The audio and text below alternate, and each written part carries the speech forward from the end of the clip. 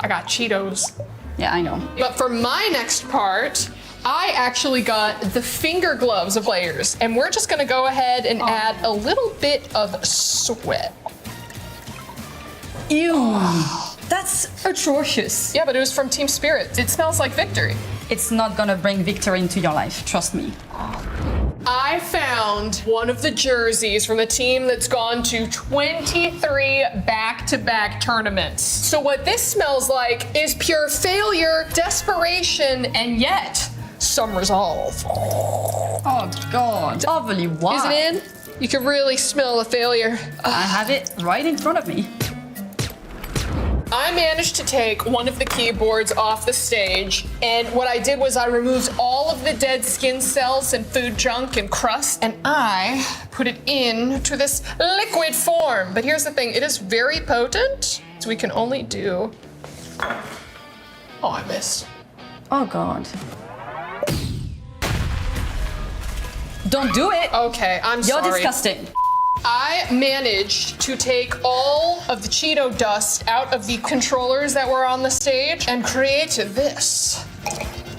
This couch cushion from one of the practice rooms. I heard that the players did not leave this baby for 24 hours straight. And so we got this beautiful essence. This is gonna be a fantastic perfume. I feel like we just gotta mix it up a little bit. Oh God. Smells amazing. You have no idea how amazing this smells. It smells like resolve. It smells like perseverance. It smells like desperation. It smells like esports. Don't put it near me. Just a little bit. No, I promise. Can you just try? Oh! Ooh. It's disgusting. That'll come off. I promise. That'll. Oh God, don't touch me. Don't touch me. You're me off. Every day I come with her. Every day she's something up.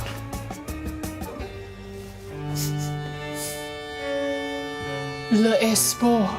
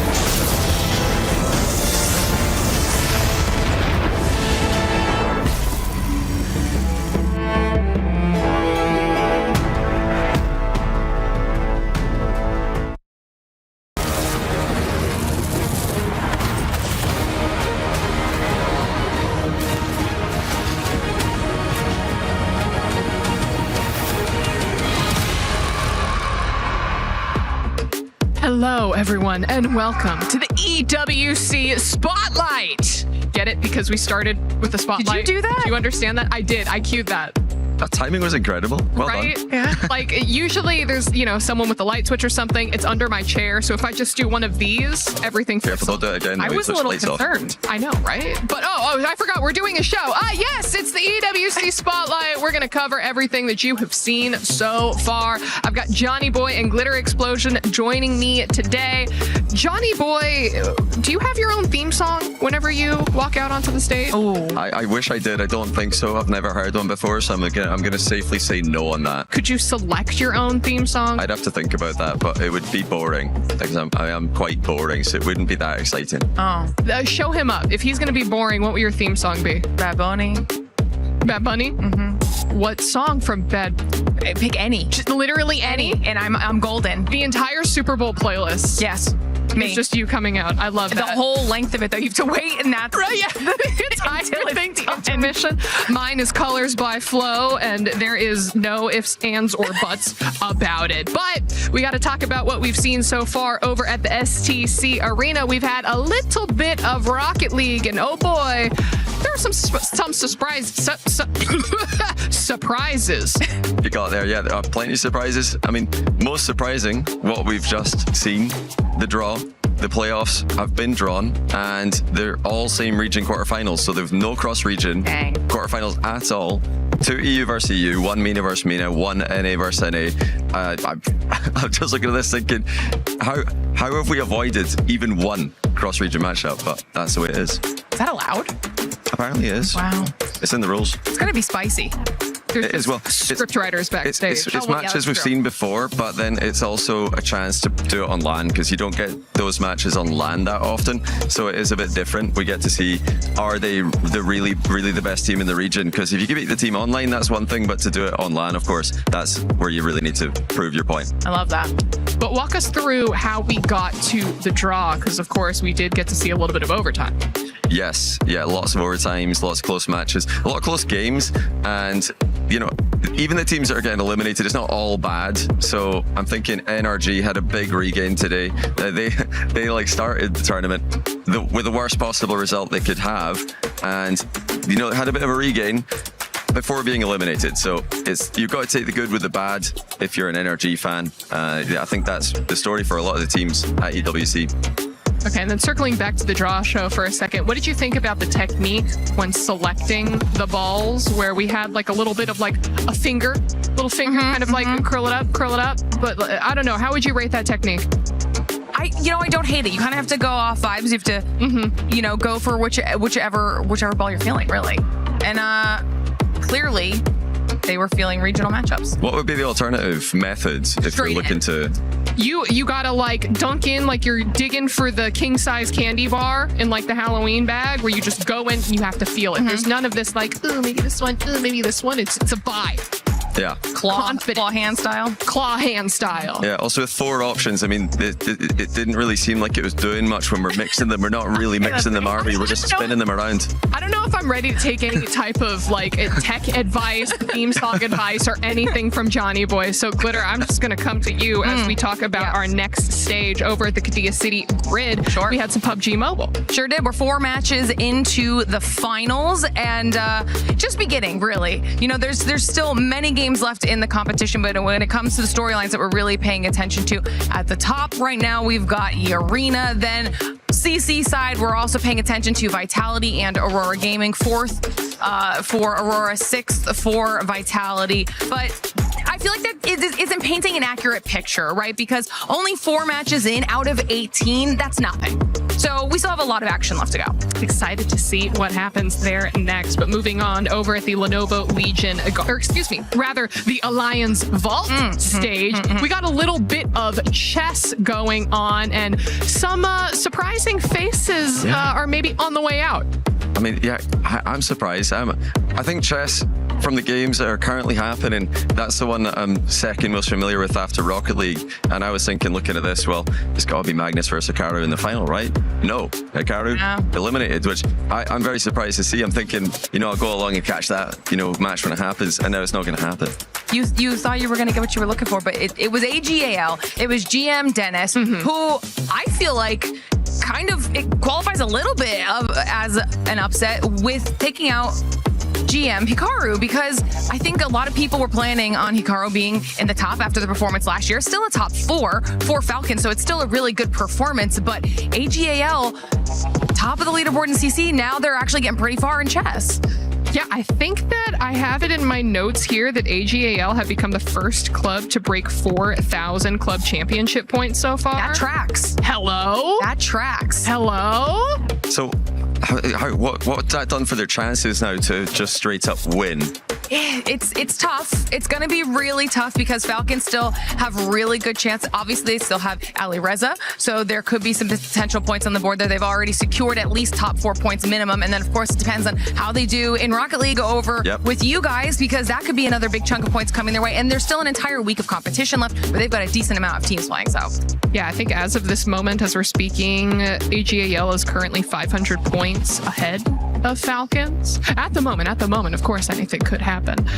But yeah, very interesting. But again, let's go ahead and move on to our final stage, the Lenovo Legion Gauntlet stage, where we had some Rainbow Six Siege, and you heard the drums. Yeah. You heard the people going crazy because there's something to get hyped for. And if you're wondering who was going crazy, it was Furia, okay? Because they were able to win in a decider match against Dark Zero, which is actually a really big deal because DZ was trying to get 2 S-tier event wins back-to-back. That dream has been crushed. Also, North America out of the discussion. Furia getting one of those spots in the finals, the only South American org left. I mean, this is really big.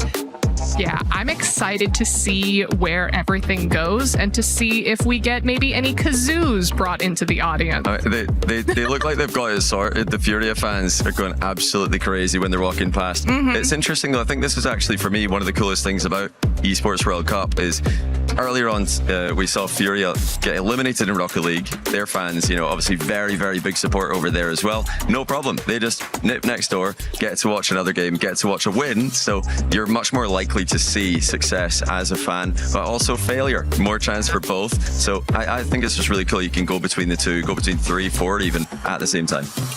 Yeah. I just want to see a Vuvuzela brought into the audience, okay? Yeah. Well, that's what they're called? The ones that kind of like have that curve? Yeah. Or even a didgeridoo. That's a dangerous suggestion, the Vuvuzela. I think we got to be careful with that. That could be just a constant drone that we're just going to have in our lives during the show days. I feel like we could make that sacrifice. Putting out the call. Putting out the call for right Vuvuzelas in the audience. But okay, we talked a little bit about club championship points and what that means for AGAL and Falcons at the moment. But Glitter, are there any other teams that are potentially looking like they can make a run to some of these higher standings? And I'm actually pretty excited about the team that I'm about to say, because one of those teams is absolutely Vitality. They are a favorite out of PUBG Mobile. They've put themselves in a decent spot heading into the rest of the matches, and they feel like they could potentially also do well in Rocket League, right? Yeah. So this could be a huge week for Vitality. I like their chances of winning, but, and you're not going to like this, they are up against their nemesis in the quarterfinal. That's carve, who have a winning record against them. Now, Vitality have beaten them, but KC have got a winning record overall, so it's a tough quarterfinal. If they get past that, they can absolutely win the whole thing. You're messing with my ultimate plan right now. The ultimate plan. Fallen crumbled to shambles, but that basically brings us to the end of the EWC spotlight. Johnny Boy, before I release you and let you go, is there anything that you'd like to say about what you've seen so far?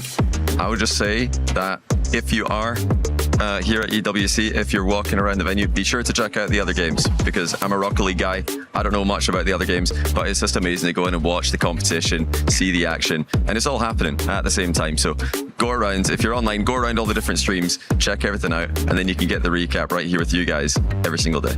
Look at that. He's already plugging back in the show. Amazing. Should we bring him back? Should we keep him? Yeah. Okay, Why we'll not? consider it. We'll consider it. I don't know. Well, we do have a long list. We do. We do. Oh, is he still listening?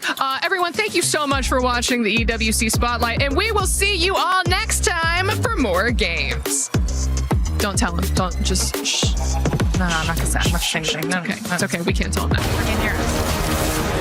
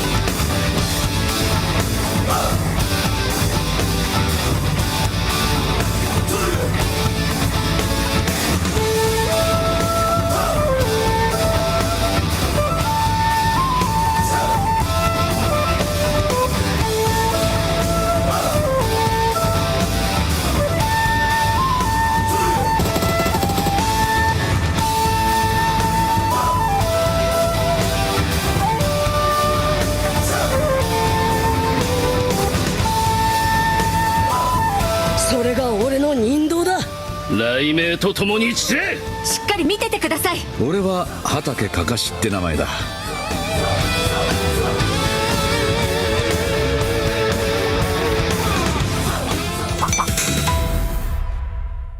Today, our players are taking on a brand new challenge, Drop Hunt. Each team will be split into 2 pairs, with each pair receiving their own map. 5 locations are marked on the map and hidden in the player lounge area. At each location is a mystery envelope. The mission is simple: find them, grab them, and bring them back. But there's a catch. There are only 5 envelopes, and each one is worth 20 points. The team that collects the most envelopes wins Drop Hunt. Ready, set, hunt. เล่นคู่กันยิ่งนะ คู่อะไรแยกนี่ แยกทำไมเดี๋ยวโดนลุมทำไงอ่ะ เราอยู่นี่ ยิงไอ้ดอก ตรงนี้อันห ใกล้ นึง สุด เปิดแล้วจำเราอยู่นี่นะเราอยู่ขวานี่แต่เราอยู่ห้องนี้นี่ CO work แต่ถ้ามันเอาไปแล้วอ่ะเราแปะอันนี้ไม่ได้นะดูใช่ไหมถ้ามันแปะไปแล้วอ่ะ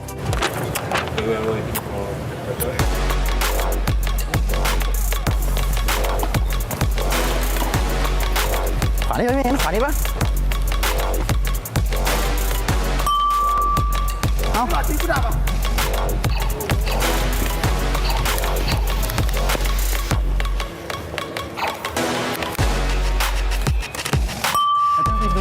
ไปดูเดี๋ยวมันมา Hello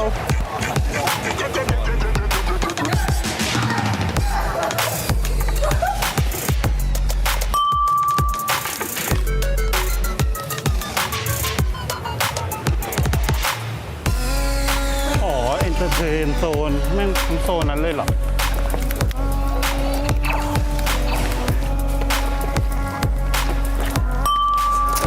ใส่มันเอาไปหมดแล้วเหรอวะมันหันหลังเลยได้เตอร์เดี๋ยวมันยิงหน้า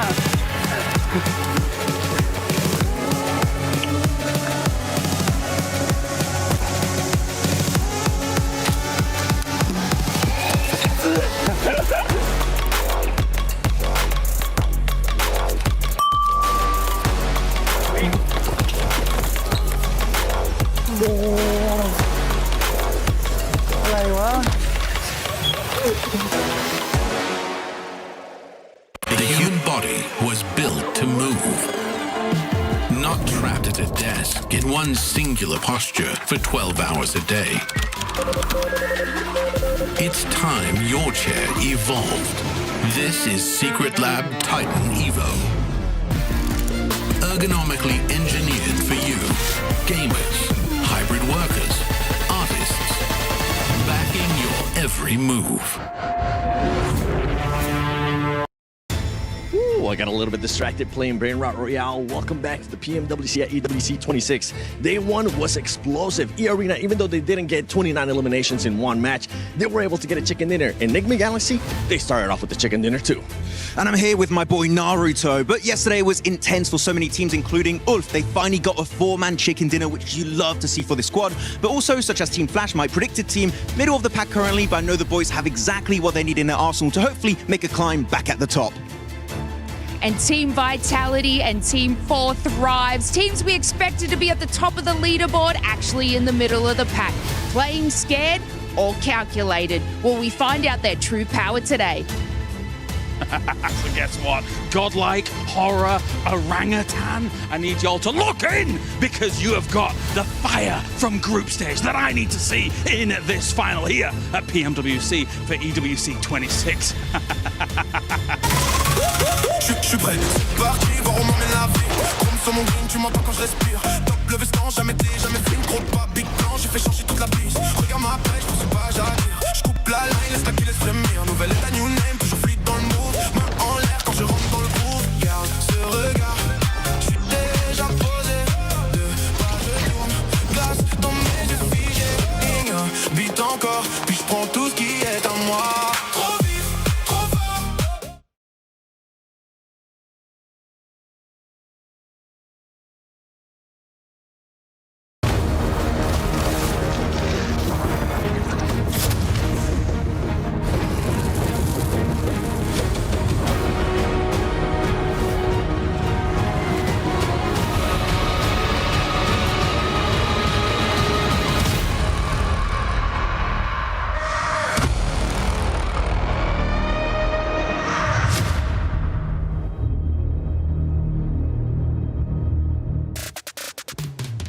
A lot of teams will definitely have to lock in today because this is day 2 of PMWC at EWC Finals. And I can't wait to see which teams will actually be locking in and moving up that leaderboard. I'm joined by none other than Lace, Blank, Neptura, and the 7WG here with you guys. How are we feeling for day 2, Blank?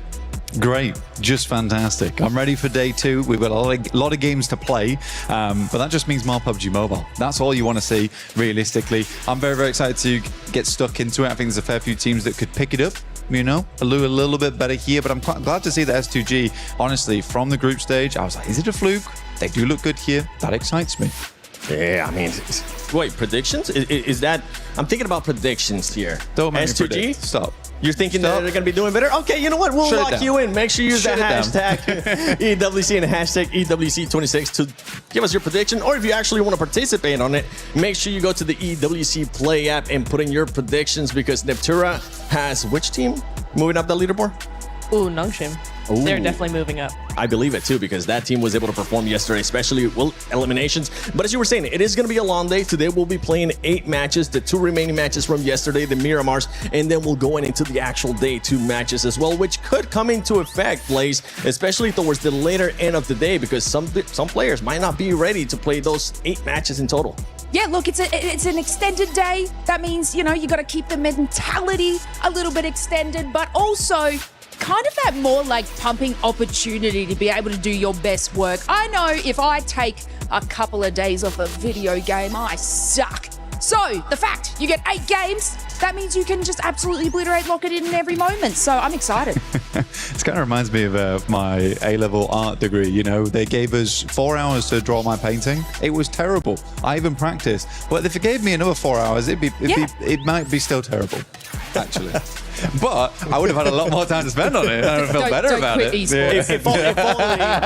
If only they would have made you drop Naruto. Because right now we do have an awesome collaboration with PUBG Mobile and Naruto Shippuden. So make sure you guys check that out. We will be having an awesome match too that it's going to be casted by none other than Maxman. In case you were wondering where Max went and why we had to replace Max with Blank and Kalaris as well. So stay tuned for that because it is going to be coming. You know what? It's actually ready. Before we throw it though, hold on. Before we throw it, Blank, I want you to give me your best Rasengan. Oh.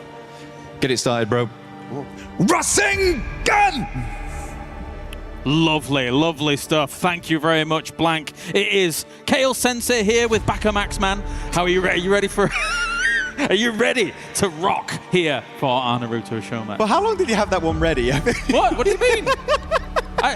Spur of the moment, my friend. Oh, Spur of course. But no, very excited. I love this update. Generally, my favorite update in PUBG Mobile Esports, or PUBG Mobile to date.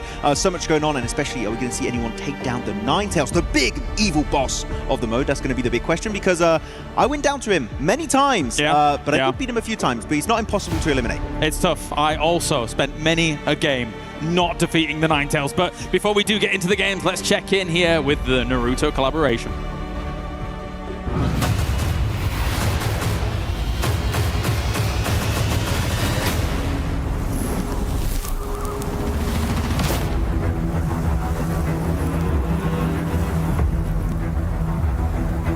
You have challenged us before. You already know our strength. This time will be different. Let's settle it the ninja way.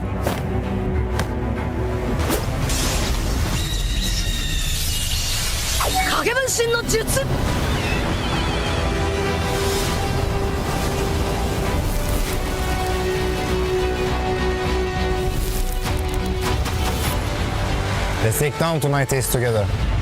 Fine, but the final hits belongs to us. You will have to defeat us first. That's the plan.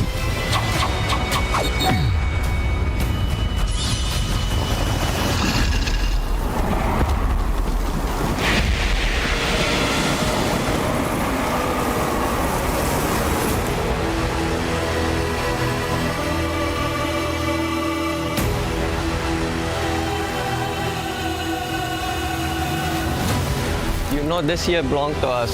Step aside or get knocked out. I am right here. If you want us out, come and try. No special power, just a straight fight. Go. Then you will have no excuse.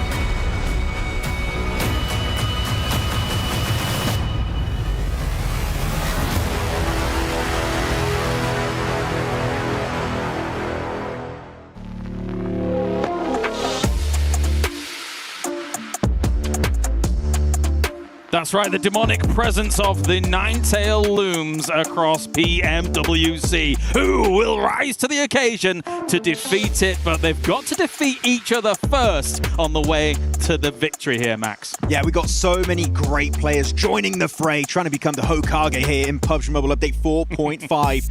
And this collaboration, as I said earlier, fantastic. So much has been added to the game. It's like 5 updates in one. And they've got to use every single aspect of this brand new content to hopefully subvert expectations and become the winners of their respective game modes. We got a lot coming at you here throughout all of this. Our first match, of course, will start off with Alpha 7 going up against Horror. Bear in mind, there'll be 3 matches leading up to the final match. So 4 matches in total. Each match will have a different rule set here, Max, to get things rolling. Exactly. It's going to be different every single time. So make sure to stick around to see who's going to be winning each mode until the very last one, which is going to be very intense. But the first one is going to be entirely localized in the Hidden Leaf Village. Wow. Which that one is going to be the main hot drop in the mode. Where if you go, normally you have 40 players over there, but this time it's going to be a bit more cooler, a little bit more calm. Only 4 players in that 2v2 format. And of course, only ninjutsus are allowed. We're straight into the action here as Alpha 7 is going to be moving forwards here against Sky and finding themselves a little opportunity to have a moment and get themselves the ninjutsu to start things off. Mud Wall, a great defensive choice if you want to be able to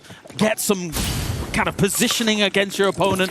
Give yourself a little bit of fortification. Yeah, I mean, it's always going to be a good one to use. It's a bit hard to use, though, in the city itself because you need actually a little bit of open land to use it. But the best one to get in this mode is going to be Substitution Jutsu. Because actually, if you normally get eliminated by that final bullet, you get an instant respawn right next to that position. So that would be the best item to get if you just want to try and survive next to a shotgun.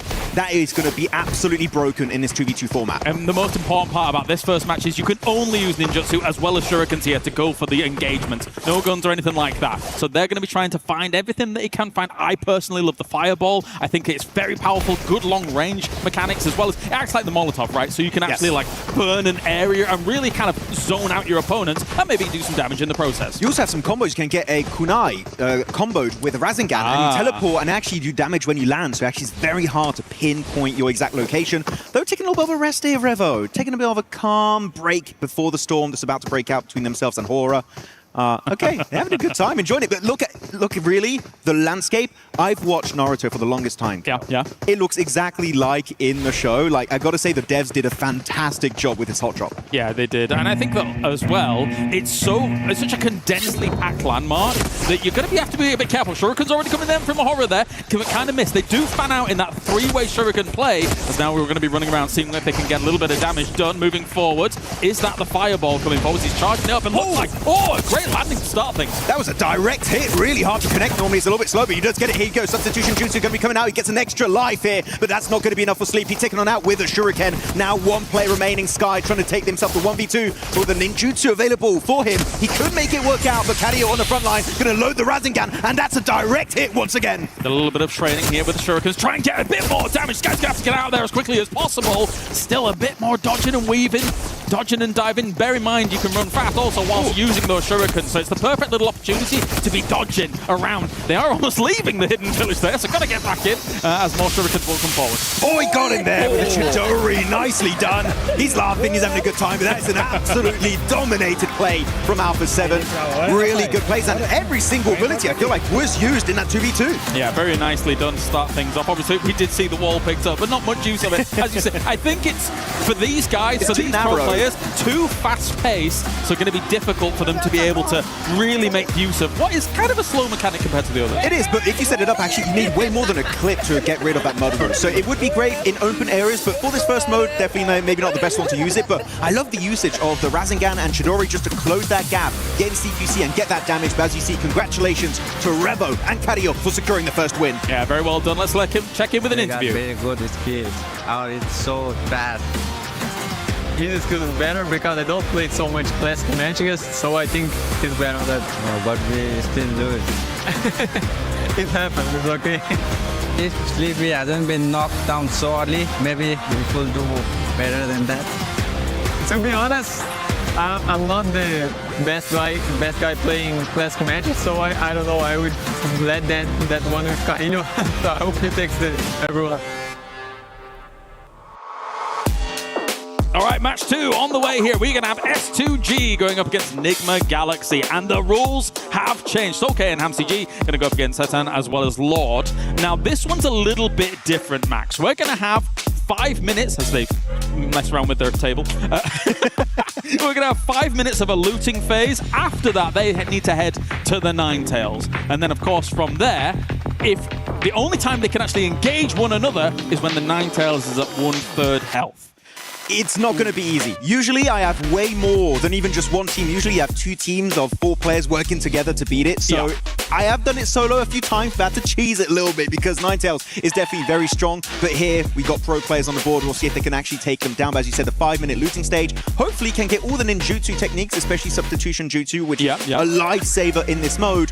But outside of that, it's in the open. And the fact they can't fight each other is a big advantage. They're going to get so much damage done from the get-go. But when they do have to fight each other, and the Ninetales is going to be involved, all hell is going to break loose. Yeah, and particularly when I'm fighting the Ninetales, if you're really wanting to go heavy APM focus, I'm a big fan of that multi-shadow clone jutsu because you can teleport to the other clones. Yes. So you can actually dodge some of the attacks quite swiftly here, as now the looting phase here for the 2 teams will begin, Max. Also with the cloning jutsu, they replicate your movement, meaning that if you are actively pushing someone, they don't know instantly which one is which, so it is actually quite hard to notice which one is actually the real player, but also, as you said, you can also swap positions if you want. But though, Naruto with the supercars, with the Ferraris in it too. Not bad at all. Now, the M249 for me, Max, is one of the Ninetale eliminators. What do you think about the M249 for this? No, I would disagree. Okay. It's not the M249. Okay. It's 2 M249s. Oh, smart. Yeah, usually I rock up with 2 M249s. That's my go-to. You want to try and get the extended mag to you, right? 75 bullets is nice, but if you can get 150, that would be fantastic.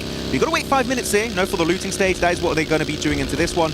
And they are going to be making their way forward to get the damage. But yeah, he does have the M249, but no extended mag, which really would make this fight so much easier. But so far, they're going right into it. And the big thing you want to focus on when fighting Ninetales is to damage his cores. You can have this little weakened spot. That is how you're getting him in a knocked state. And when you do so, he can't attack you, and he can do just so much more damage to this boss. He's being... Well, never mind. Actually, he did actually now jump in. There's the AoE in the front of damage that they're going to have to try and dodge out. HamCG does take a lot of damage there, though. Swipes as well. He's almost down. Going to have to get out of dodge. Also, to keep in mind, if you do get eliminated while fighting Ninetales, you get an extra free life, you get an extra respawn. He does make it out barely. Nice. That ability does a lot of damage. You've got to be careful. You can see, spread out throughout the boss, you've got these little spheres, right? And if you get there, it gives you extra ammo. So even if you're out of ammo in the fight, don't worry, you can still easily reload and get that damage done. An interesting tactic SUG has gone with here, considering Enigma Galaxy is still looting. So they have just completely said, you know what? We're ready to go. We've fought the Ninetales multiple times. We're going to take this fight. Maybe Enigma Galaxy doesn't even get there before they deal with it. I think they were surprised Ida was not in Pachinki. And they were like, wait a minute, oh, it's just Ninetales. There's no Hot Drop. What's going on? What's happening? Oh, Hot Drop is going to be right here on the Ninetales boss, actually. But Soke going for the engage once more. He did get some extra ammo there. You can see for the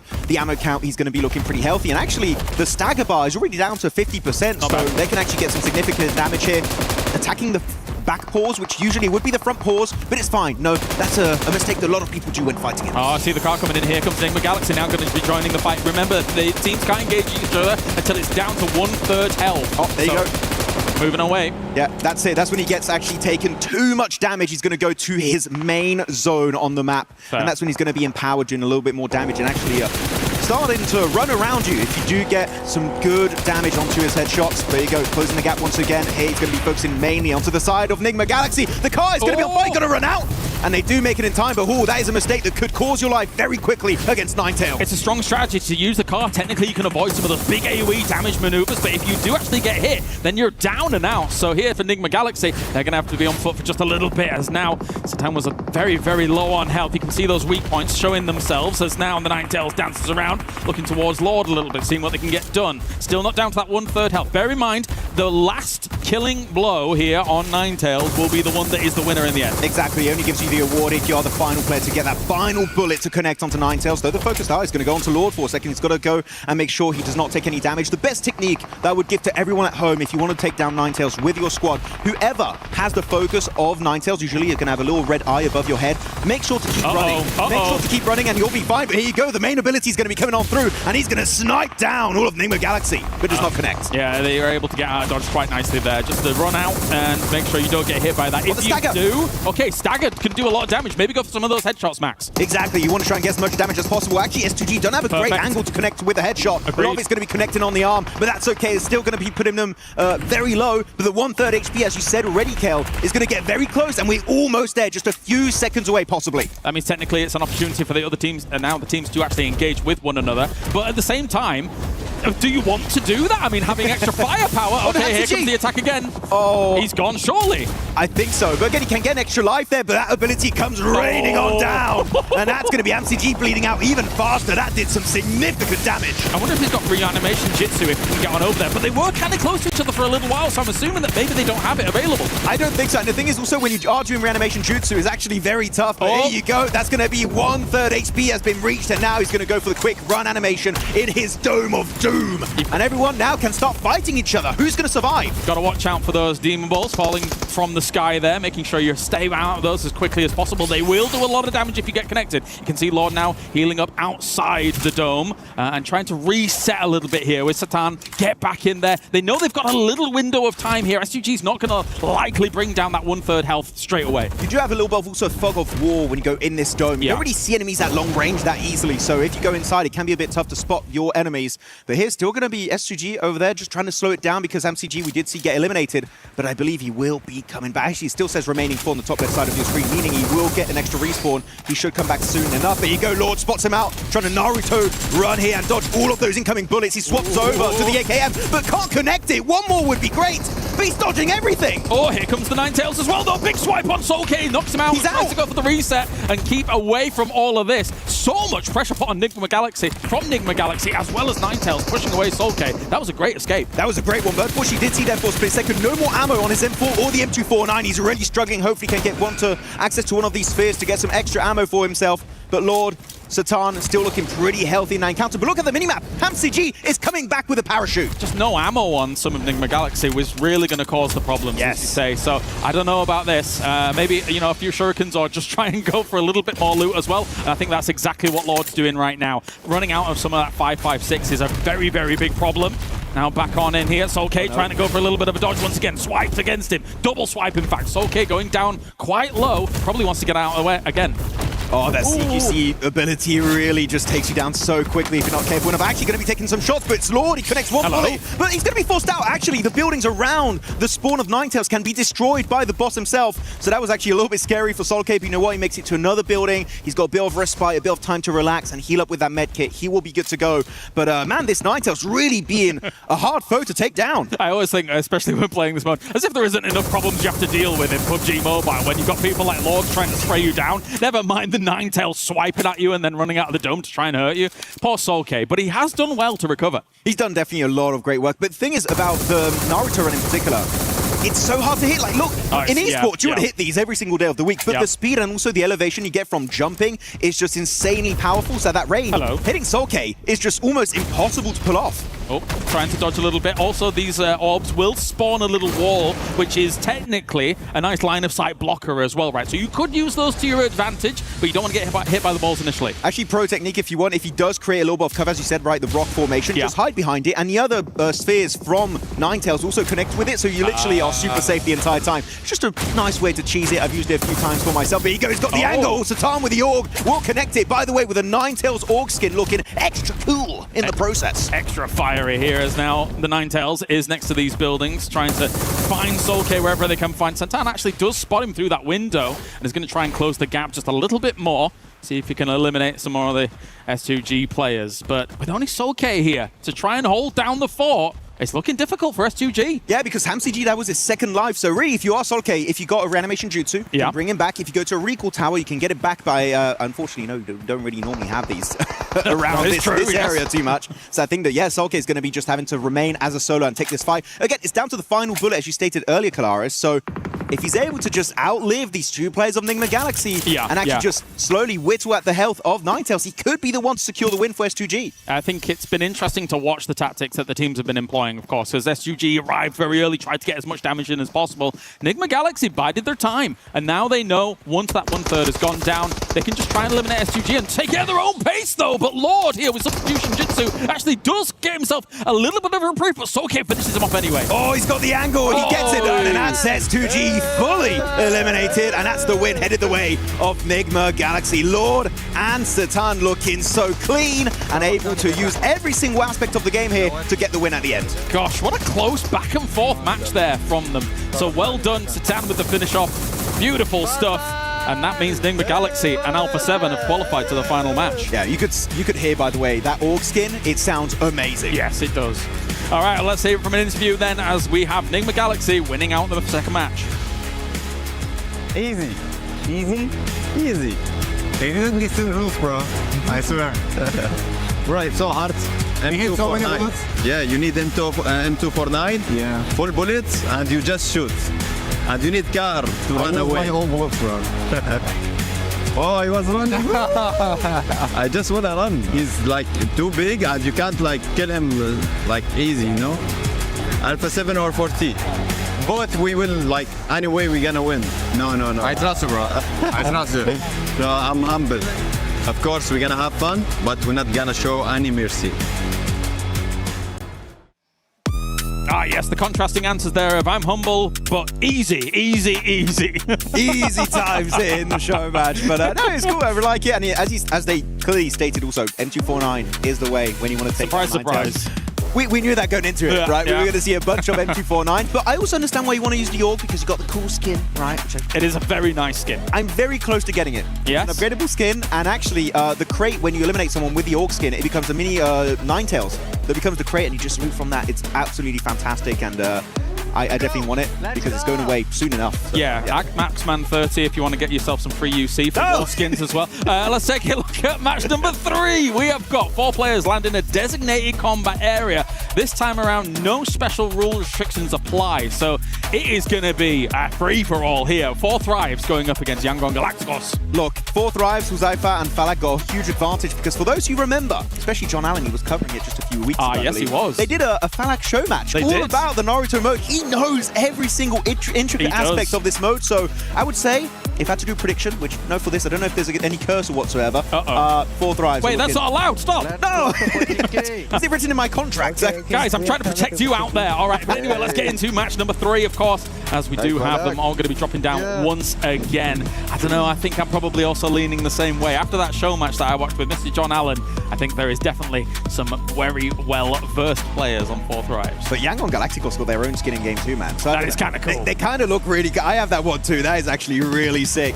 So knowing what, Yangon Galacticos may be able to eke this one out on both Huzaifa and Falak. But yeah, here you go. It's going to be going for the drop here, trying to get all of the loot for themselves in the early stage and see how it works out. But Pachinki, no Enigma Galaxy, no Ida, it's safe. But there will be a hot drop nonetheless. Let's see what they're actually going to be able to attain, of course, across the way. Now, at the top of Pachinki, you actually do have this new area, right, that has been crafted in the similar vein of the Naruto collaboration here as well. And there are chests there that you can actually grab yourself some of that ninjutsu as once again to be able to have that available to you. But again, no restrictions here. 3 minutes, no restrictions. Let's see what happens. Yeah, very interesting ninjutsu technique to use here is going to be the M4. Quite a deadly weapon if you want to use it for yourself. But yeah, we'll see 4 Thrives actually is going to be Falak in the main city portion here, updated off Pachinki, while Yangon Galacticos looking to get some weapons on the more northern edge of the city. But you see, these chests is really one to aim for because every single time you go for that chest, you will get a ninjutsu ability every single time. I already kind of like Yangon Galacticos' approach here to dropping in that location just a little bit closer. That said, though, Falak and, of course, Huzaifa have been able to find themselves on the south side of that, so they're going to be able to gather up a little bit more. PP Bison in action here for Mr. Falak. Oh, yeah. Very happy about that one. Falak's going to be having that one for himself, followed up with also a... Now, he swapped over for the Org, of course, the weapon that does have the skin from this current collaboration, which looks absolutely amazing.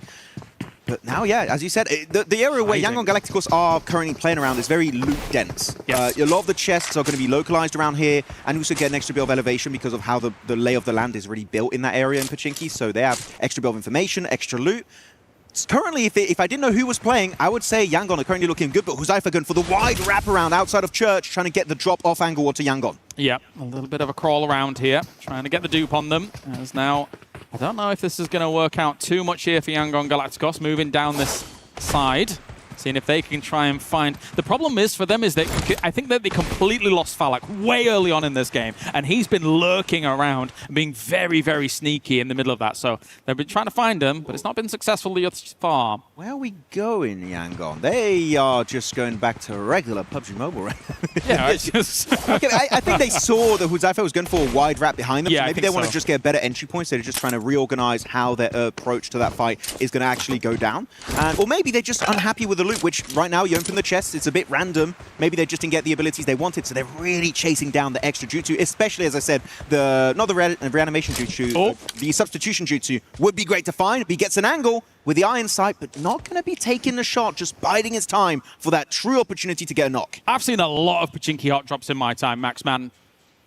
This ain't one of them yet. This is very respectful. A respectful Pachinki hot drop. Mana has been spotted, though. I appreciate the trigger discipline that we're seeing so far, because this can potentially allow Falak to reposition and go for that pincer maneuver that they could get on Yangon Galacticos. Yeah, you can definitely tell that Fourth Thrives are trying to be very methodical, very thoughtful of how they want to engage that fight, because if it was a 4v4, it'd be a bit of a different kind of approach. But here, you get one knock, you instantly turn into a 1v2, which odds of winning are going to be insane. But Murnat drops down. He's going to be instantly taken out by Huzaifa. Can't get the flush just yet, so it's not mission impossible, but I feel like here, they're just going to fully send it Naruto run style and get that flush confirmed. Smile's trying to reinforce this, but it was the perfect moment, right? When you're vaulting out of that window, it gives you that opportunity to just laser them down there and get that elimination under wraps. So yeah, even trying to maybe bait in Smile a little bit further, but they will get that done. And now it's up to Smile to do something. I think he's going to be spotted pretty soon here. It's going to be difficult. And there you go. Falak takes him away. Yangon Galacticos down. Fourth Thrives will move on forward. Yeah, the pincer maneuver, man. It already worked out. They did it the same in the Ninja War, in the anime, and you know what? They're doing it here in the game, using the techniques from the show itself. And Huzaifa looking very impressive. Actually, the one really getting two impressive ankles, but at the end, Falak gets that final blow. Nail in the coffin. Yangon, all done. Look how happy he is. I've never seen him be so happy. Whoa. Amazing. All right, let's check in with an interview here for match number 3. I mean, it's a fun match, but let's see who's gonna win. I think Fireball's Jutsu is king. Yeah, for me, it's even. Yes, we are gonna win every tournament. Doesn't matter it's show match or main tournament. Felt like a man after my own heart. Fireball Jutsu, I'm taking that every day of the week.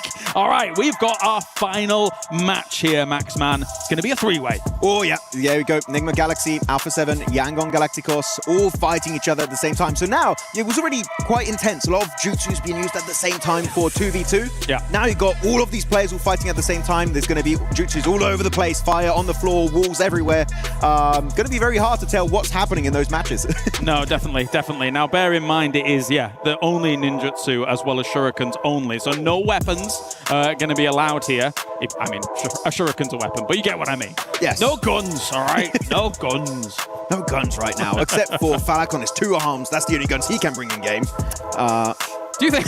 I don't Do you think Falak's like jacked to the 9s? You think so? I don't know. He scares me in game, so in real life, that's fair. That's fair. There too. All right, here's the rules as we do start things off. A 3-minute losing period, and then moving into the Valley of the End. Players may only attack each other using ninjutsu, as well as those shurikens obtained in game. And the last surviving team, look at it, Max, they get to do the commemorative moment. Ooh, that's going to be great. Sick animation at the end of this game, with some very popular characters from the anime that we might be seeing later on in his final match. But Valley of the End is very interesting of an area, because one cool thing you can do in this mode, right, is Naruto run on water. And Valley of the End has so much water to work around, so that's going to be great for these teams. There you go. Everyone has spawned in. It's 2v2v2 showdown. Who's going to become your champions? Interesting that our looting phase starts here, of all places, for these teams. So you do have crates spread throughout Valley of the End, but they're very hard to find. But here you go. The fight is ready to begin. All right, so what are they going to be able to find to start things off? Of course, nobody really starting with anything other than some shurikens. A little bit of damage done already done to Falak here. A little slow in all as well, and he's already down. Oh no! Oh, trying to use a CQC Rasengan is not the way to do it. Satan is going to be beaten up in the water. Can't make it out. And Alpha 7, they were waiting for that third-party opportunity. They're all damaged. They're wounded. They're on the floor. And now Alpha 7 looking to clean it up. Trying to pick him up and get him out of dodge. It's not going to be working out at all. Lord here. Just turn around a little bit once again. There is moving on a little bit further. More shurikens coming in from all angles. This could be over quicker than I thought. There we go. Huzaifa in the 1v2 situation is not looking too good. He's going to try and run the way. Oh my goodness. He can't even make it out of the water. And now it's going to be Alpha 7 winning the final match. There you go. I didn't think it was going to happen that quickly. I'm a little taken back, Max. I didn't see a lot of ninjutsu, a lot of shurikens were being used there. Apparently the looting stage was just non-existent. The shuriken is all they needed. Yeah, I guess it had occurred kind of with that one fireball coming in. The singular, in water, definitely, very effective. Yeah. Very nice, as we see the final moments here as well. Alpha 7 using the shurikens to full effect and getting themselves the final blow. Oh, Cario Reva smiling there at the end as they become your champions of this mode. Well done indeed. Well, let's listen to the interview here. Alpha 7 being the champions of Naruto. It's a good feeling. It was a funny show match, so I like it so much. Our video is the same, so it was funny. Maybe the fireball, it's cool. I like it. Thank you for everyone who supported us and keep supporting us, and let's go Alpha 7. The battle continues. Day 2 start now. Of course, congratulations to Alpha 7 there for being able to win that. Did you have a good time, Maxman? I had a fantastic time. It was so many good plays. Seeing M249 to take down Ninetales, that is the way to do it. So I'm happy they are on the same level as me in game. Is that the case, is it? Right, okay. Yeah. Well, I think they're significantly above my level. I'm going to put it that way. Thank you very much for joining me here, Maxman. We are going to go and we're going to have the studio right after this.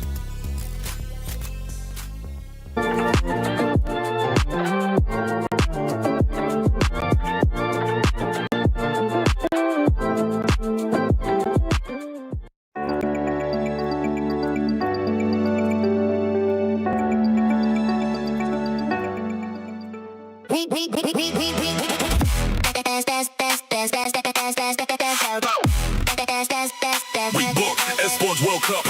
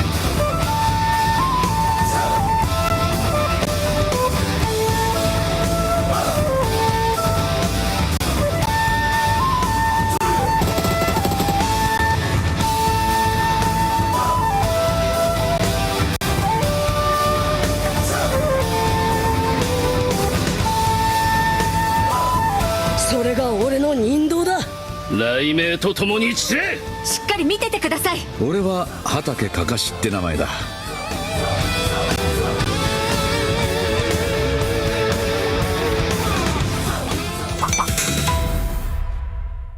Hello and welcome to the PUBG and Naruto booth here at the PMWC at the EWC 26. We're checking out what's on offer for you guys for free if you head on down to the event.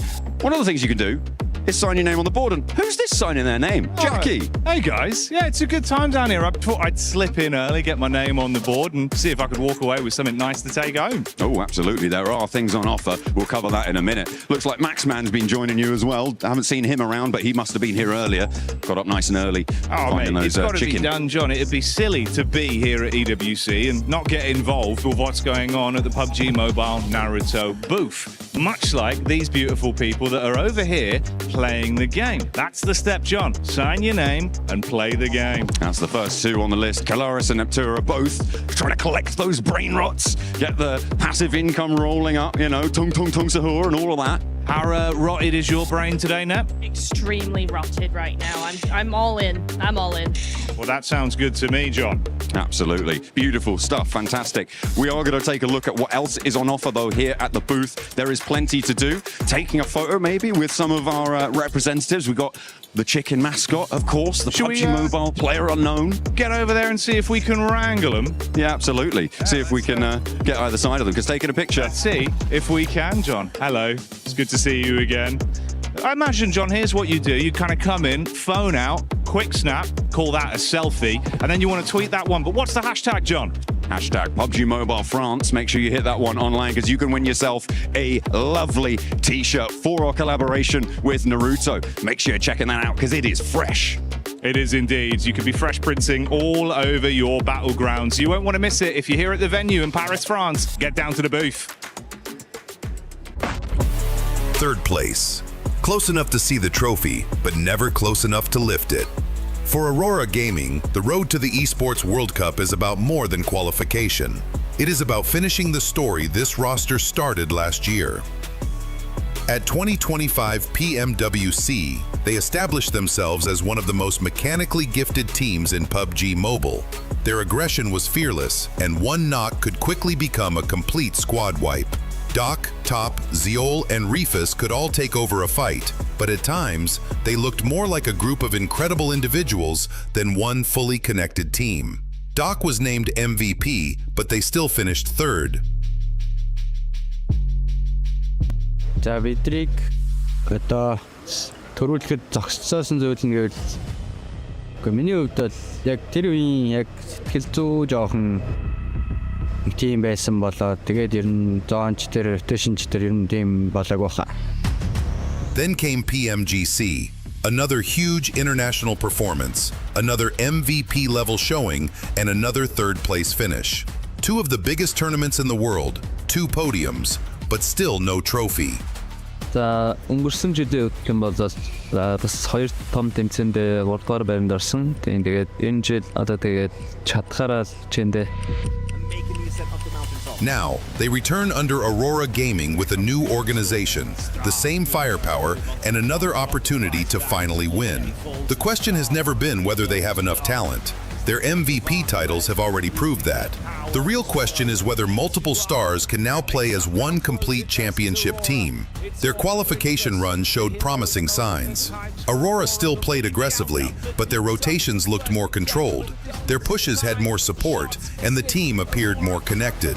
That growing coordination was on full display in the final match. Oh, the nade of Refus, the 1v4 from a range. They wiped out the last team and won the EECA Finals by the Smash rule with 145 points and finished first in the regional qualification ranking. That will be the tournament going their way. They've done it. Aurora are your champions. За өнгөрсөн жилээс энэ жил нь ондоо зүйл гэвэл одоо манай багийн хувьд ер нь сэтгэл зүй уур амьсгал багийн тоглолт ер нь нэлээд өөрчлөгдсөн. Одоо яагаад гэвэл өмнө жил одоо 2 том тэмцээнд 3 дугаар байранд орсон болохоор одоо жишээ нь авраг авахаас одоо нөө хой суугдсан алдаануудаа ер нь тэгээд бүгд засч орж ирсэн. Тэгээс авраг авахын төлөө ер нь чадхаараа хичээнэ. The MVP awards are already there. The international podiums are already there. Only one thing is missing, the championship. Aurora Gaming arrive at PMWC 2026 as the uncrowned kings of PUBG Mobile, ready to break the third place curse and finally become global champions.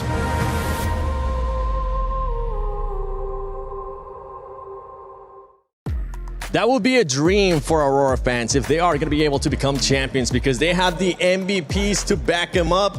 And if they become champions, I think I'm going to be the curse for that team because this is the one event that I'm actually not picking them to be champions. Once again, welcome back.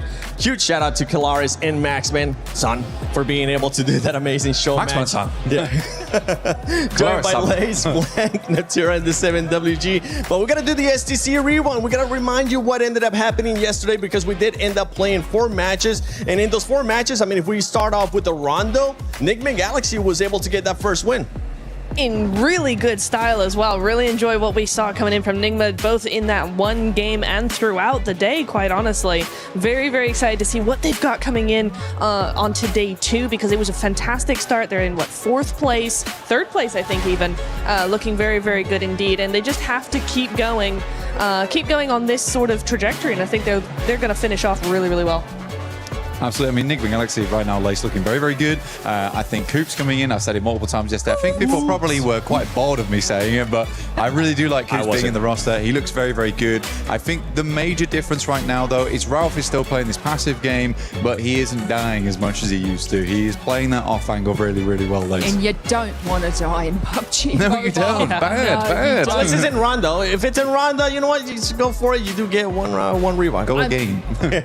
I mean, look, I have to be so passionate about Tiamba, though. Being able to keep that sort of skyrocketing performance throughout every single match. We got to see Milu doing the Milu style. No 1v4s just yet, but so goddamn close, and I feel like it's going to be just another great day for them. It was a great day coming out of like the survival stages, now to grand finals, and I do believe that they're going to keep that momentum going forward. Hey, you were talking about Tiamba, you were talking about Milu. Now we get a chance to see one of those highlights from yesterday from that squad. Ulf did end up getting the last chicken dinner yesterday, and it was the first time that we see Ulf having all the 4 players alive. They end up with 10 eliminations in that match. Absolutely. It's so nice to see finally a full squad from Ulf in those final moments. And you can tell that they know very much how to play this game, right? It's just when they lose those players, that's when they start to fumble. That's when they start to fall down. But you keep them a full squad, they can play this very well. Their timing is really good. Their angles are really good. The splits that they do, Blank, are very, very good indeed. So I'm very excited to see if they can keep those 4 players still alive at the end of a game, what they might be able to do. We'll see if that's going to be the case, actually, because we do have Aurora, we do have Vitality as well. Those are 2 teams that are currently in contention for the club championship. So why not? Let's send it over to Señorita Glitter to see what she's got to say. We are deep in the trenches of championship weekend here at EWC 2026. So as always, it's time for a club championship update because we have multiple grand finals matches this weekend. It's time to dive into all of it. First of all, kicking things off at the Lenovo Legion Gauntlet, we have our grand finals set today for Rainbow Six Siege. That will, of course, be between Furia and FaZe, with a 3rd, 4th decider match also happening between DZ and GK. Now, this is big for GK because it does mean that they got their 2nd top 8 finish, which makes them CC eligible. Then over on the chess side of things, we also have a grand finals match happening. And this one is a big one, okay? Because we thought we were going to maybe see a bit of a repeat of what we got last year. However, after an insane day of matches, both of our Falcons players are now in the 3rd, 4th decider match. It does, of course, mean that Falcons are guaranteed 3rd place level points when it comes to the club championship side of things. But the big surprise is GM Dennis from AGAL being the 2nd person to secure the spot in grand finals against Magnus. This is massive not only for GM Dennis, but of course for AGAL, as they are currently at the top of our CC leaderboard.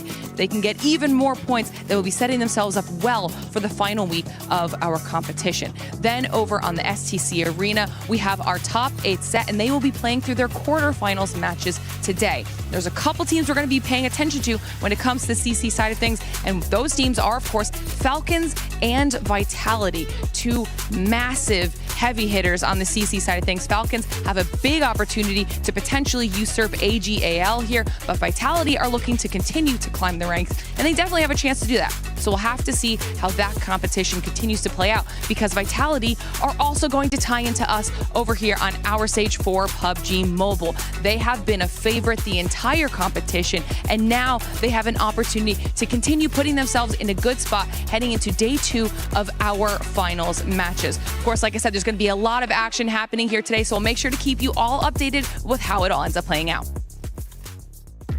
Thank you so much, Señorita Glitter, for that update with the club championship. But now we're going to talk about what's going to be happening today, because today we will be finding out which team is going to be going into tomorrow's first place and willing to set that threshold for the Smash Rule. In first place, though, after 4 matches, we do have E-Arena with 48 points. And luckily for us, for all the viewers, it's still close. Tiamba performing well, but they haven't been able to get a chicken dinner just yet. Not just yet. Still impressive stuff, though, coming on through from them to be able to maintain that 2nd place even without a win. But it's still, we still need to see that win, right? A win has got to be where they want to. That's the goal for today. I feel like you've got 8 games to do it. They need that win, because these other teams, I have a sneaking suspicion here, we are going to see a massive upstart. Kickstart. That's the one. Yeah. For a lot of these teams, this leaderboard is going to be completely overturned. I think we're going to see some very different names in that top 5 at the end of today. So, yeah, I think E-Arena, Tiamba, Enigma Galaxy, all 3 of those teams, Aurora as well, really need to figure out how they want to play today. Yeah, I mean, I don't think Tiamba actually need to win. 2024 PMGC was won off the back of pretty much eliminations alone. Fair. I think Tiamba can just keep up with this. I mean, 37 elims is very, very impressive. I think Aking's doing very well on that side. You are right in the sense that I really do think it's going to be massively shaken up. I don't think E-Arena is going to stay there whatsoever. I think the only team that I actually have hope for right now is, funnily enough, Enigma Galaxy. Yes. And I'm not the biggest Enigma Galaxy fan at the best of times, all right? Okay, I think they have made some silly plays in the past, but they actually do look really good. I love how Enigma Galaxy looks right now. Yeah, and I'm obviously having a look at Nongshim Red Force here because look at those eliminations compared to placement points. The fact that they are able to secure so many points of them in the elimination average bracket and not the placement, it is going to be their time to just try and hit those top 10s, those top 5s even, and they will move themselves up into that top 7 because the elims are there. It's just the placement. They're falling a little bit short on their rotations and taking a little bit long to grab the eliminations where they're bursting, but I believe that today they're going to be able to come in, grab those placement points, and skyrocket up to those top 7. And the crazy thing, too, is that we saw some big names on that second page as well. We saw S2G, we saw Hora Esports, which I know the fans are wanting them to be able to improve. And now we're looking at one team that is going to be looking to improve in a big, big way when we're talking about OG, when we're talking about Godlike as well. But we're going to talk about the Sony story of the day, which is pretty much attacking the first place, attacking that throne at the top for these teams because of what I was talking about in regards to the format. If you end up at the end of the day in first place, you will be able to set up that Smash Rules threshold. So let's say a team ends up with 150 points at the end of the day. Tomorrow it will be plus 10 of that where they will be able to actually hit the threshold, the Smash Zone. And then after that, if they get a win, they win via Smash Zone. They do. Yes. Carry on. No. Go ahead. Okay, well. For you. Well then. No, I think the Smash Roll has been so fun in the last few tournaments we've had it. I've always really enjoyed it, and I think it's going to be a lot of pressure on all these teams. I think we've had a lot of pressure so far. This lobby is incredible. It's very, very different to what we've been seeing so far in the tournament, and they've just they flipped the switch, and they've just gone 110%. Very excited to see what that's going to be coming through for them. Honestly, the Smash Roll is going to be a big thing. You got these top 5 players here. Milu being that MVP here, 7. Big GG. Yeah. Big GG for him, being able to put up those 14 eliminations, 2,800 damage. But we're also looking at some of the other names in this list, Blank. We have top as well, Mormon, QZZ. I mean, Mormon has been acting as more men for that team. He is bringing the firepower in a big way. 11 eliminations, genuinely for E-Arena. I think he was kind of carrying the squad yesterday a lot. Scarface still being on that top 5. He's a really big deal, though. Aaron, Kedge, big MVP players. Yeah. Scarface in the past really pulled it up in terms of that long-range scouting, but he's taking it close range now as well. It's very, very cool here, Lace. I'm really, really enjoying it. Obviously, we saw Milu right at the top, but it's QZZ as well that I really want to see step up for Tiamba. I mean, I'm excited for top. I mean, Top is bringing Aurora into the conversation. Yeah. I'm not saying like it's a single person. Doc. Yeah, it's a single person that fights on these teams, but from the performance yesterday, he's definitely making a name for Aurora and bringing Aurora into the conversation. Go away, Doc. No, Doc, don't go away. Oh, actually, play with the team. Play with the team, Doc. Play with the team, Doc. Don't go away. Don't run off into the distance versus Enigma Galaxy. That was bad. That was very, very bad. Very, very bad. No good. Stay with the team, and maybe we'll end up seeing a good performance out of Doc. We know that he's capable of MVP performances, multiple MVP performances, but 2 teams that we're going to be taking a close look at is none other than Vitality and Forthrise, because we know Forthrise wants to be in that first phase, especially towards the top lanes. Right, and we talk about the Smash Rule. You have a look at these teams, about a 25 point for some of these. It's not that far. Teams like Vitality and Forthrives can be that team that literally overtakes the leaderboard in one game. We have seen it before, even coming out of the group stages. Team Vitality, 10.5 average eliminations. And then Forthrives, 6.25. So they have the capability to be able to skyrocket incredibly fast and make their own Smash Rule up. They're showing consistency, obviously, through each game. The difference, though, in eliminations from group stages to now, obviously, is quite a gap in talking about over the 4 games, but, you know, Team Vitality are taking fights. They're making decisions that benefit them for late game, but they're just falling short. But for Thrives, if we bring them into the conversation, they are getting these eliminations, but they're not really making it to that end zone. So these 2 championship teams, and obviously we got some PMCW championships in here, so of course they have the mental capacity, they have the skill to be able to bring them back into the conversation and be absolutely dominant over the course of the matches today. I'm excited. Yeah, correct. I mean, I'm stepping forward too. I can see that. Not on camera. You're just going in there. I've got the passion. But yeah, that's Tiamba. What Tiamba exactly did to the poor guys on Vitality over on Rondo. They just got in there. And I think for Vitality throughout the day, if we look back on it a lot, most of the positions they took on the map were actually quite good, quite formidable, and they played it out decently well. They are just getting pushed by teams a lot. People are very aggressive in this lobby. They had center side towards Joutin, I believe it was, over on Rondo, and we had Tiamba come from outside circle and just send it to them. I think Vitality was very confused. I would be very confused by a play like that, and I think if Vitality didn't go down that early in that game, it would be very different position in the rankings. But yeah, the Elims are going to slow down right now. We are no longer playing into those feeder teams. These are all the best of the best. And the Elims are going to keep on coming down for some of the teams. One team that ended up surprising me in a really good way, Nunchim Red Force. Completely different from what we've seen out of the groups, completely different from what we saw in Survival too. Because, yeah, they've been able to just frag out of their mind, but those placement points are not there yet for that squad. No, they're not. This is only a glimpse of what we know this team is capable of. For me, yeah, Tizzy was 2.25. I mean, that's crazy, right? We're getting really, really good average elims from all of these players. Still, I want to see them just continue that trajectory, continue to go forward, because for me, when you're thinking about, we've got 8 games today, Blank. That is a lot more than we're used to. Yeah. It's 4 Miramars as well, right? But it does mean that for a lot of these teams, the pressure is going to get to them, I think, and also you're talking about that mental stamina as well when you have 2 extra games like that. For me, Nongshim, I think, are one of the only teams in this lobby that actually have that mental fortitude to play those extra games as well as they would in any normal day.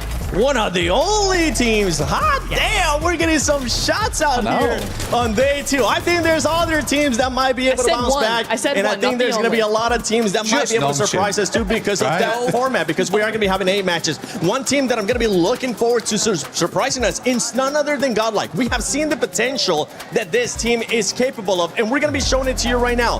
Day 2 of groups, insane when it comes to eliminations. Yesterday, a big difference, and this is why I think from what they have shown us before, even though it's finals here, I think they'll be able to bounce back. I think so too. I mean, the major thing that bounces out to me there, though, is the average survival time. Survival time looks fairly good at the moment. 20 minutes to 22. It's not a huge drop off there, but again, I'm going to tie this back into Nongshim Red Force very quickly, just because for Nongshim Red Force, I feel like what we saw yesterday, Lay, especially them and Flash, is that they were going a lot more aggressive. They're trying to experiment with stuff, which is important in these types of end games. When you get to finals, you can't let that pressure get to you. Day 1 is about experimentation. Yeah, I mean, Nongshim getting the eliminations. Exactly. They've got 20, 1 placement point. Godlike, on the other hand, getting the placement, finding those positions in center zone, but unfortunately not having the split hold to have the wave of enemies that are coming around from the rotation into the circle. So, obviously, we know Godlike can get these eliminations. Yes. They can take them on, do these third parties well, but also future-proof their rotation into the map. So today is their day. I agree. Absolutely. Hell yeah. Especially with 8 matches too. If the first match doesn't go your way, I mean, we do have the 2 Miramars. The good thing about this, right, is that we do have that Rondo in the third match, which I feel like is going to remind me of what Sandhawk used to be. If for some reason those first 2 matches don't end up going your way, that Rondo might be that Kickstarter for some of their squads. That's exactly what we've been discussing, right? I think a lot of people have had that discussion of where should Rondo be placed in a round, in a day, right? And I think this is going to be a really interesting test to actually see, you know, if Rondo is really good in the middle of those of that rotation, of that map rotation. For me, I'm thinking, heck yeah, this is going to be exactly what some of these teams will need. You get that extra recall, you get that extra life, you get all those eliminations. That's the momentum that we start to see some teams try to build. For Thrives, for instance, was trying to build that momentum yesterday, you know, third-partying the hot drop. So for them, if they have a not so good Miramar session in the first half of today, that Rondo should be excellent for them. I'm loving the energy that we're getting from the fans right now, whether it's Fourth Thrives fans. We got Hora right here. This man just popping off too. Fourth Thrives having some of the best loyal gamers, that BLG squad that they have there supporting them. We'll see what they're going to be capable of. But talking about how you said earlier, you think, which team was it that you thought was one of the only ones that could actually, Nonshim, yeah, right?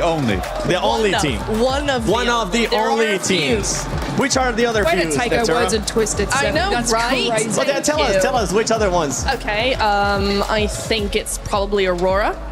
Agreed. Aurora would do that. Vitality would do that. You don't agree, Blank? You don't agree with Aurora? I think Aurora crack like an egg all the time, dude. I think that's totally fair to say. I think group stage Aurora is unreal. Qualifications Aurora, also unreal. Finals Aurora is just a different beast, man, okay? I think if you can back them into a corner, then it could be really good. I do think Aurora's played slightly better this time, but I am getting some moments where I'm like, oh God, it's happening again. I can feel the docketing. Yeah. So, yeah. You start talking about Aurora, I get past the side for Aurora as well. We got to be careful with what we say here. Fans are so close by, too. Luckily, everybody has been amazing here. Whether it's a Fourth Thrives fan, Hora fans, Aurora fans, and for all the fans currently here, don't forget you can go check out the Fan Zone experience here at EWC 26, whether it's the awesome collaboration that we got a chance to see a show match for with PUBG Mobile and Naruto, or you can go check out the Brain Rot Royale, which I've been playing. I think I'm at level 7 or 8 now. I can't remember exactly. So I'm just going to go on brand and say 7 and then just get some of the other cool stuff. We have gotten so many shirts. Actually, for disclosure purposes, I've only gotten one shirt. One shirt. Yes. Have you gotten any shirts, Mike? Oh, I don't have a wardrobe or anything like that from this event. That's not happened. Oh. I've got nothing. It's so cool, though. It's so cool, though. Lacey, you finally get single one. item. No. They're gonna play. They're gonna play that security. I got triple T's. Tongue. Sorry. They're gonna play the security camera from earlier when we were actually over there before anybody was there. Us just putting shirts in the tote bags with Naruto. I'm like, yes, take all of that. But as we're gonna be heading here towards a match, especially in Miramar, is there one team that you're looking to kickstart off the day with Miramar? Fourth Thrives. For me, Fourth Thrives has to do it now. Yes, they will have that second chance in the Rondo, but for me, they're tied in 7th and 8th place. They just one good game. They need this. They feed off momentum so much that if they want to survive all 8 matches and still be on top, they have to start now. I think it's a weird day for Fourth Thrives, honestly, because they love to start on Rondo. They say all the time in the past that Rondo is their best map. Usually they start off on Rondo really strong and then they can transfer that momentum. Starting on Miramar, I don't think that it's the craziest map. I still think they can play it. For me, it's probably S2G. S2G has had a tendency in the past for miracle Miramars. Yeah, I have to agree with that as well. Yes. And plus, Yes. Miramar, you get 2 at the start, 2 at the end. So these are like practice Miramars, you know what I'm saying? And then right at the end, that's where you have all playability and energy. Yeah, the yes. I'm going to be looking at Ulf Esports because of what they were able to do yesterday, especially on the last game. They were able to get that chicken dinner, get those extra placement points. But if we were to remove that one chicken dinner out of Ulf, you would end up noticing that they would only end up having 1 placement point. And for me, that is the biggest red flag out of these teams when you're not able to just convert only on elims and the placement points start fading away. I know you said that, yes, a team doesn't really need a chicken dinner to be able to win PMWC, but in my eyes, they do need to be consistent at least towards the top 5. Yeah, I mean, the beige flag right now is Fourth Thrives, right? We're in the middle ground. I mean, the 4 placement points, not great, but it is promising to see this still 21 eliminations. That shows, gusto going to these matches, which I really do like. Yeah, Fourth Thrives. We saw some of this instance yesterday. I think that's what it was. Especially the one that I really have to nitpick, Nepturo, with Fourth Thrives has to be when they decided to coexist with Hora Esports for a little bit too long. I feel like that ended up hurting them in a big way in that match. It would have been one of those things where we usually tend to see them being a little bit more aggressive, making teams back off, but that wasn't the case. Well, yeah, if you pull into their elimination average, which is 5.25 at the moment, group stages was only 6.25. They're actually upholding their elimination value. Placement, exactly what you said, 7. They are taking too long on these fights early on, and they have actually not made it really into that top 10 sort of scenario very much. So if they can just obviously push themselves, just give up the fight a little earlier, guys, and get yourself into that rotation. Their eliminations will match, and they will actually do a lot better today. And as we're seeing there in 16th place, EDA Esports with just 2 points. Those 2 points coming from eliminations. This is a team we're talking about give up the fight, talking about wanting to fight. This is a team that needs to figure out what they actually want to do, because we saw them hot drop with Enigma Galaxy 3 times yesterday. And after the first one, Raouf called them out, which, by the way, Raouf, keep on talking that smack, baby. Because when you talk that smack is when we actually start seeing your true potential. You get that little chip on your shoulder. But yeah, for Enigma Galaxy, for EDA especially, they need to just get rid of those hot drops. Absolutely, dude. You're throwing. I mean, there's no other way to put it, but you are just throwing at that point. Today, though, is great because we don't start on Rondo or Erangel. We just go to Miramar. So hopefully no hot drops there. If there is hot drops, there are may need to have like a stern fatherly conversation with Ida at some point. There could be a couple here going into Miramar, unless some teams decided to adjust. But enough talking. You guys saw us talk yesterday. You guys saw us talk right now. It's time we get into this games of day 2, PMWC at EWC Finals.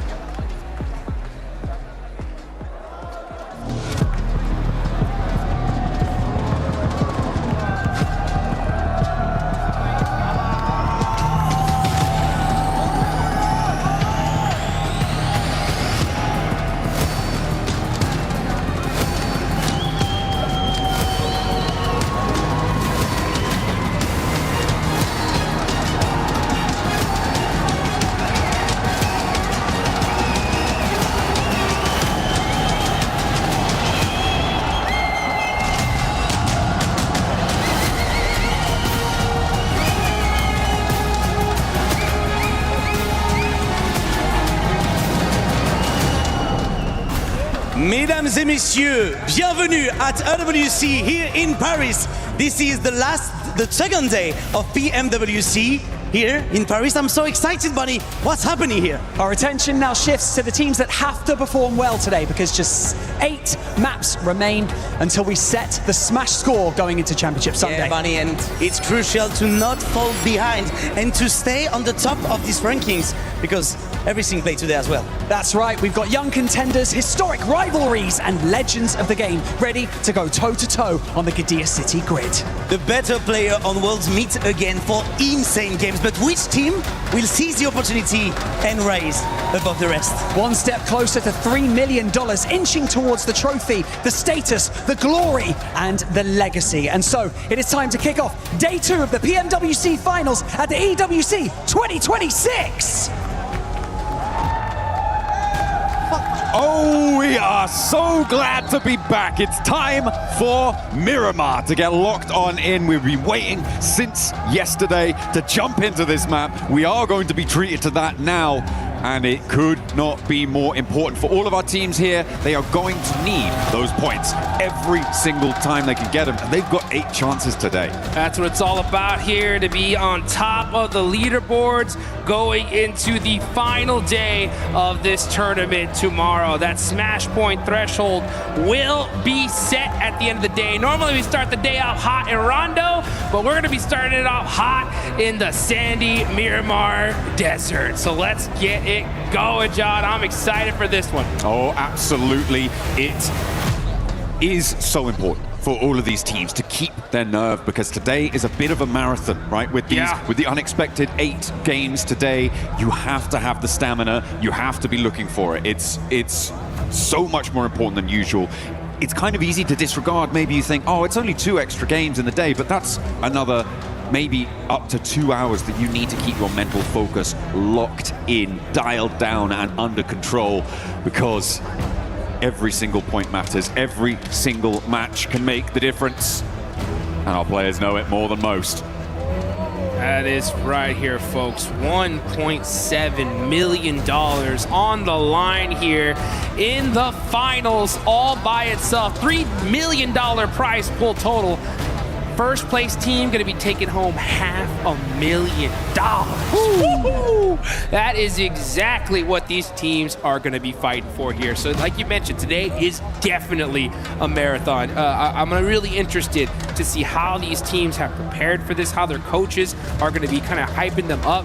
I was getting a little bit of a view backstage and while hearing some of these coaches talk to their teams, like, look, I want consistency. I want to see you guys be able to play the game that got you here in the first place. And that's what we definitely need to see.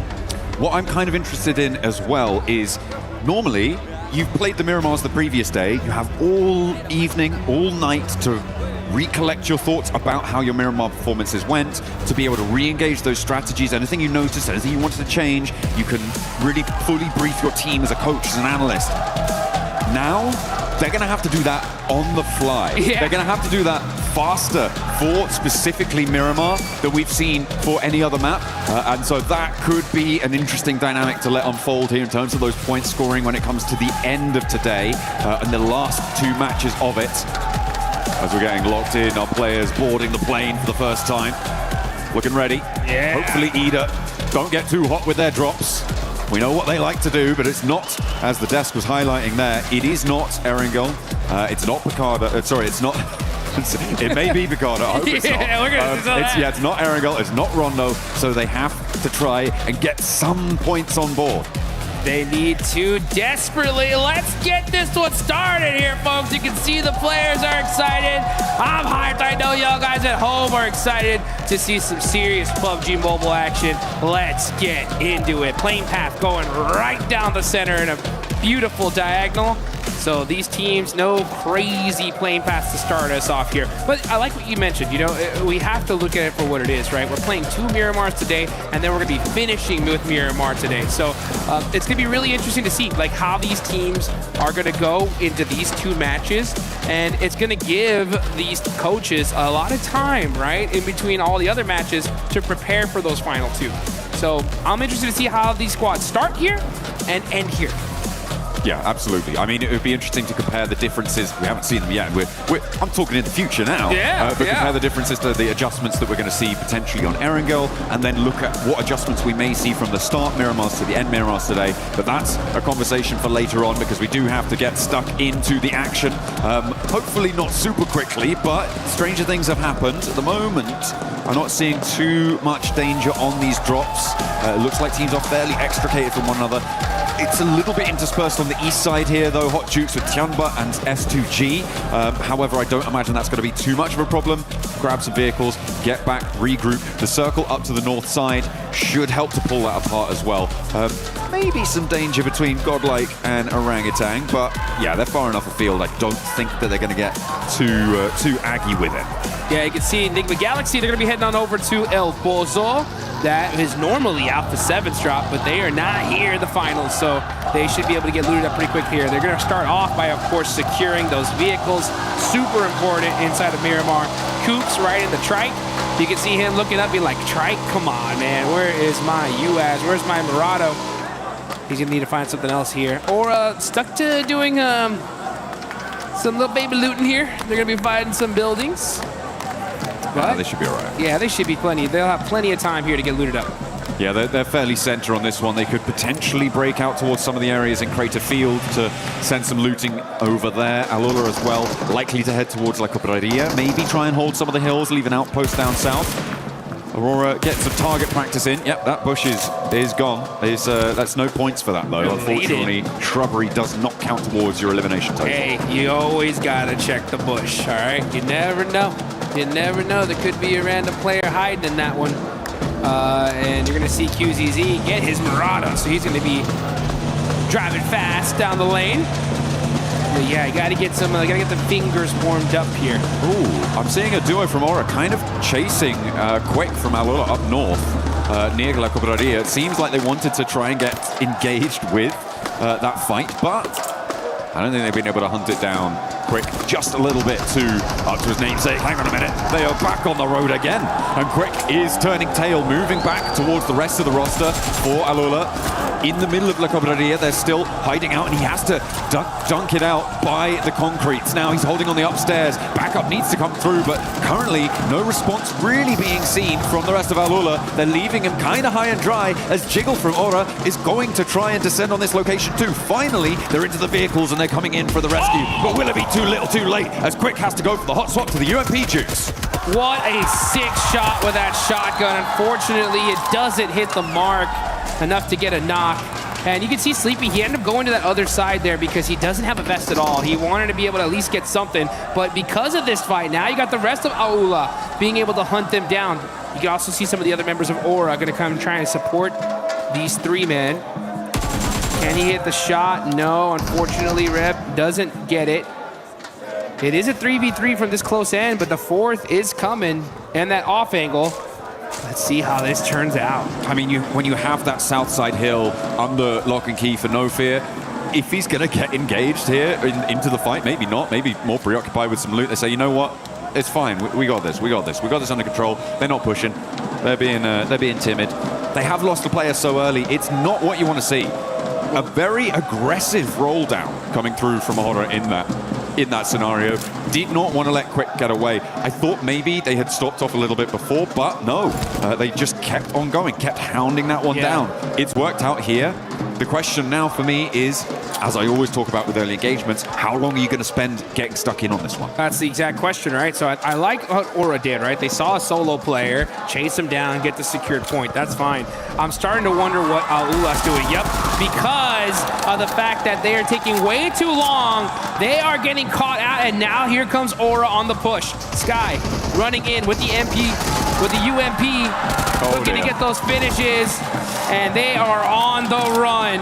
Nasser trying to at least get some angles here. Ooh, hits the croucher, but it's not going to be good enough. It's Aura to delete the first squad here on day 2 of the finals. Every player getting their elim. Horror getting stuck in early on Miramar. 4 eliminations for the team, 1 apiece. Sleepy will get back to his feet, and they can look to re-establish control back down towards Crater Fields. They may need a little bit more loot on side, depending on how much was going through. I think I did spot a Winchester on one of the players for Horror, so probably looking to get that one replaced. Although there will be crates on the players coming through from Alula as well. In the meantime, though, Godlike has managed to capitalize on this opportunity from this northeast side. They've managed to move in and could contest for the Crater Heels approach. All right, yeah, you can see these movements coming out really, really quick. Leaderboards, you can see right there on the right of your screen here, folks. E-Arena up on top, waiting to see when Godlike's going to wake up. They definitely need to here today. They're sitting in 14th place with 13 points. Let's see if they can do it. There's still plenty of matches here to be played here, folks. I have a big feeling these leaderboards are going to get shaken up big time by the end of the day. I mean, we talked about it yesterday a little bit, that 18 match sets, generally you can put more stock into your averages performance rather than those big E-Arena 29 elimmers kind of coming on through. Yeah. Which, even then, didn't serve them too well in a 12 match set, which is absolutely insane. But, yeah, absolutely. I'm talking about getting consistent 6-pointers on the boards is so great for your team. If you can do that, every time you get further than that, brilliant. Beautiful stuff. Furia running into a little bit of a roadblock in the form of Enigma Galaxy, but a 1v1 over the top of the hill. Silence shuts him out. And Lord will no longer be able to levy the toll on the crossing. And Furia may even be able to get the res here for Enigma Galaxy. It is not a good start. In 3rd place, you don't want to be losing players early, not like this. That was a huge shot there from Silence with the DBS in the mid-range. Is able to get the knock. Very crucial. Instant thirst as well. So you can see Coops is going to be hunting down some high ground, trying to get the revenge for his teammate, but Ayala is climbing this up as well. Is Coops going to see him? He does! Ooh. He finds Silence slipping. Now he's going to go for the 1v2. Uh-oh. Got to watch out for that shotgun, though. Oh, that did tip him up a little bit.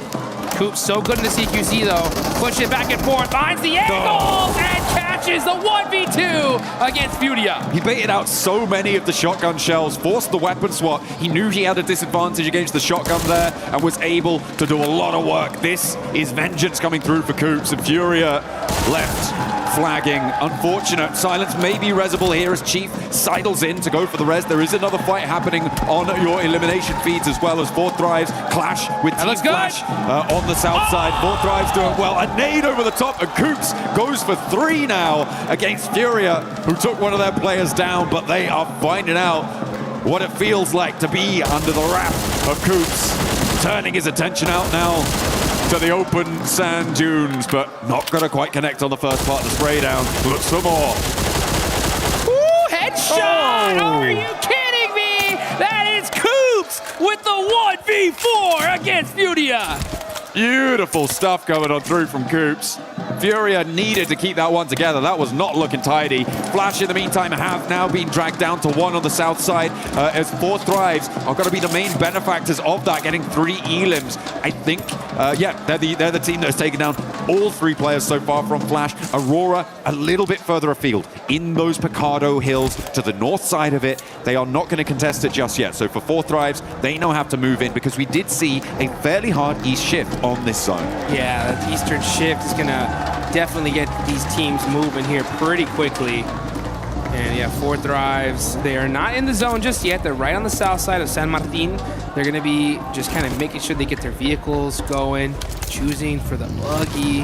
All right, they're all set up and now going to find a spot in this next zone. As far as teams that are not here yet, you're going to be looking at Nosham Red Force. They are all the way down in Los Leones. They're still in the blue zone here. So they're going to be one of the teams pushing the latest into this circle. They are in 12th place right now with 21 points. But with this zone shift like this, it definitely buys you a lot of time here. So the most important thing is just rotating very carefully, not trying to get shot out of your vehicle. Play things very, very calculated. You can see Tianba already set up in these buildings near water treatment. And this is where they're going to park themselves for as long as possible. Oh, yeah. You're just going to hold out for the time being. See if you can hold down on these houses. Just trading shots. Ooh. Oh! Crazy's found himself a big green gun. That's my favorite.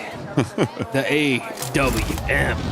I want to see some snipes, man. Nothing gets me more excited than see a crazy flick headshot to turn the game around. Let's see what Razy can do. He's got the 8x too. Let's see what this replay. Coops, pow, gets the knock on to Silence. Wins the clutch 1v1 here against Ayala. Look at the terrain usage from Coops here. Just beautiful. Yeah, that's what I was highlighting before, right? That shotgun bait coming through from Coops, peeking up so quickly and back down, dodging the shells coming through, and again, forcing that weapon swap. He knows that he's going to have the advantage, or at least be on a level playing field if he can do that. The nade on target, yeah, great. Furia just didn't seem to understand how to compete against this high ground position. I'm not too sure what more they could have done there. Maybe just not engaged on that spot to begin with. But yeah, it's a little unfriendly. Next circle comes on through, and that will take us back down towards San Martin on that south side. Keeps the hills to the southwest of water treatment. Hacienda all in play. And teams are going to start to crunch in onto the middle. This roadside to the southwest of water treatment is going to be tricky to navigate, and it looks like Tiamba are going to try and do so, try and keep themselves alive. S2G find out just how tough it can be to move past this location. Yeah, smart play there from Tiamba. They go ahead and move, and they take this gas station. They realize one of the players from S2G are isolated. Easy point lockdown. That's going to hurt S2G, leaving them with 3. That's an elimination for Tiamba and a slightly better position as well. So this gas station is pretty solid if the zone shifts away from them. The most important thing, though, is protecting those vehicles. It's very weak to that hill behind them. So they're going to have to put them in some different spots just in case the zone does shift. I mean, it is that road that they are sat right next to that is so difficult to cross right now for teams out on the northeast side, which is why you're seeing so many teams committing down to this southwest edge, right? To being a little bit more uncomfortable, a little bit too close for comfort, but you don't have that major blockage of trying to get across that open ground, which is going to be difficult for Vitality, unless they can find a big opener, crack the can open with that AWN, land that shot, and try and find that pick. Ooh. Oh, that's Aurora. A huge one. Aurora getting spotted. I think Fourth Thrives are getting stuck into the fight.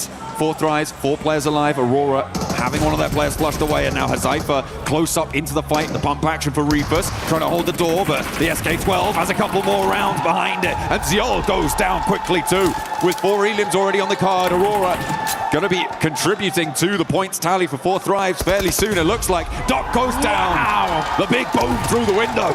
And Aurora ain't got nothing in the face of 4 Thrives, who look to mark the start to their ascendancy. And the crowd goes wild here in Paris, France. The 4 Thrives fans are chanting their name. This is what they want to see. And this ain't going to get just any squad here, folks. This is against Aurora, who has been crushing it here so far. So that's the 4th place team out.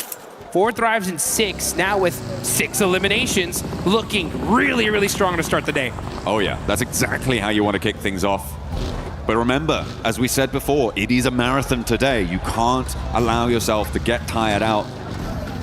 I mean, it's excellent when you find those moments, when you find those high octane, high adrenaline moments, but you cannot allow yourself to drop off after that. So I hope that they're going to have their heads screwed on tight so that they can keep their nerve for the rest of the day as well.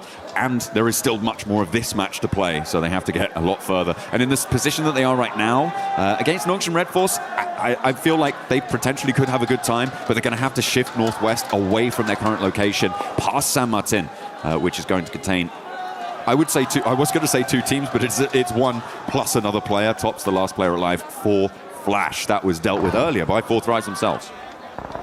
So, yeah, you can see Tops does get away from now. Now 4 Thrives, man. I'll tell you one thing. When it comes to the finals, I'm already feeling a different level of aggression here. Like, these teams are pushing immediately. The second they feel weakness, they're sending it. Now here comes Aura. We saw Sky get an elimination in the feed. We're going to keep an eye on this one, though. This is still outside of the circle, just to that bottom right side of San Martin. Yeah, this is on board with the fight in the northwest now, as Horror are able to find Salme. They got that flush that they found the knock for earlier. And Godlike, they are now down to 3. S-Power, though, can just regroup over towards the rest of his team, and they should be fine out there. Horror can look to try and navigate their way forwards. I don't expect another fight between these 2 teams, maybe for the next minute or so. Oh dear. Oh no, not like this. That's a real bozo play right there coming through.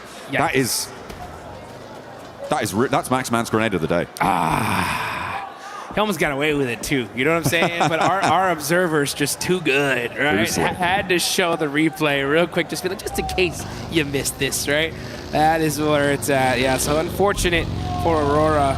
And it just goes, and I'm telling you folks, at this level, I mean, we got $500,000 for first place, and it's little mistakes like this that hurt, but we can see Razy with the AWM starting to put in some work.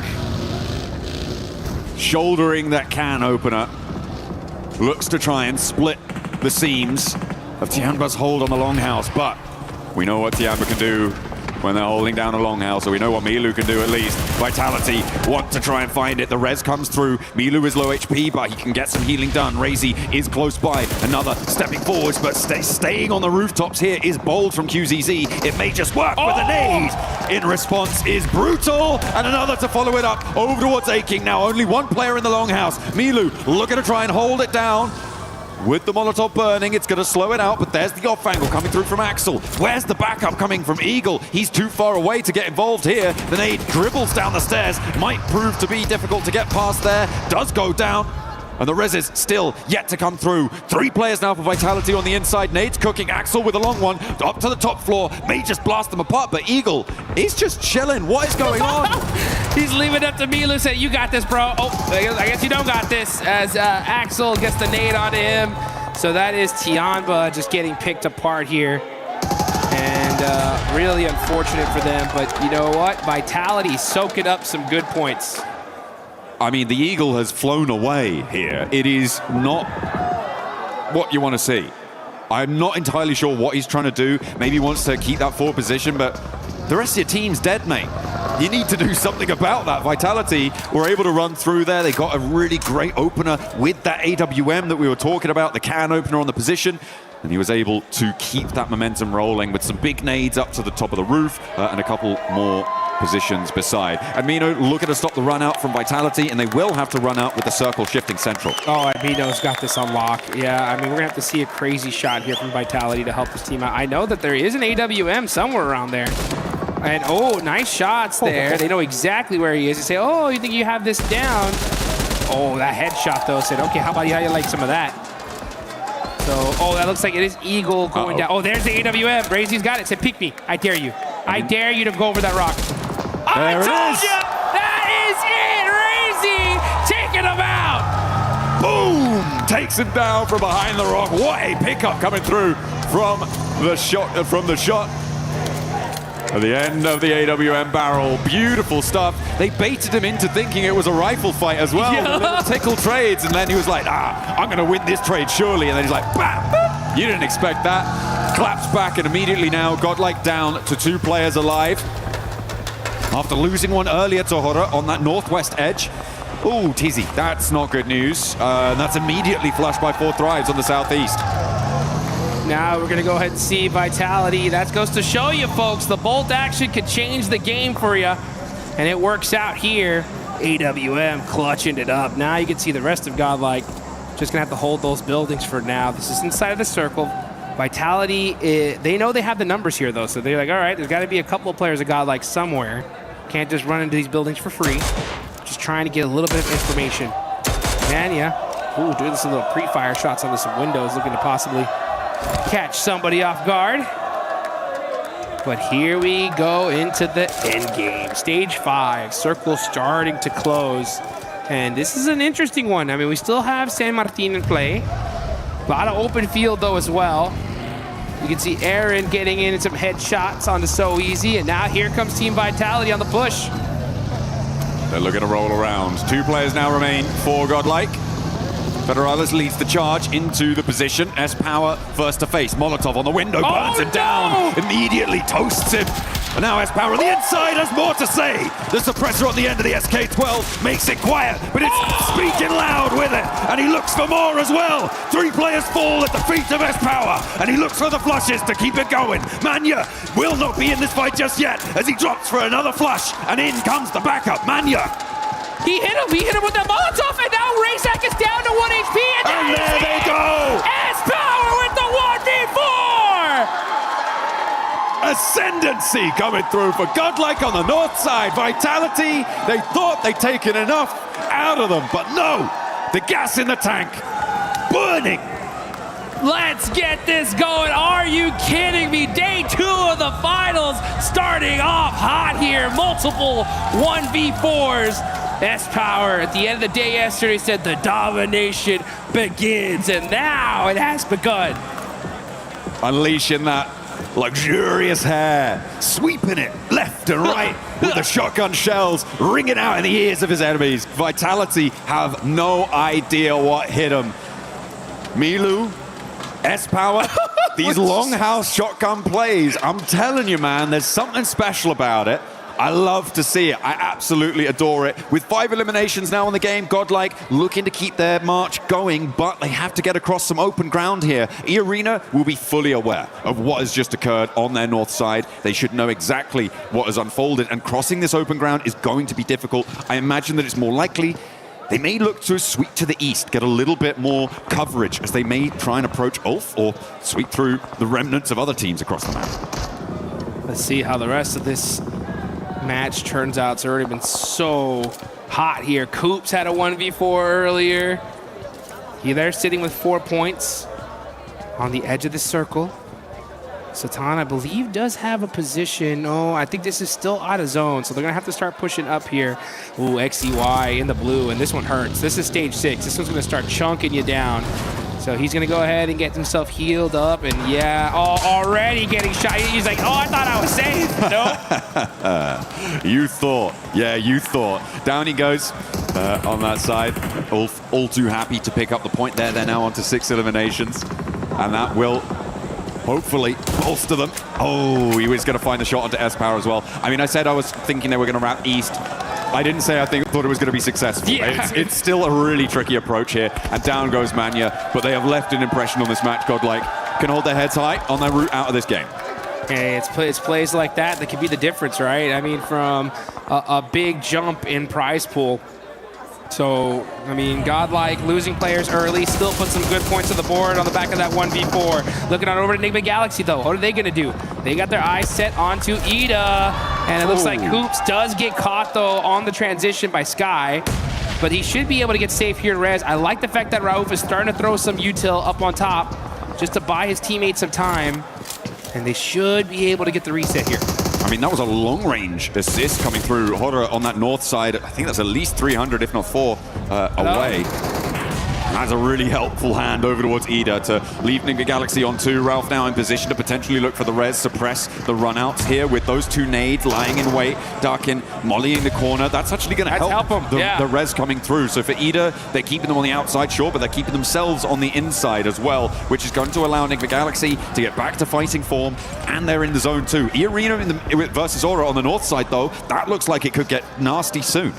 Yeah, I think Ida are just kind of holding him out here because they realize the zone is coming and the edge of this might be outside of it, but let's see how the play ends up reading out. Satan throwing in some nades in there, trying to get that crucial first knock. Rita trying to make some plays. Oh, the off angle here from Ida is going to be huge. Let's see what he can do from that spot. Could have been huger, but I think he just dropped the nade into the sand dune instead of throwing it over towards the opponents there. Not quite as efficacious as you need it to be. You can see on the picture-in-picture there's fights across the map. Horror really suffering against E-Arena as Enigma Galaxy still hold the stale over. Ida on the run out now, rolling around the edge. Henry goes down, and there is just a cacophony of shotgun shells blasting them back. A tide of lead sweeps them straight back in the door they ran out from. I'm so shocked that they ran out like that. Let's see what Enigma Galaxy can do on this push, though. Darkin's up on top. Coops in the front line with the S12K. That's the weapon you want in the CQC. The best close quarters combat gun in the game. Now let's see what Ralph can do. Everybody shotguns out. Oh, nice play there from Ida, catching some little angles there, peppering up the side of Ralph. These guys are level 3'd out of their minds, though, right now. Oh, goodness me. There's the off angle. I think that's E-Arena taking shots across the way, because, of course, E-Arena did clean up the fight with Horror just a moment ago as well. Hot Jukes on that northern side. They got some really big openers with a couple of nades on board, and were able to convert. Oh, the bounce! What a bank on the nade there from Coops, and now just one player on the top floor, and the shotguns are going to continue to put the pressure down, but there is still a little bit more left to fight as Enigma Galaxy are taking shots from across the way. They get rid of Ida, but now Ulf step into their shoes, take down one Turkish team, another one's here to play. Hello, catch is right there waiting for you. Aaron's gonna have to turn around though, throw a smoke down, trying to be able to get up Solus.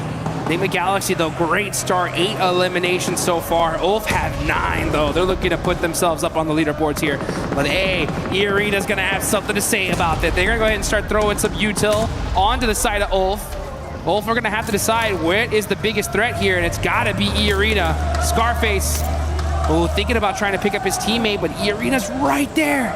Oh man, this position is really annoying for Ulf. If they could have gotten rid of Enigma Galaxy, it would be so much more free and easy for them. They could take control of that whole dune all the way out to their west side, but with Coops and Ralph still in action, they are penned in here. Solus bleeding out, and E-Arena can start to establish that chokehold on them. Oh, vehicle coming on up. Here come the mollies too. Aaron's on fire. Not able to make it happen here. Scarface on the other side is getting peppered as well. He's going to throw some util, but Ulf just getting picked apart. E-Arena. Big. Oh, those nades, huge. That's going to pepper up Mormon real good. And then opens up the door for Enigma Galaxy as well. They're moving across the open ground, and they do fall. Ulf cannot weather the storm again. It's that position from Enigma Galaxy, the prevention of them sweeping out to the west that really came back to bite them here. Tourniquet layering down some more smoke cover now, and Enigma Galaxy with a 2 versus 4. Well, Coops can do it on his own, right? So what's Ralph even doing here? He's not needed. Yeah, he's just there for moral support at this point, right? Let's see what he can do. But hey, you know what? You could never count out the IGL. That is Rauf.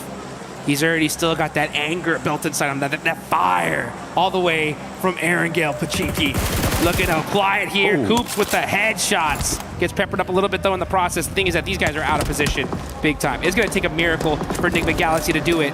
But we saw 1v4 before. We could see it here again for the 3rd time in this game. That would be pretty insane. That would probably be the most 1v4s we've ever seen in a single match of competitive PUBG Mobile at this level. They've got about a minute before the zone closes fully. on that stage 9 zone. And they just have a sliver of it on the edge of that open concrete slab.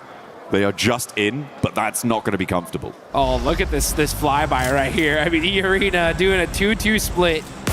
Now, if for some reason Coops can get 2 of these players, now, okay, yeah, Schweppes is going to move on over, play that mid-range. I like that. You know, just better safe than sorry.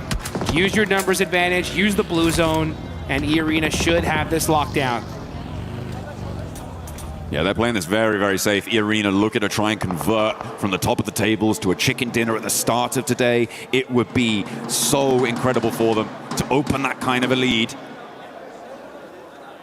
And again, we've talked about it before, Schweppes, the only player here with a chance to get the 3rd title of PMWC champion. The only player in the world with that opportunity. Oh, here come E-Arena. They're going to go on the push, where they're going to get aggressive. They take down Coops. It's just Rauf, and that is it. E-Arena get the first chicken dinner here today. They're hyped up. They're excited. And they were on top of the leaderboards here, so that's going to push them even further beyond. And they played that north side well. They rotated through. They weren't over-aggressive. I liked that regroup off the 2-2 because, as you said, if you get one of those miracle picks, all of a sudden, one of those angles is basically gone because you have to stick that res. You have to try and keep your numbers advantage. Then there's some negotiation that can happen. Regroup is 4. There's nothing that Nick McAllister can do. The flex out, I think, was probably okay, but was pretty bold, and I liked it. I liked it towards the end there. For E-Arena, they should be happy to kick things off today with a chicken dinner, but we've seen them do that before. We've seen them do that before in record-breaking fashion. I do not want a repeat of what happened for the rest of that day. They did not keep that pace, and it is, again, that marathon today. So for E-Arena, a brilliant start to push them even further at the top of the tables, and free and clear of a lot of players keeping up to them right now.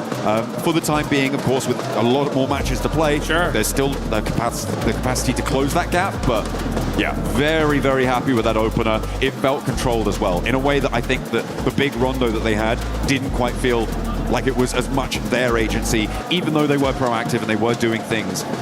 This felt like it was much more E-Arena's victory. Yeah, I mean, the Thai squad coming in so hot here off the rip. They're looking strong. And let's see if they can continue that dominance here in a bit.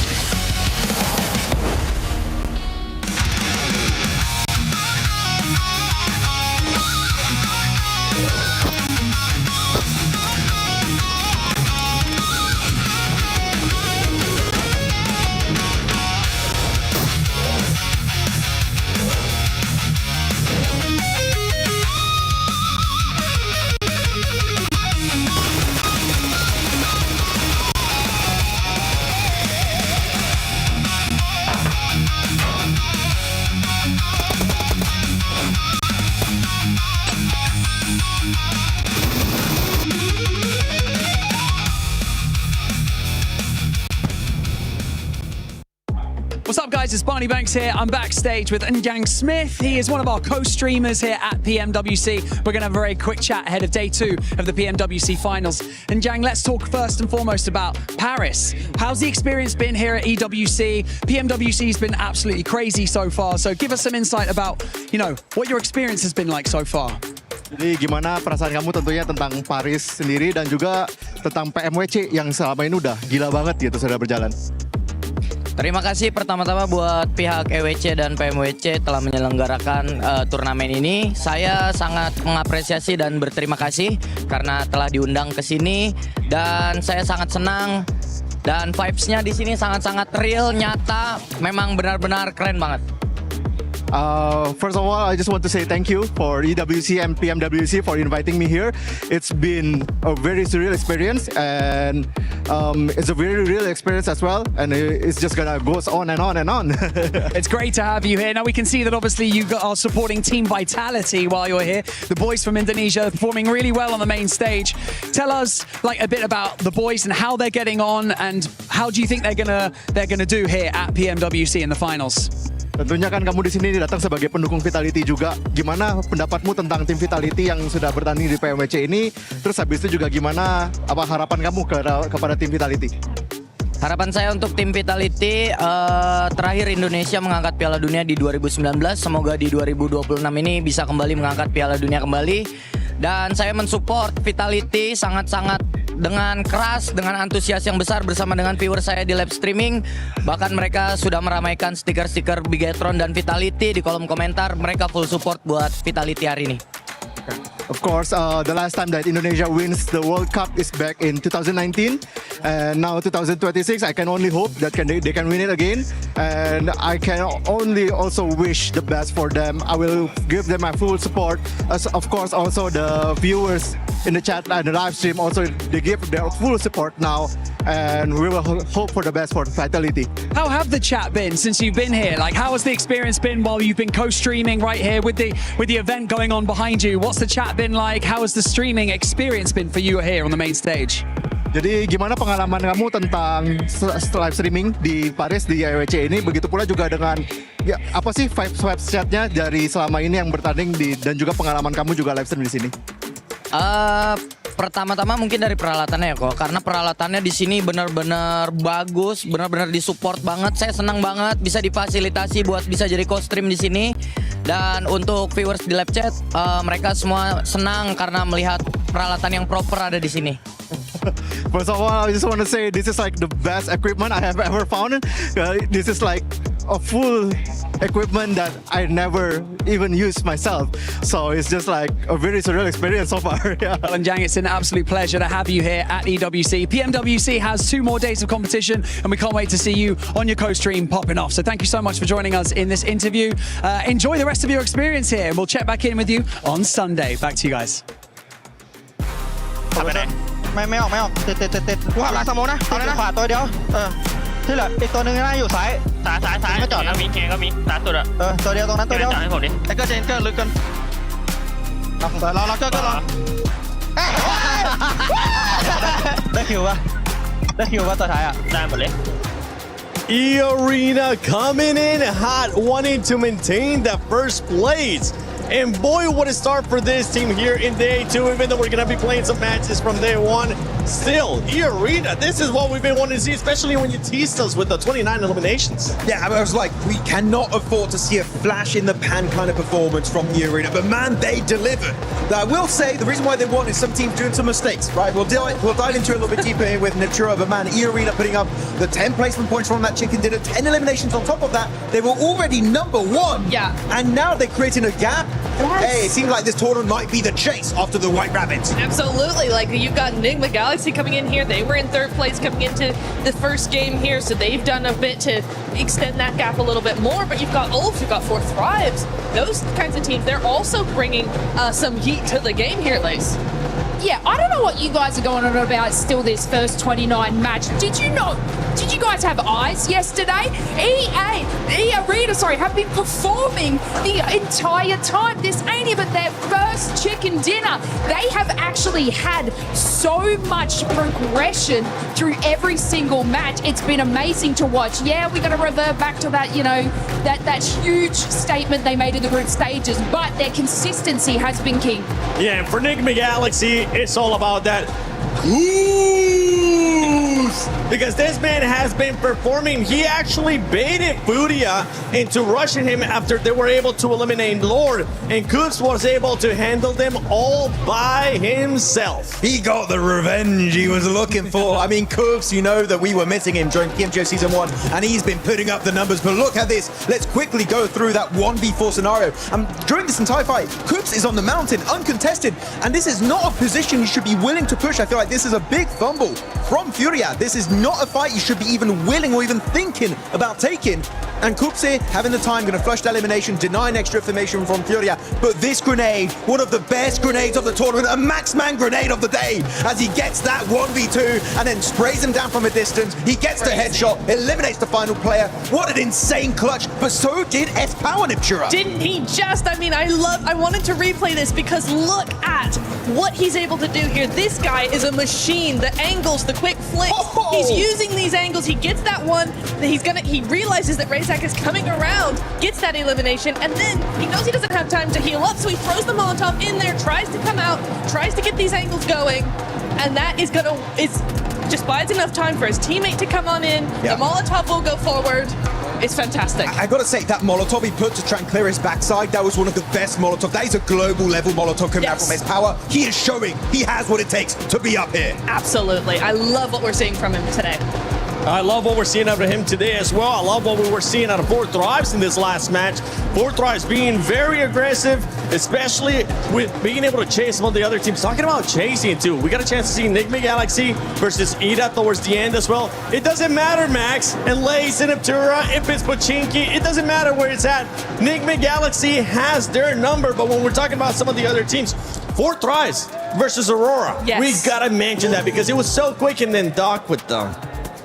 We're not going to talk about Aurora. We're not going to talk about I'll talk about Four Thrives though. Look, they had such an immense sort of split hold in the hillside while Aurora was sort of making their rotate, and it was only a matter of time before they were able to do that. And what we were obviously touching on yesterday is their pacing. So obviously when they get that first contention and then following up with the fight, their pacing is back to what we want to see. So it's very, very impressive that they were able to do that. Unfortunately, they did have IQ at the southern side trying to find a position in zone whilst that contention was going on. Nongjin Red Force was sort of running up the eastern side, so they kind of like fell a little bit short there trying to move in because there wasn't much cover for them to sort of progress through that. And I mean, then it was just down to, you know, a little solo, and unfortunately he was found out because Top actually was sitting on top of a building, and that's probably the best spot and the only spot that could have been played. Yeah, absolutely. I'm very, very, very happy with Four Thrives. T24 especially coming in clutch there. He's back on that long range with the Mini. He's back supporting his teammates really, really well. And the whole squad is just looking very, very different from yesterday into today. They're looking very confident. They look like they know what they're doing. They have those final decision-making skills back and at them. And here we see him, 6th place, coming in clutch here. That's right. Four Thrives being able to jump up that leaderboard with 33 points.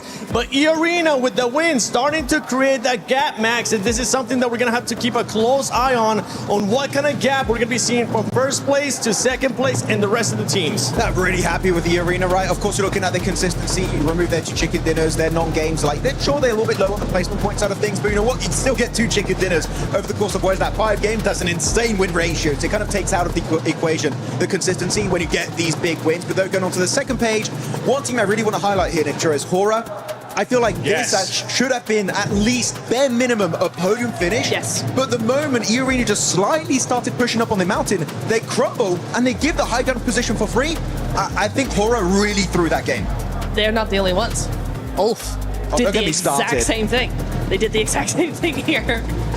And hopefully they don't do it again. Hora threw that game, but I did like the aggressiveness that we got a chance to see out of Hora, and I'm hoping that it's going to continue on here. Let's see what's going to be happening on the 2nd Miramar, because it's getting spicy here. Hot Jukes. John, take it away. I'll tell you what's going to happen. The aggression is going to be at an all-time high here. We're already seeing multiple 1v4s to start us off here. And I think we're just getting started. A whole bunch of matches left to go. My Jukes next to the legendary John Allen. 1 game down and a whole bunch more to go. Oh yeah, we've got our 2nd Miramar today, of which we're going to be treated to 4 Miramars over the course of today. We're going to end on 12 matches played total of our 18-match set. We're going to set that smash boundary. A lot to play for today. And if the Arena can continue to perform in the way that they are, that smash boundary is going to be so far away from everybody else, it's not even going to be worth thinking about. And that is what they're going to be doing. You heard Max say it earlier. Everyone's going to be chasing the White Rabbit here in this tournament. You can see the fans are so hyped, excited. The beauty side of things pumped up, waiting for them to start making something happen. Unfortunately, they got taken out by Coops in that one. It is what it is, but a bounce back is imminent. That's for sure. First place, $500,000. Second place, $250,000. So a lot of money is on the line here, folks.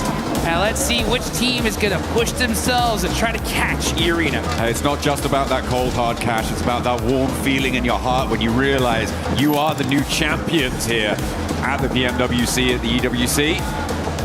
For 2026, there's no team here to defend that title, right? Alpha 7, I don't know where they've gone. They must have gone home or something, you know, so, something like that. Yangon Galacticos also not making it to these finals, but it's time for another team to sit on that throne, to sit atop the rest.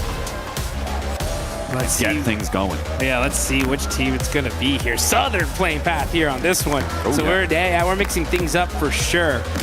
And this is going to be that second Miramar match. So after this one, if it wasn't hot already, we're going in Toronto, right? Oh, so that's going to be a crazy change of pace. Top players so far, you can see Milu right there, 3,000. Damn, what a day this guy had yesterday, man. Everything considered, this guy is an absolute monster.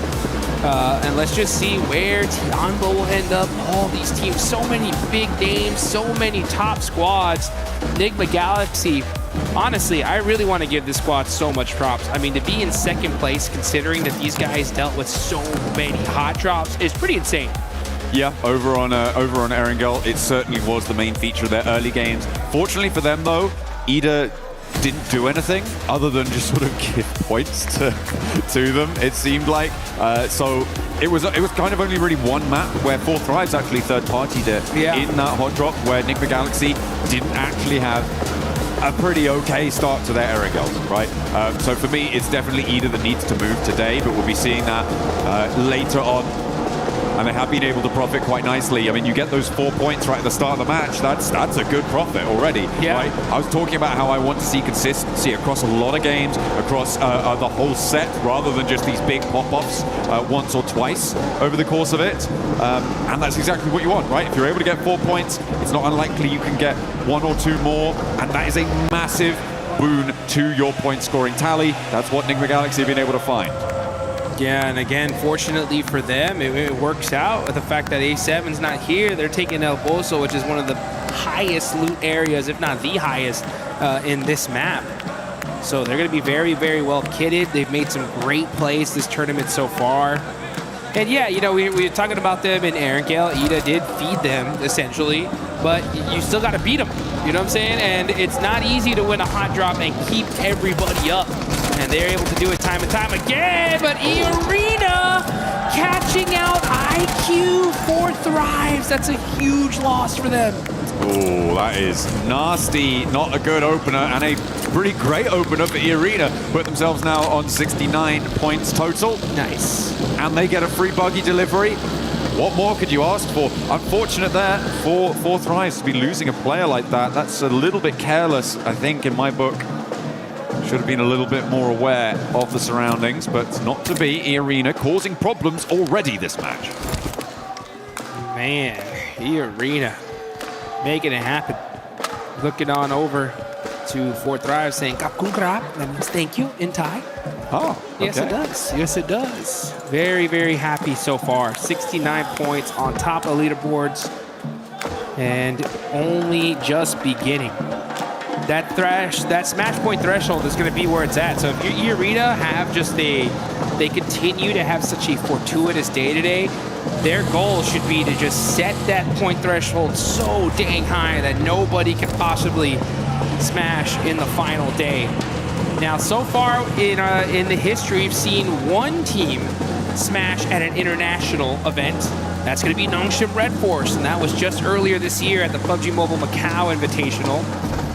It was, I believe, Furia that was on top with the most points, but Nongshim Red Force won that final game just by the skin of their teeth, and that automatically made them the champs. So yeah, I think it was a 1 point. They were 1 point behind the leaders as well, so they needed to win via smash. It wasn't just a case of winning the game.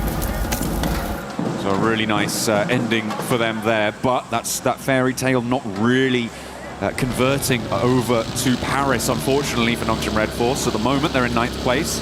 Still very much doable, but they have got a little bit of a way to go on that one. Yes, they do.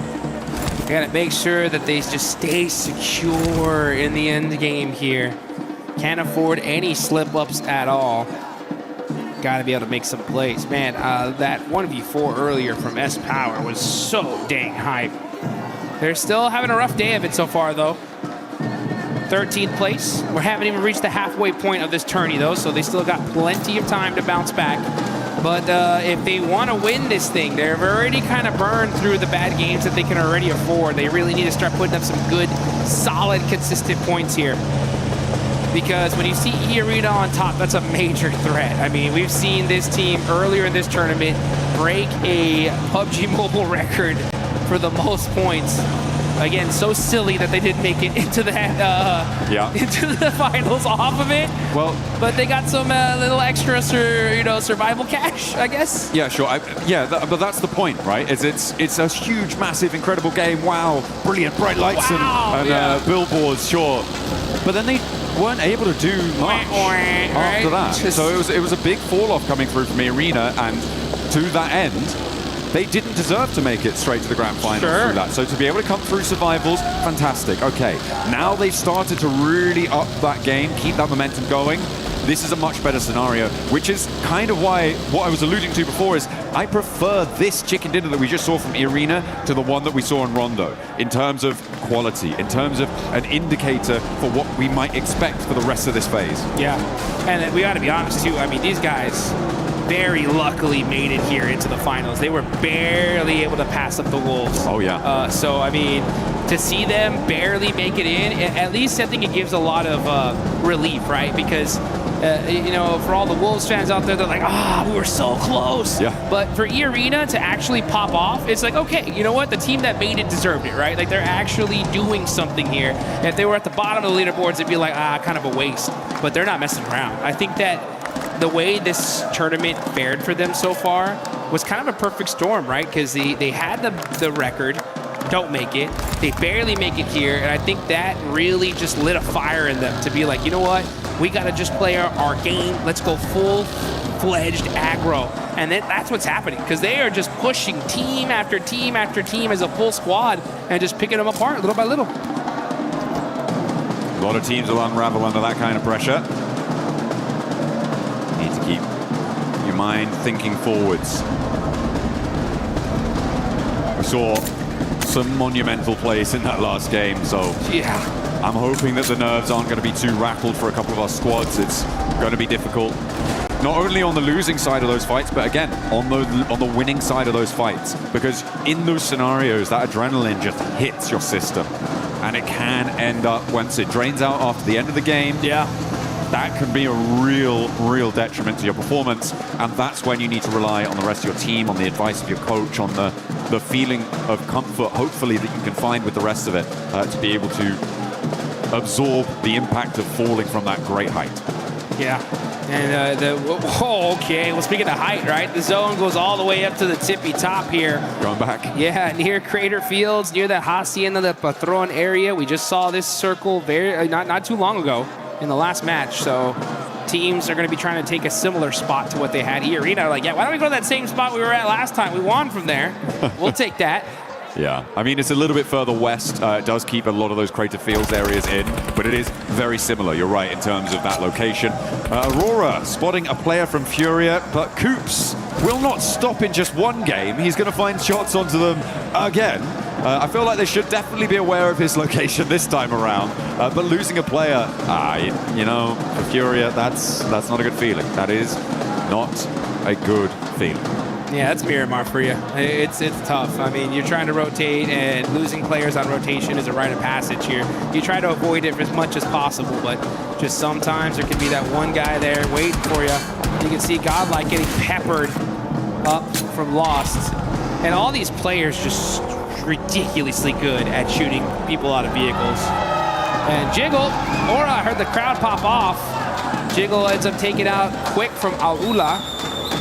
I mean, They did it last time very early on. This time it's taken them a couple more minutes, but same start to unfold. Hora have managed to transition down towards that south and look to control the really sharp high ground that sits to the east of Crater Fields and overlooks a lot to that south side. So a powerful position for them to hold if they can maintain it. A little crash between Flash over on the east side and Vitality. That very quickly concludes with one casualty. Win trying to get some revenge, but not really connecting as Razak bumbles over the top, but doesn't eat damage either. There goes Vitality, rotating away. They take that elimination and run with it. Federalis driving outside of the zone here, maybe looking for another vehicle. Seems that's what they have their eyes on here. No fear, popping out the buggy though. Going to be putting some pressure onto Aurora. They're on the rotation and they're going to get caught out by Ulf. No Fear's going to push up a little bit closer here. Scarface through the nade into the building, catches out top, and that is Aurora getting picked apart here in match number 2. Only one player now left standing. I do not think Doc is going to get the back up. He is over 500, probably about 700 meters away from them right now in the shadow of Nigma Galaxy on the west side. You just can't move. This is an easy set of flushes coming through. Ulf have got this roadside compound. They've got quite a decent amount of cover. It's Hora who sit on their northwest across the road, up on that high ground. So for them, for Ulf, I'm feeling like they're fairly safe. This next circle might put more pressure on them, but being as central as they are, it's unlikely. Yeah, they're sitting pretty. They don't pretty much have to move very much at all. And yeah, they don't have to move at all here with this next circle. Vitality, though, over there by water treatment, they're going to have to push on in. Near Nongshim Red Force on the south side are going to have to get into some battles here very, very shortly. And that's just because Nongshim always land on that southern end. So a northern circle like this makes them late to the circle. We'll see what their decision-making is here as Tianba looking to put themselves in a slightly more central position as Sleepy gets a nice knock there on Aaron. S2G are also pushing in from this northeast side. Aaron down allows Tianba to move in. Eagle and Milu in with the same vehicle, but there's a beautiful spray down. What a response coming through from Solus, holding in the face of the push. QZ wants to try and turn it around, but Solus has more left in the ammunition bank. Will find a third. Looking for now the last player of Tianba. QZ with the M249 is being hunted. Ketch steps into the fight as well to assist his teammate, but there is still more to do. QZ won't go down, but he finally falls, and Solus stands in the face of Tianba. Says not today. Not today, indeed, as Ulf with a beautiful stiff arm onto Tianba. And oh, you can see the pressure is on. You can see the player cam catch relieved after that one. What a play from Solus, though, to be able to shut him down. There you go. Tian bounced out of that compound. It was not to be. I mean, what a lineup there. A little bit wayward on the crash. It felt discoordinated between the two players in the vehicle. Not quite what you want to see from Tianba. I don't want to say lazy. I feel like it was being harried by Hora with the off angles there on the northwest side. S2G were putting pressure on the back of that, and it became a little bit too chaotic. They couldn't quite find their way through it. There was no way that they could navigate that storm, unfortunately. But for Solus, that is a monumental clip farm. Not quite a 1v4, Jukes, but it was pretty damn close. That's as close to a 1v4 as it gets here, folks. I'm telling you, big plays coming out of here in the finals. Axel getting naded up pretty good, peppered by Al-Ula. This is with the replay here. Solus with these headshots. Taking out that duo. And still finding himself some good movement here. Yeah, as soon as he sees QGZ, comes on out, pops a nade on accident, and gets the knock. Oh, okay, we're back in with Alola versus Vitality. One over the top, looking for another as well. There are 3 players alive on side for Alola, but there is damage pouring back over towards Vitality as Razy now and Axel have to step into the fight to try and keep this one going. Razak gets shut down though as S2G are flowing out to third party on the north side here. Kamikaze, Solke, both moving into position. Lost is out on a north wide flank too. Axel trying to find some high ground here, trying to find an off angle. Razy just forced to just run out in the open, no vehicle to his name.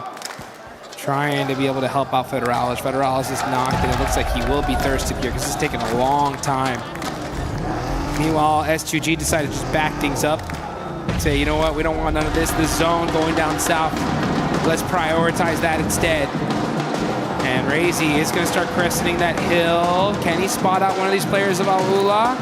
He sees Rep. When he's going to take that shot? No, does not see a good sight line. Decides to back on up. Yeah, it doesn't have the team shots to be going, well, doesn't have a team to take shots with. Is more accurate here for Razy. You need to be 100% sure that you can lock down a knock, or maybe even a flush. Ida getting rolled down by Orangutan there. Nicely done, but there's still a little bit more to do. Ida being devastated yet again.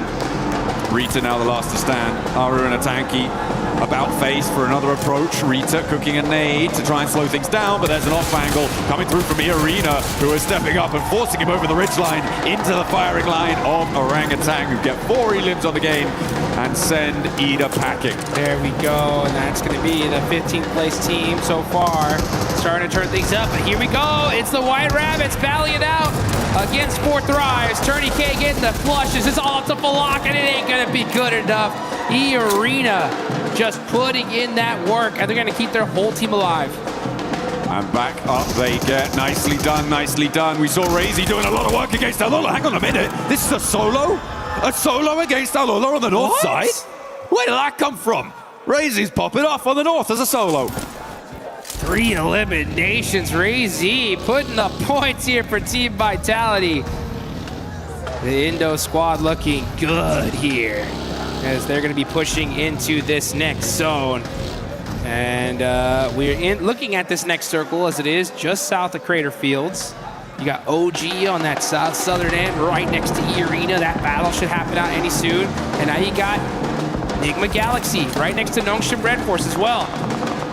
Let's see how they're going to play this out. Coop's got that Mini 14 looking for that long-range headshot. I'm also looking at S2G on the northeast side of the circle right now, Jukes. They have to push in, and as a 4, do you go in the shadow of Horror, or do you try and sweep down and push past Flash? But it is a difficult approach for S2G, and they do not have long to make that choice. I feel like they are committed much more up to the north edge and could potentially challenge Horror on that northern side. Let's see how this is going to play out. Schwepp's got the high ground as well. This is still only stage 4 here, folks. Admino does get knocked, though, from Godlike and flushed. So it's only going to be 2 players up for the side of Godlike. OG in the same boat with the duo.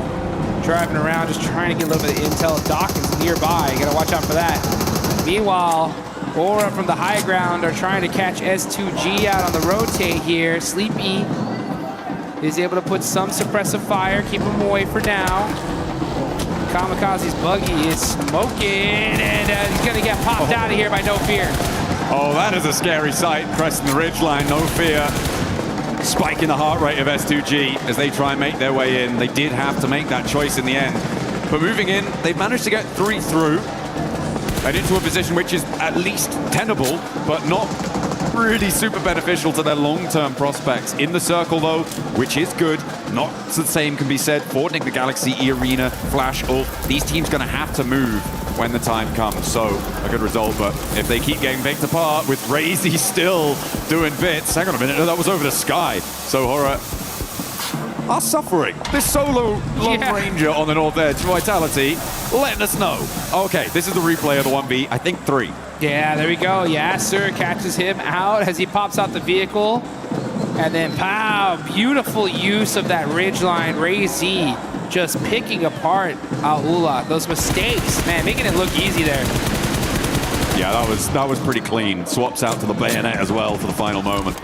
I wanted him to run it through there a little bit. That would have been the coolest. But you know what? You're looking pretty cool already. Razy still with a knife fixed at the end of the barrel.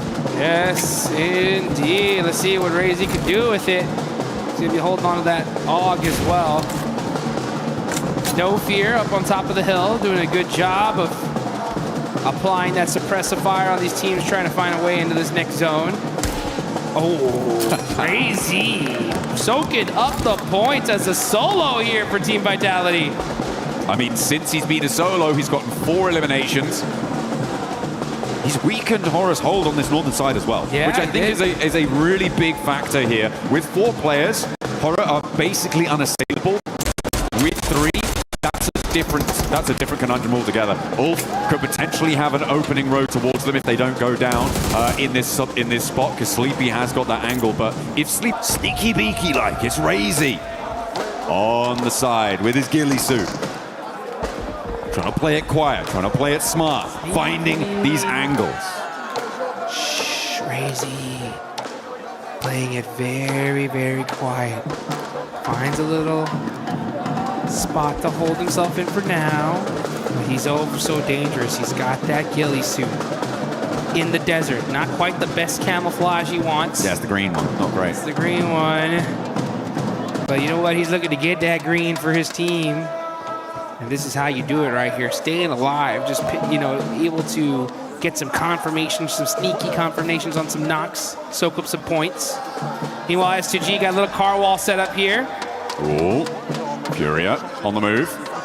Silence up and to the ridgeline. Jiggle will be aware of it. Razy completely hidden from Furia's radar right now. Operative word being right now. Right now, and yeah, look at this. Silence. Gonna have to be silent here, but Razy, he knows something's up. He's waiting for someone to peek that hill, waiting for someone to make the move. But instead, he's just gonna stay very, very quiet here. Uh-oh. Up they go. Jiggle, you better watch out. They're coming for you. Silence, driving up the hill little by little.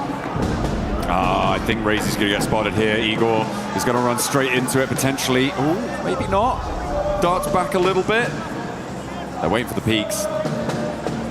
This negotiation on the north side is tense. S2G isolated right now on the southeast side of all of this. Sort of all just playing in the same spot. Looks like they're trying to start to move out now, which I like. I think it's the right decision. And we've got solos from Aurora, solos from Ulf, as well as Orangutan. Atanki may be the first of those to go down, but does take a fair chunk out of loss before he goes out. Put some damage on the board. S2G looking to clean this up here. They definitely need a win. They're in 12th place. Win will definitely put them in a good position here for the rest of the day. Furia, the same boat. Let's see who's going to take this chicken dinner, though. Aura rocking a 2-1 split with Jiggle on the absolute high ground here. Don't forget about Doc, though. Aurora all by himself. He's still there. You can see him. He is just holding that spot and starting to soak up some placement points here. Only 6 teams remaining. The thing for Aurora right now is that they know there's a solo on the north side, which gives them a little minor advantage if there's going to be a third-party fight between them and Furia. Razy's angle might not be known. S2G take a shot from Eren, who is their solo from Ulf. And Eren finds the flush as well. So S2G now down to 2 players. Jukes, there's a lot of solos here, but they aren't without their opportunity. Yeah, that's for sure. They could win this whole thing if the timing ends up perfect for them. You can see nice shots there from No Fear. Oh, instant confirmation too. MSG's really hurt. Thought he's going to throw the pan there. Yeah, no. that would have been nice. Pulls the pin on the nade. Take some of this. How about some of that? Long nade.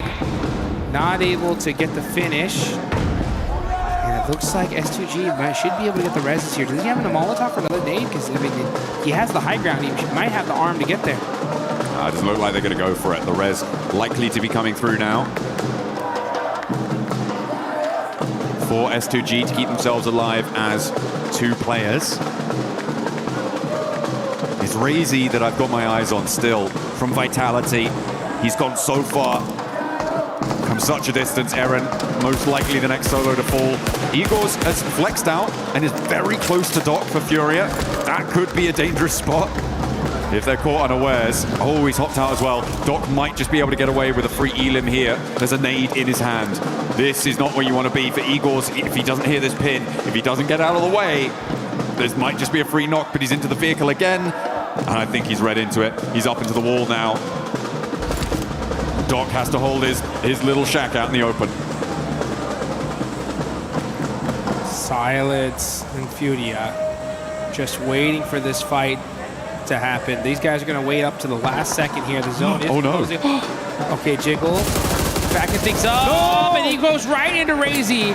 Gonna have to make a play. Great headshots, but Sleepy, great teamwork there to be able to shut him down. It felt like that was the opportunity there. Jiggle stalling on the buggy slip, but just didn't quite finish off that spray in the backup from Horror.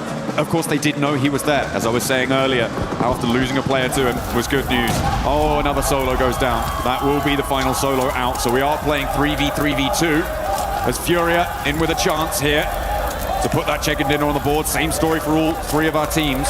I feel like S2G are the most suppressed in their area right now. Yeah, but they're suppressed on the leaderboards too, right? So literally all these teams desperately need this game. Gonna be big points regardless. You can see right now, 8th place, 11th place, 12th place. It's gonna help them out big time. Let's see what No Fear can do with that high ground. This is stage 8, folks. The zone will be closing into nothing once that zone pops.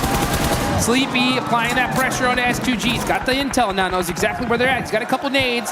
Gonna go ahead and use that high ground to try and get the shots. But some big shots on the Aura. That's No Fear eliminated. That angle being gone is critical. A really nice pick up there over onto the high ground, as well as Jiggle going down. Leaves Aura now just on the one player alive. Furia want to regroup, and the descent comes through from the last remaining player for Horror, Sleepy, who has broadside on Lost, but he's not taking the shots just yet. I think Lost spotted him just before he ducked behind the ridge. And he has to drop down a little bit further to be a bit safer. Spots Lost, gets a headshot, but doesn't quite get that full-blown knock just yet. And then they roll. Sleepy finds the other though. He finds his teammate and maybe a 1 versus 2. But Furia now sat with their players rolling across the open zone. And Sleepy finds another. 3 players now left for him to deal with. But there's a P90 outside. He's behind those trees. I don't think it's gonna work. No siree. Brazil able to find the chicken dinner here. And Furia fight back. It's about time. We knew that chicken dinner was only gonna take a little while, and it happened to be just 2 matches here into day number 2. So Furia get the win, and the crowd is pumped up for their team here. A huge, huge win for the side of Brazil. Absolutely beautiful stuff. I think it was 9 elims towards the end, something in that region. It's a massive jump for them, as we talked about on these longer game sets. 18 matches, a game like that can really give you the foundation that you need to jump up to be in contest. With E-Arena going down fairly early, with Enigma Galaxy going down fairly early, a couple of elims on side for these teams, but that is going to put a dent in the gap, and that's exactly what you need to be doing. Keeping that mindset on side of every single game, the points we profit, that is 1 step closer to the title. That's exactly what it is right there. Nice play though from Sleepy to be able to get that 1v2 on S2G. Gets a couple more points on the board and some extra placement points as well. But you know what? The board is gonna be, the leaderboard gonna be balanced out a little bit right now, because like you mentioned, top teams go out, teams in that mid pack start moving their way up. But I think that inequality is going to be coming right back, because guess where we're headed now? Oh yeah, it's going to be a little bit toasty over on Rondo next, which is very, very exciting stuff. We've already seen, 2 1v4s, at least 1 1v3, a couple more. Why not throw them in there?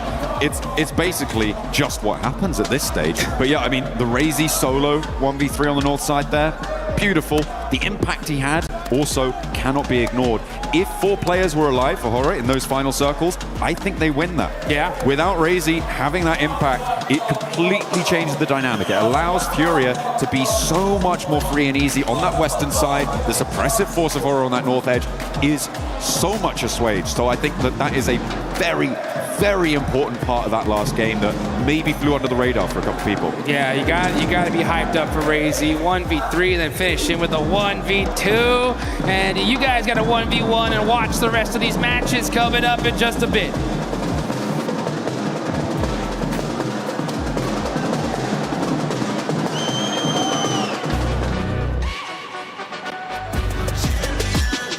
This ain't no regular thing. Came for the ring, you know what I mean. You see my name in the lights, better get right, I'm champion.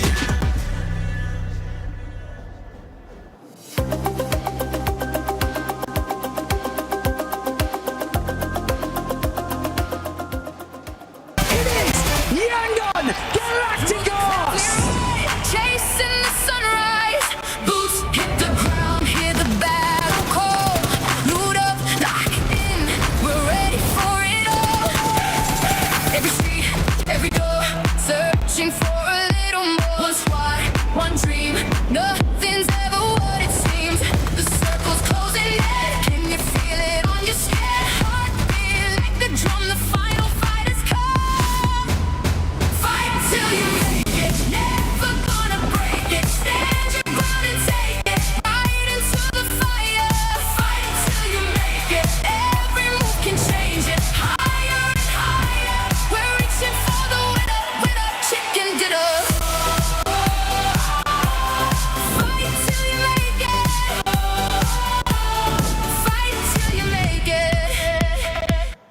What's happening, everybody? Jackie Powers here, joined by two absolute legends of the Sidemen. We got Ethan and Toby in the building, just arrived in France. You enjoying your time at PMWC here at EWC, boys? Absolutely. It's my third year on the trot coming to this, so yeah, really excited to see what today's got on offer.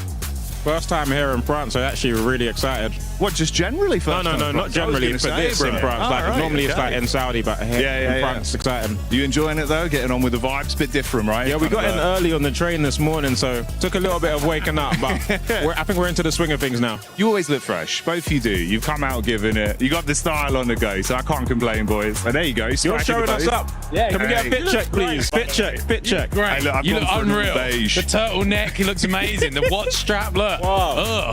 That's what we do. That's what we do at PUBG Mobile. We've got a bit of a different vibe on the go. I know you love a bit of PUBG Mobile yourself, but you've been enjoying the chicken dinners? Caught any of the glimpses of the games? I haven't caught any glimpses just yet, but they're going crazy as we speak. We've got a little glimpse of a screen up there, and I can't wait to watch some of it.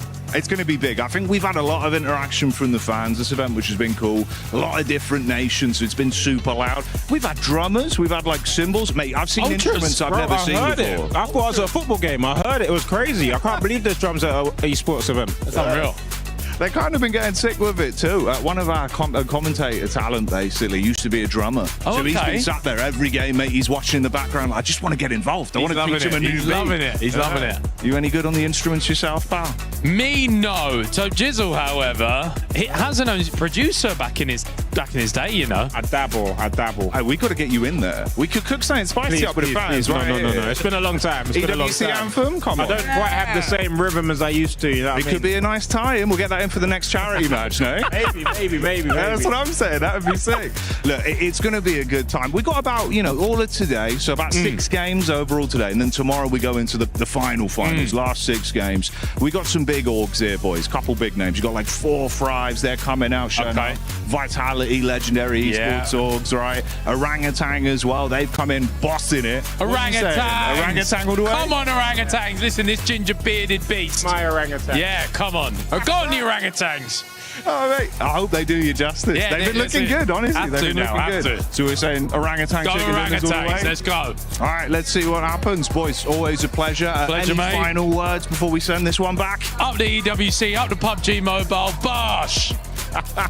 We'll see you later, guys.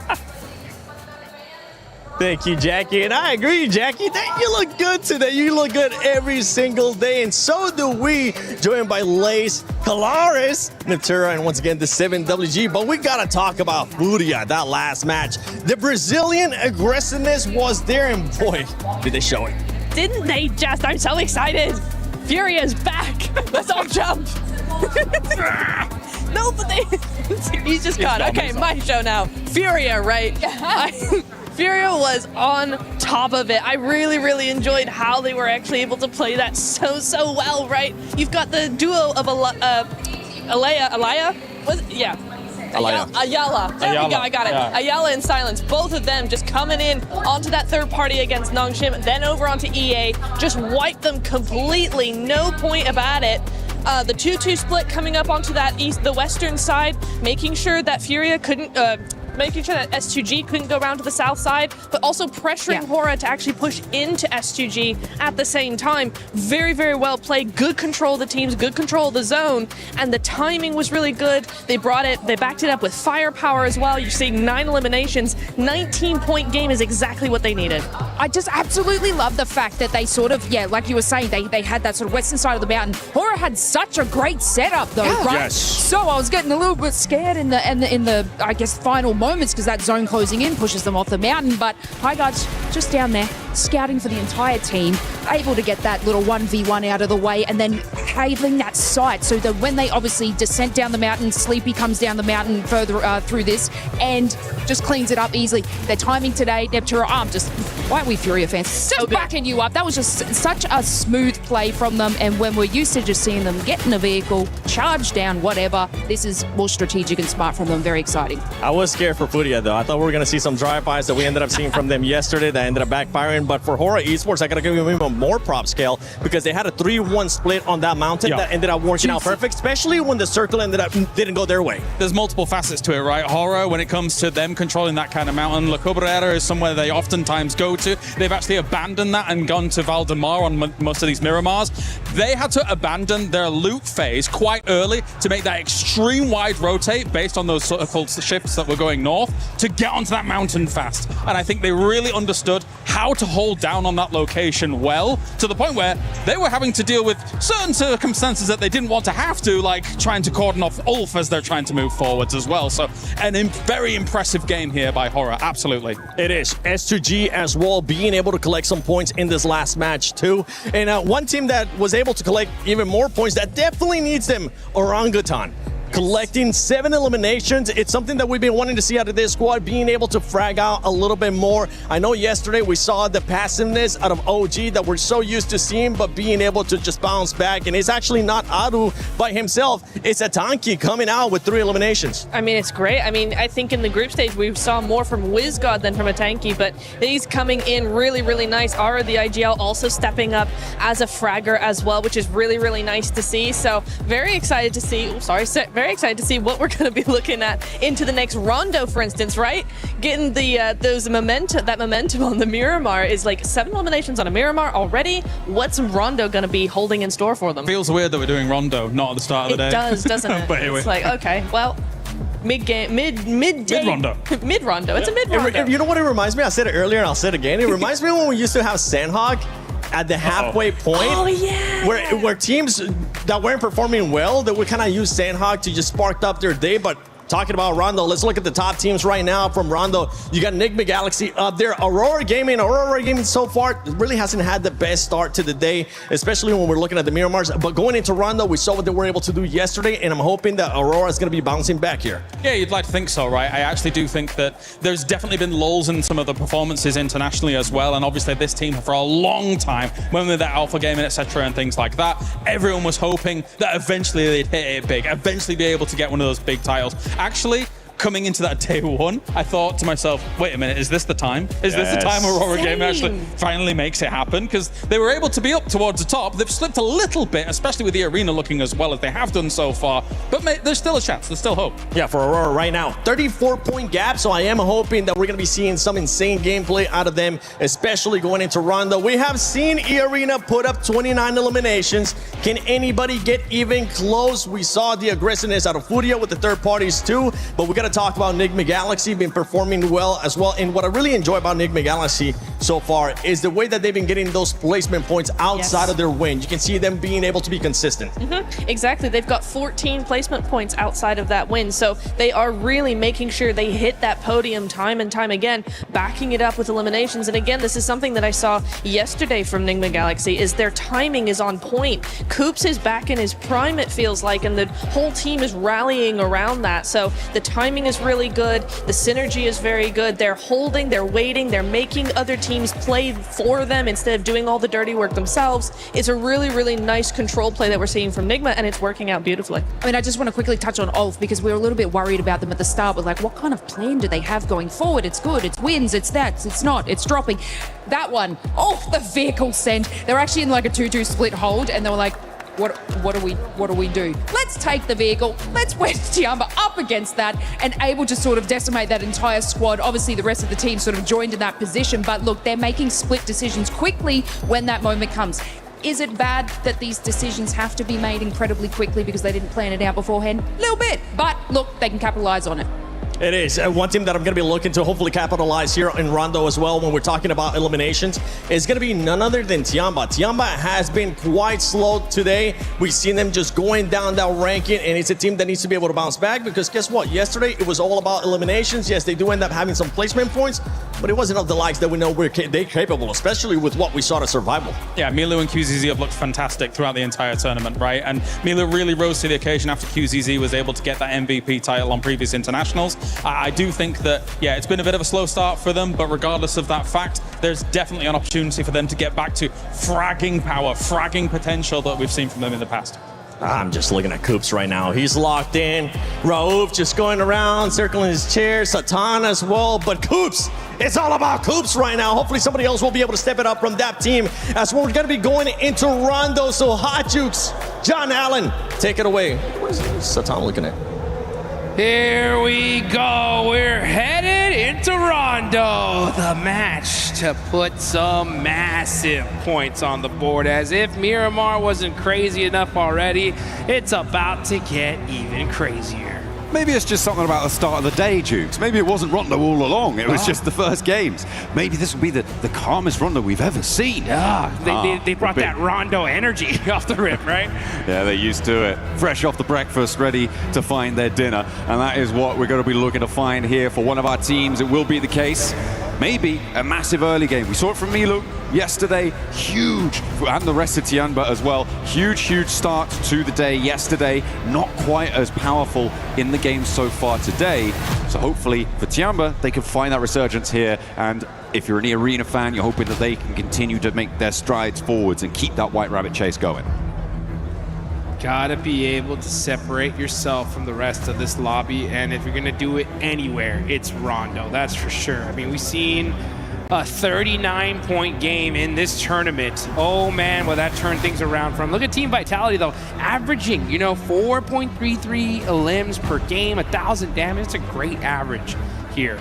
The thing is if you want to win that $500,000 at first place, become the champions, you gotta do something special consistently. So I'm interested to see, right, how these teams are going to fare now that we're playing Rondo for the third match of the day, right? Are they going to be able to keep that aggression up throughout the entire day here? And who's going to be the kings of Neox Factory? Oh, could be. Or indeed, somewhere else if Flame Pop decides. So we don't want to be going to Neox Factory. In general, when you're talking about podium competitors, you're talking about teams who are looking to get about 10 points average. 10 to 12 points average tends to be where we see at the end of these game sets a first place type scoreline being. That generally is a great indicator that you're performing at the level that's needed to rise above the rest. So hopefully our teams will be able to keep that on side. And being able to get, as we were seeing, sort of mid-4 elims average, being able to complement that with placement points is very, very important. There are a couple, I think, of teams who have a distinctly higher average on those elims than others, but it is definitely something that you need to be focusing on to join up at that 10-point average. Because right now, I think quite a lot of our teams are falling short of that metric. That's a fact here. And if you want to be able to get in that metric, though, this is the place to do it. You can see these players are locked in, they're focused. They understand what's at stake here, just how important Rondo is for your total tally. You only play it 3 times in this whole finals here. And this being the second one. 6.3. Yeah, 6.3 average from Tianba, man. This squad have been really consistent here. A night and day difference from their group stage performance. And this is the Tianba that we know and love. We expected them to do very well here. And it's only a matter of time. I think they get that right position going, and then we see them get that chicken dinner. I mean, we want that survival stage, Tianba, right? Yeah. To be able to jump up and compete with the very best. Furia, fresh off of their chicken dinner, their numbers don't quite display that sort of a storyline just yet, but it is a great start for them to be able to add that one to their tally. And again, it's a real great mental boon to these teams to be able to find a high-scoring game and to be able to close out that game. Sure, maybe the point swing isn't huge depending on how many seconds into those final circles you last, but I feel like there is nothing more relieving than finding that chicken dinner, than converting it. Even if you ignore the 4 extra points you get just on placements alone, it is a massive mental fortitude booster. And you need to keep your head on straight because you are going to get into something crazy very early on. I know it, I love it, it's Rondo and it's ready. It's ready, these players are hyped up, they're ready to go. I hope y'all guys at home are ready as well because man, this is just getting started. As the plane is taking off, we're headed to Rondo. Ooh. Okay, we got a little double plane path action here. Okay, so Neox Factory is accessible from the easternmost plane path, and to be fair, from the west one, but it's unlikely you want to go there because the teams in the east plane will hit the ground so much faster than you. It's much more likely if you're going to hot drop, you go to Yulin, and the same is true vice versa, right? Yulin is further along that plane path. What this is going to do is split these hot drops up. It's going to make them slightly less chaotic, Jukes, but more teams may want to go for them because of that. Yeah, and those teams that normally like to go to Neox Factory, if you're in that other plane, you're going to be there late, so that's going to put you so far behind. So teams are going to have to adapt on the fly, switch drop locations, and make these decisions very, very quickly here. And you can see, these squads are out. Top players right now. Scarface from Ulf, okay, 16 eliminations. Mormon right behind him, and of course, Milu right there as well. Yeah, Scarface on those damage numbers as well, right on the heels of Milu. Look at that, only 20 damage points behind. We'll see if that changes very quickly into this match, because teams are now starting to touch down in towards Neox Factory. They'll be grabbing those weapons. Yulin also will now be occupied, and things are going to get hairy quite quickly. As Irina already taking a knock, Tianba as well have already lost one. Irina, by the way, generally preferring to drop out near Stadium, but the plane path they're on didn't assist with that. We saw them hunting down solos in other matches, those solo outposts that are near those recall towers, which are a major feature in Rondo. They were the team to take that dynamically to that fight in a way that we haven't seen from many others. Oh no, S-Power goes down to a guard. Not good. Schwepp's hurt and gonna get caught by a beautiful angle from a cop. And that's what happens, is that if you're just so used to dropping in one particular area, switching it up here, sometimes those little angles can catch you off guard. And OG putting in the work here. Gonna be keeping an eye there on the side of the pull. Ooh, does see Aaron. Now we're gonna switch on over to another fight. Here goes Furia. Applying that pressure to Aura. Sky bandaging here. Waiting to be able to find those angles. He's got some good weapons here, but Ayala gets caught.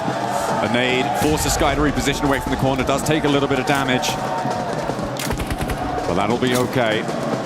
Remember, the recall towers here in Rondo allow teams to get their players back up and alive, so early fights are the norm. Silence rolling around the edge of this corner, trying to suppress Sleepy, but the UMP in hand gives him a little bit of confidence, and the nade to back it up.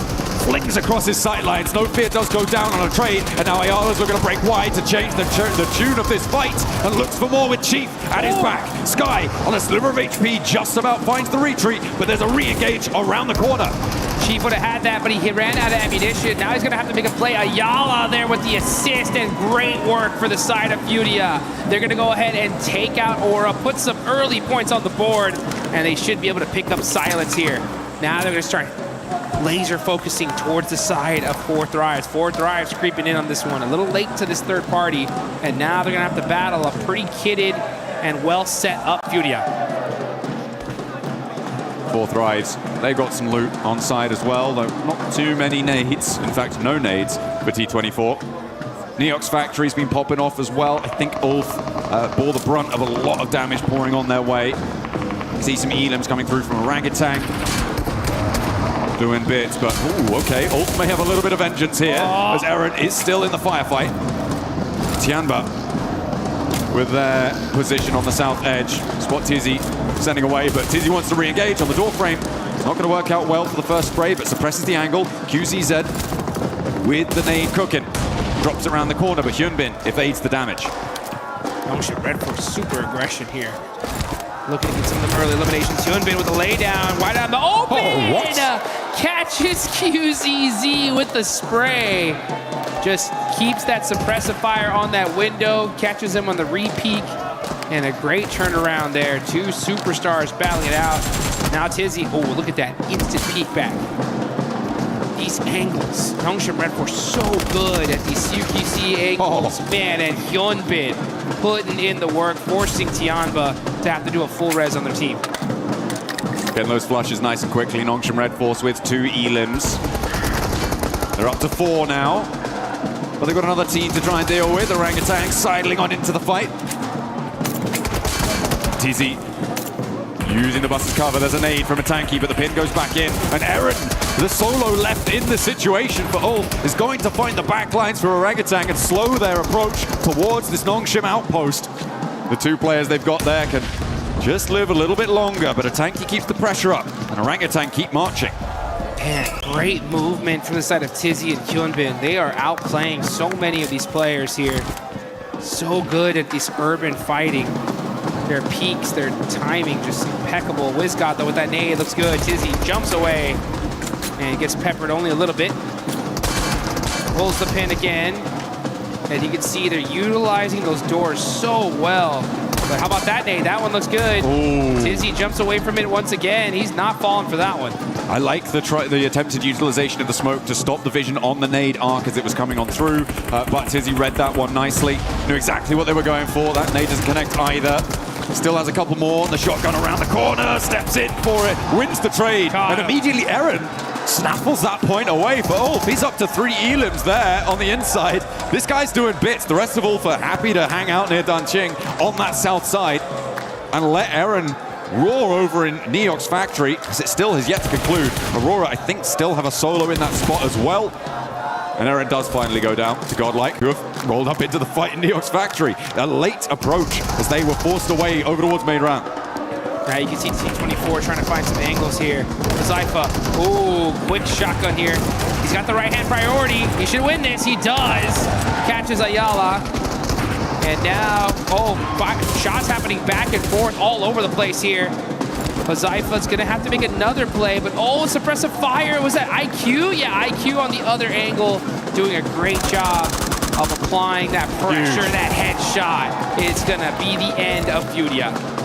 Furia, though, well, in this location. That's correct, yes. Igor's on that south side, very far away from Yulin right now, means that they can get that full reset. The recall towers are still available, and at the moment, only one player is completely down. I think that's about to change as well, as Admino gets back to his feet. Aurora with top.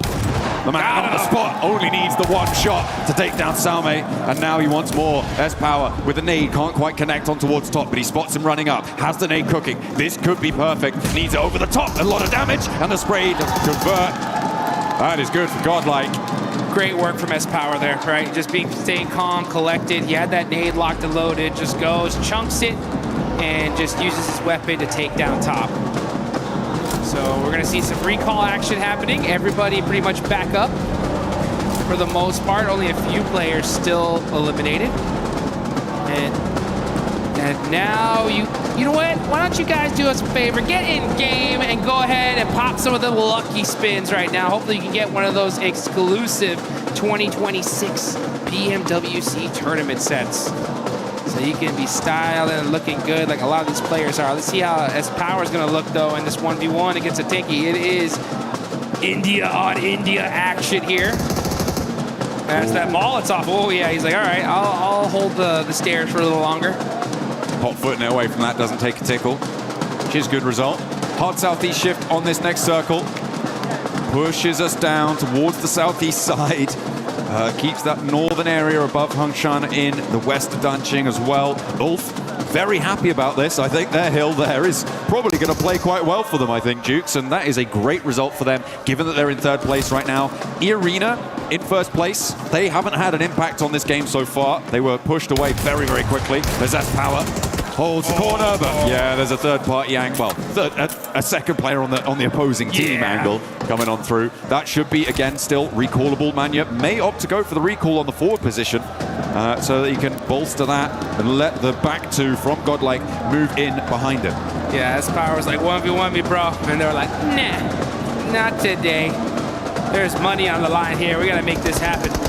Now looking on over the rest of the fight, though, we got Vitality, end up holding a building here. They're going to be popping some shots on over to Enigma Galaxy. Satan trying to drive away, trying to be able to survive here. Lord in the same position. Enigma Galaxy on the bold rotation. And Satan does end up getting caught and eliminated. Very messy now on the western side of this circle. A lot of teams forced into a fight that is unfavorable for a rotation that leaves them exposed. We're seeing the results of that now. The recall tower on the south side of the circle, currently under control of Nongshim Red Force. Looks like Godlike may have their forward position on one recall as well, I believe. So they could look for that. Actually, it might be E-Arena who have got control of it out on the east side. In the meantime, 4 Thrives, with their 3 elims so far, have a position near Yulin. Here you can see these teams just starting to get set up here, getting ready for that late game. This is so critical. This is the map to put some points on the board. OG have 5 eliminations. Aurora have 5 as well. So a great start for a few of these teams. Now it's about how you're going to end. I think the Galaxy Downs a ton on that rotate. They do end up finding a spot in this next zone. Pretty central one too, just a little bit on the southern side of it. But we never know where this next circle is going to go. I mean, Ulf really have got a brilliant position here. They've had a while to establish it as well. On the hilltop that they have so much control over the surrounding area. They have vision every single direction. Everybody else just trying to play in their shadow at the moment. E-Arena managed to push in from the east side. And Four Thrives continuing their hold on the southeast point of Yulim. Doing a little bit against Al-Ula. Godlike suffering once more at the hands of Orangutan. And E-Arena are actually pushing up to try and third-party split that fight on the north edge and maybe hound down Godlike. Godlike trying to hold on here. Southern shift. Yeah, indeed for a lot of these teams. S2G, Four Thrives, E-Arena, not liking that one. Now there's Godlike. But Furia, they'll take that all day long. Possibly even looking for a back-to-back chicken dinner here. As Aurora, though, that's going to be the team they're going to have to fight because Aurora's going to be pressing into that hard shift side location. Tianba, QGZ knocked. Doing a great job of being able to throw down those smokes very, very quickly here to try to pick up their superstar player. Coops trying to catch some shots into those smokes. They need to go ahead and just hold on to that coverage for just a little while longer. Just a moment longer. Right now, I think that, yeah, we've only seen 3 players really fully confirmed to not be really in with much chance of moving forwards. A lot of recalls coming on through. Almost everyone in the lobby getting back to their feet. Damage going over towards S2G from Coop, but not quite fully connecting. He's locked in today, man. I mean, those shots were on point. He was hitting them for the little slight angle that he had. He was getting serious value. You know, Tianba's locked in as well. They're just trying to get themselves in a good, solid position. They're in 4th place, 48 points. Not a bad start. But E-Arena with 75, they're the big threat in this lobby. The Thai squad looking really solid here in the Rondo. 1 elimination, the whole team up. They do have a position on the eastern side of this circle. Aurora right on top of them, though. Let's see what they decide to do here. I mean, they are certainly alive on this side of the circle, but between Aurora and Ulf, it is a difficult position to try and hold down. And can they get much further forwards? I'm not entirely sure, Schweppes. Oh dear, the flames already licking the front of the bonnet there. And that is going to be an unhealthy vehicle. Not really too reliable when it comes to moving next. But they are safe for the time being next to these 2 teams. I'm looking at Orangutan and Four Thrives on that north side. Could be a contest around the mountain that sits between them. Godlike, I think, are going to have a difficult time moving in as well. Either they could swing out into the blue zone very, very quickly now and try and rejoin Rita. But if you do, you're basically committing to going down in the next zone. Yeah. It's just not going to work out. Yeah, for sure. And EDA need to have a monster Rondo here if they want to be able to get themselves into serious money. Enigma Galaxy, meanwhile, 2nd place, down a player. Lord going to be using some of that terraforming to put himself into a safe position. This is still super early. I mean, that's just Rondo. Rondo starts off so aggressive, starts to slow down here in the mid-game as teams solidify their locations. And then it's going to get red hot here in just a minute. Let's see where this circle goes. We're going to see a crazy southern hard shift again. Will it center up? That's going to be huge for these teams. And it does favor the south side a little bit. Okay, I mean, for Aura, this is great news for them. Their west side is fairly free and clear. Ida do opt to regroup on the south side, which I'm not entirely sure about. I feel like that may be a misplay for them. A very difficult approach from that angle. S2G trying to make the approach that is probably in Ida's future. Finding out how difficult it can be. Furia extracting a toll for it. But they do crash in. They do get to the center of this one. And actually, may be able to get control of this recall tower that's available for about another minute or so. If they can get control of it, get that recall in fast, they could be in with a full force squad on this location. And I think they know the Jiggle's here, but they don't have a lot of time to play around with. It's really ticking away, and the bounce on the nade's not good. Yeah, kind of a little bit of a self-nade there. I don't know if you saw that chain link fence at the top of it. Great nades, though, from Nongshim Red Force. Oh, it doesn't hit the mark, though. I thought that was good. And they're going to be sharing this location for now with E-Arena. And this is pretty darn central. So I'm surprised they're really battling this out. This is a dangerous fight, honestly. Like, if they take this fight, they're going to get third party. I mean, all the fights now in the middle are dangerous. Godlike on the south side. What happened? Ooh, I think a vehicle explosion there came on through. Was Took that? Tony K down. No, it wasn't a self-drop, don't worry. I would have clocked that one. It was an explosion that came through. The nade, just falls short of the deployable cover. And they continue to not quite find the mark for Nick McAllister, sorry, for Nongshim Red Force. They aren't quite connecting here. Not quite getting what they want to get done. Orangutan try and crash into the middle against S2G. It's looking to go pretty well for Orangutan, actually, as S2G are going to go down fully. These recall towers are pretty much done and dusted. Only a couple more seconds to get them used. Yeah, it's going to be tough to be able to use it here at this late stage, especially if you already burned a lot of your recalls earlier on. And let's see right now as Ray-Z is able to get a nice knock there on the tops with a nade. Another one in return as Bose catches Federales. And now here comes Win in the vehicle. Possibly just trying to get some information. He gets some for sure. Pops out. Oh, that did sting. Okay. Razak, though, got the shotgun. S12K. Oh, gets knocked. And Team Flash put in the work here on Vitality. Hey, we know what Razy can do, but he's not going to do it this time around. Vitality go down. Flash playing on with 3. The recall towers are now shut down, which means that every elim will stick. There are no recalls available.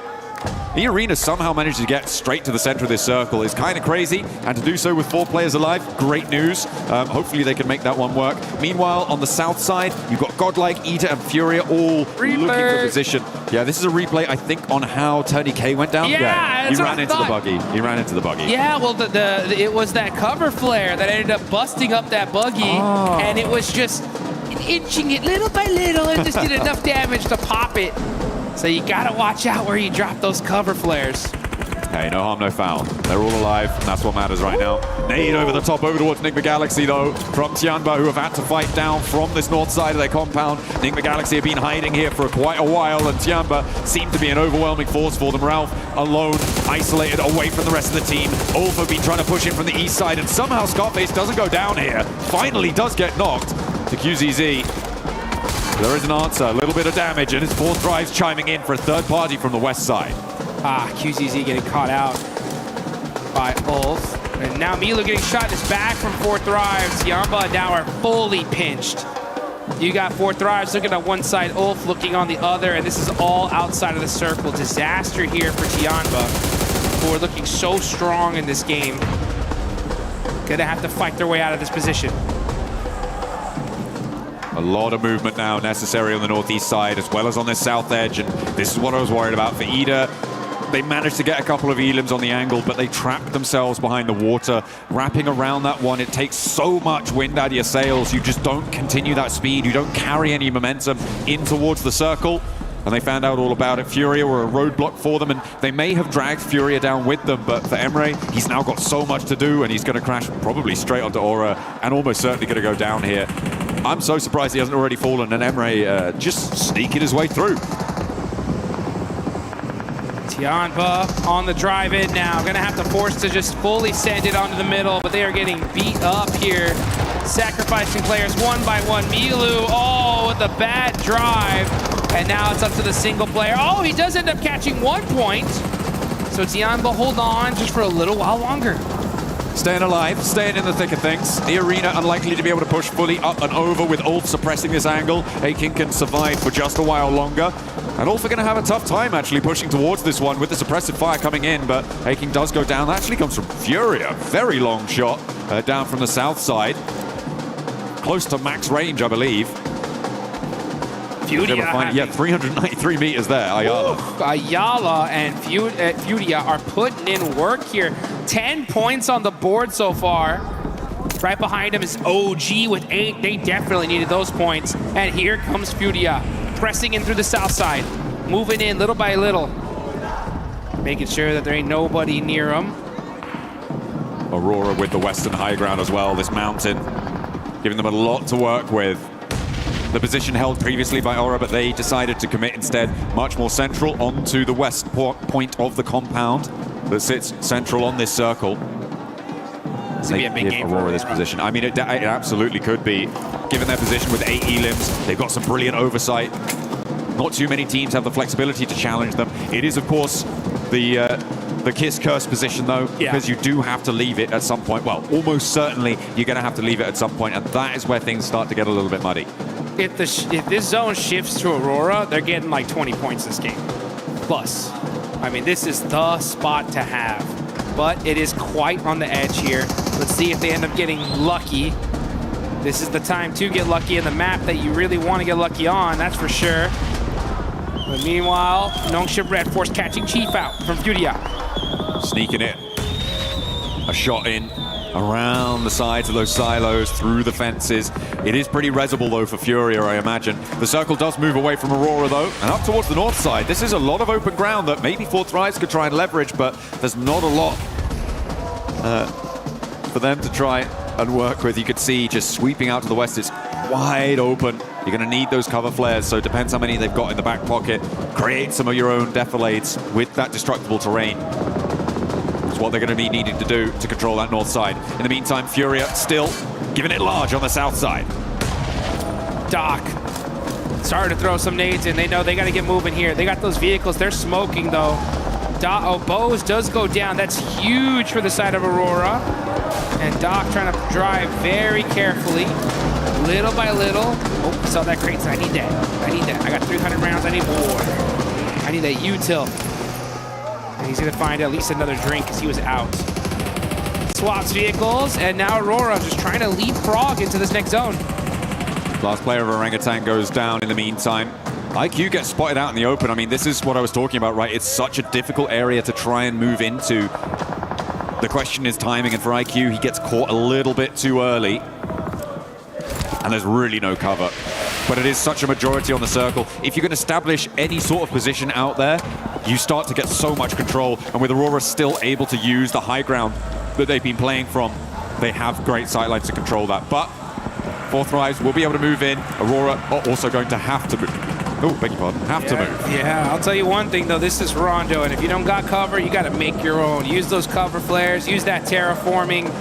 And make it happen. You can see Ulf with a good solid position that they've created for themselves. You got Aura on the other end trying to sneak some eliminations. No Fear going to be laying down, trying to see if he can catch that pixel. He sees him. He sees him. Put some shots, but not able to get the knock.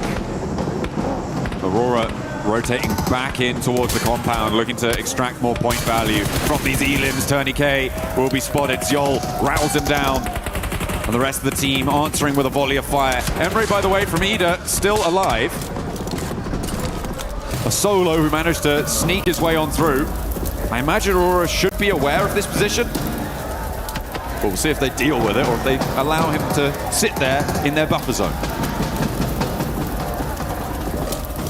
Zjol just getting set up here. I like how he risks it and moved that vehicle just a little bit further so he can cover himself from that angle. The crowd is hyped, they're excited. The Furia fans are going nuts. They see their team with 11 eliminations so far. And there goes Aurora starting to throw some nades. They are in this next circle, so they're just holding the spot for now. Just holding it down. Slowly marching forwards. Nongshim Red Force making it very difficult for them to move up and through this compound. If they can get a knock, if they can open away, might be an opportunity for them. There's trades back and forth across every single angle. Nongshim also have spots on towards Horror, who are trying to make their way up on the western edge. Oh, it's a nasty ascent up this hill. There is a complete broadside from Hyunbin. He's got that DP, a lot of ammo in the tank, and a big north shift comes through. The circle goes up to the top and away from all of these teams. So all of them are going to have to start moving. Hyunbin, he realizes it. He's like, oh, we're in trouble. We need to just start getting some eliminations here because getting into this next circle is going to be almost impossible. I'm looking at this circle. I feel like it's Aurora and Fourth Rise right now, who are in some ways stopping each other from being the best in the circle and therefore allowing teams from the south to have an opportunity. If this fight concludes one way or the other, which I don't think it will, Jukes, not at the moment.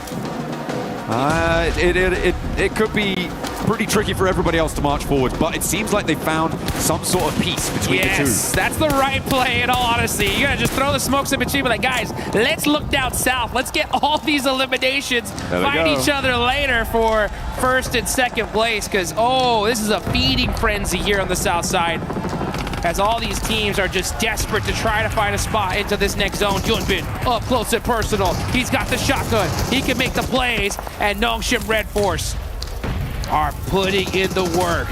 Up close and personal. Take down E-Arena, the lobby leaders right now, only getting 2 elims there, no placements. A nice result for the teams looking to chase. Ulf, though, in a little bit of danger as they try and sweep up from the eastern side and crash into 4 thrives, but with Hazaifa going down, with 2 players left, actually only 1 player left in action. Igor. It's only IQ up on the north side, and Furia, in the meantime, are sweeping up.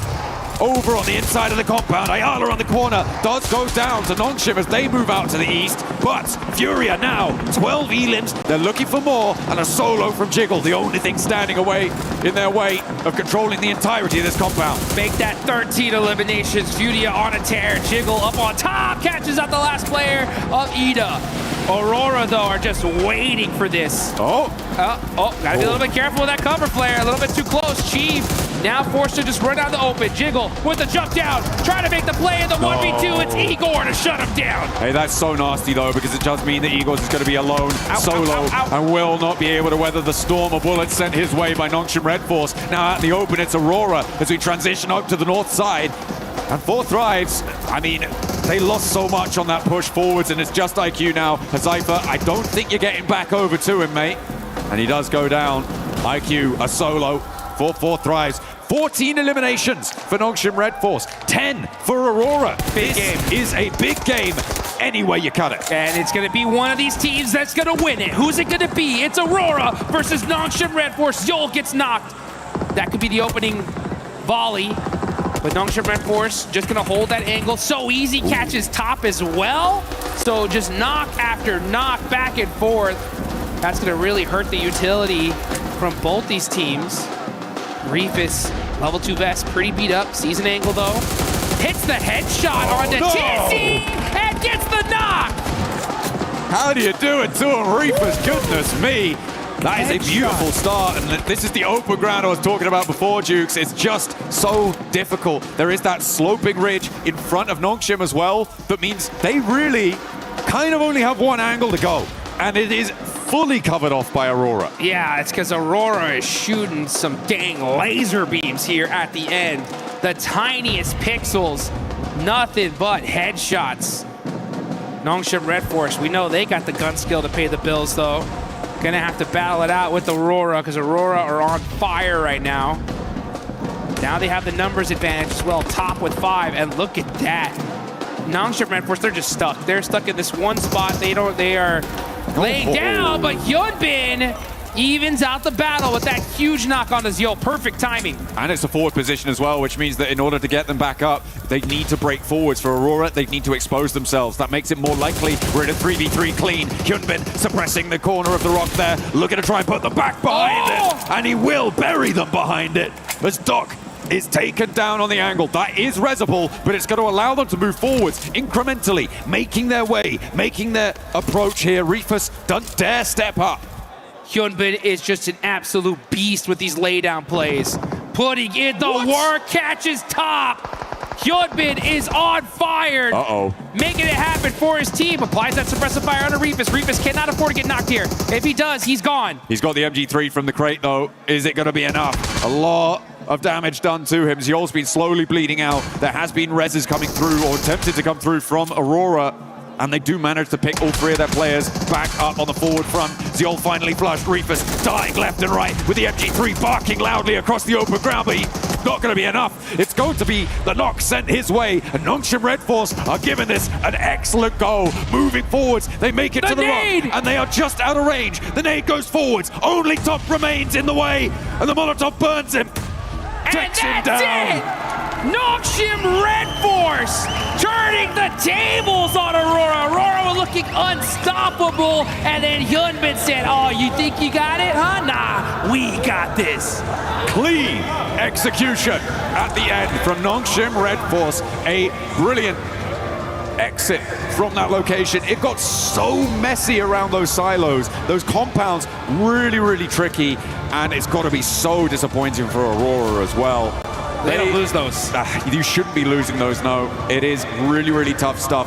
But the open ground was so difficult to get in and towards, with 4 Thrives being in the way for Aurora. If they'd have been able to deal with that a little bit earlier, maybe they could have had more presence there and stopped Nongshim Red Force from getting as far as they did. But a brilliant oversight on the compound for Nongshim Red Force. The South Korean side managed to navigate that one brilliantly. I mean, that's as fair as a fight as it gets here, folks. I mean, I think out of all the fights I've ever seen Aurora lose, I think that is the most frustrating one for them, because they know that we just got outgun skilled. Us, Aurora, the Mongolian Super Squad. What happened? Hyunbin with those laydowns, making the plays, the pop-off, absolutely well-deserved. I mean, that was just disgusting. Locking it in with the daps. That's what you got to do. You got to be pumped when you get those chicken dinners on side, and on Rondo, no less, with a big elim count. That is a breath of fresh air for Nongshim Red Force, hoping to get another global level title as well, to convert from their recent win. Sneaky. I mean, Nongshim Red Force, when they won PMMI, they weren't on top of the leaderboards until literally the last game, right? They stole that tournament, and now in this rondo, with that many points, woo, these leaderboards are gonna look dangerous. Yeah, it's gonna be exciting. Remember, E-Arena, Enigma Galaxy, again, going down a little bit earlier. That's gonna close the gaps once more, and teams can start to catch up. It is looking level. And again, it's that marathon style that we've got on today with the 8 matches from the delays that we had yesterday. The 8 matches today are going to test these teams' endurance. We still got so many games left. I'm so excited. This is just Rondo. We got 3 more Air Gales, 2 more Miramars. How's Aurora gonna roar back though? That's gonna be my question. You know, Doc, he did not like that one. They did not like that. Yeah, they were like, there's no way we get bad beat here. Hyunbin, though, I mean, using that terraforming, you can just see for everybody out here that wants to be a professional player, these are the guys you got to look at here, because, you know, in order to be the best, you got to beat the best. And Hyunbin, with those laydowns, applying those suppressive fires, predicting where they're going to pick those heads out, hit a few crucial knocks, and he won that for his team. Absolutely, yeah. Getting those picks, absolutely crucial, like you say. And it is a really interesting feature. I think it's probably, for me, the most interesting feature of Rondo is the impact of those, well, actually, maybe 2, but the impact of having destructible terrain, being able to carve out those little divots, those little defilades with explosives, as well as the deployable cover flares. I think those 2 features make Rondo so interesting in these late game stages. Yeah. And if it weren't for those 2 features, I don't think either team would have been able to make it towards the end there. There was so much open ground, but they had to close it down, and the team to do it was Nongshim Red Force. We'll see you in a few.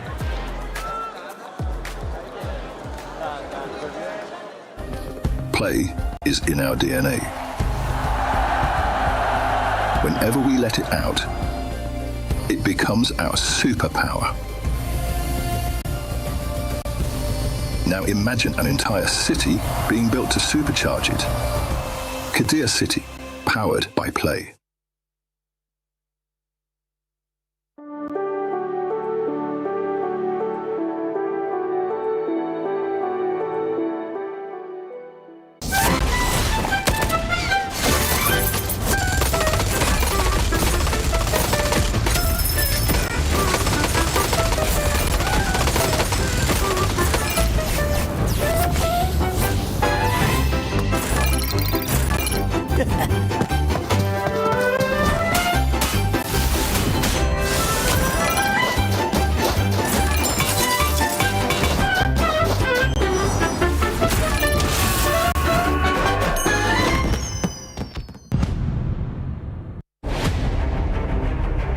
Last year, 4 Thrives arrived at the PUBG Mobile World Cup with an entire country behind them.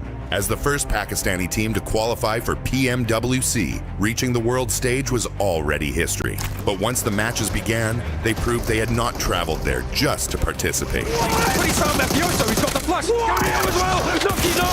How can you do it to him? They want that first place, well, you're gonna have to prize it from his cold, dead hands. Squashed with a chance now, and he's able to close it down. 4 Thrives finished second in the group stage, going directly into the grand finals, and eventually securing 7th place in the world.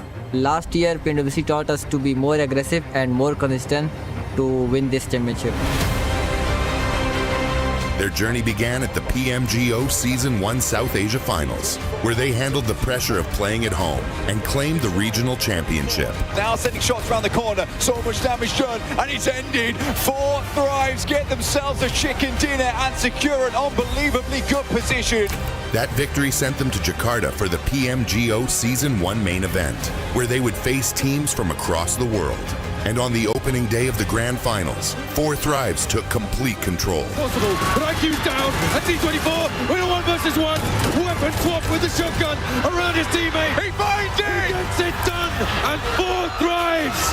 After 6 matches, they had collected 3 wins and 82 points, building a commanding lead at the top of the leaderboard. After the 3 chickens on PMGO Finals Day 1, our confidence boosted a lot. Like, we didn't felt any pressure and we knew we are going to win because we had a big lead. The second day brought a different challenge. Every team in the lobby was chasing them, and every mistake could reopen the championship race. They finished with 122 points, 77 eliminations, and 3 wins to become the PMGO Season 1 champions, securing their return to PMWC. Last year, they arrived as history makers. This year, they arrive as global champions. Nothing has changed for us. Our hunger is still the same. Even you can say we are more hungry for this PMWC trophy. We are even more confident than before. We have more experience. We believe that we can be the team who can win this back-to-back global trophy. 4 Thrives have already shown that a Pakistani team can reach the world stage. Now, 4 Thrives head to the PMWC at EWC 26. Ready to prove that PMGO was not the end of their rise. It was only the beginning. Hey, get us up on the left now! Let's go. I'm nading it, okay? I'm nading it. Nade it on the Dacia, bro. He's low. I don't have nades. On Dacia is low. No, I can drop a C4, wait. He's low, headshot. Nice. Last one on me. Yes. No, two. Nice. Let's go. Get the loot. Go left, guys. Please, go left. One guy right, one guy left. Easy. They're 2 knocked. Zone will kick them. My door watch. Let's go left. Let's go left. I'm running up. Behind the tree. Okay, I'm running up on him. Late time. No, behind the car. Kitleyim ben. Risk yapmayacağım. Taşla yatıyor galiba. Mermi çektim. Tarıyorum Cema, full tarıyorum. Mermim yok ama. Mermim kalmadı. Lan gidin vurun, alana salacak. Nice oğlum. Nice. เฮ้ยขวาตัวนึงซ้ายเราไปนอนอยู่สวยซ้ายเล่นด้วยกันนะใจเย็นมองนี่คือเจ็บมาดิกันวิ่งมาเลยหลังต้นไม้เจอมาลูกกู สายกลางกดซ้ายกดขวาให้วู้เฮียไม่วะ This rondo would be the match to just kickstart a bunch of the teams that weren't performing well in this first 2 Miramars, and one of them being Aurora, showing Calaris one of the biggest throws that we have seen. They look so good until the end. Everything was lining up so well. They threaded the needle down on the south to be able to get between Godlike and Furier on that rotation. And I thought to myself, they're playing it fantastic. They're being able to hold a position, cautious of where Horror was, and then maybe flex out on that west side. But Max, the fight against Nongshim, who played an amazing game as well on the other side.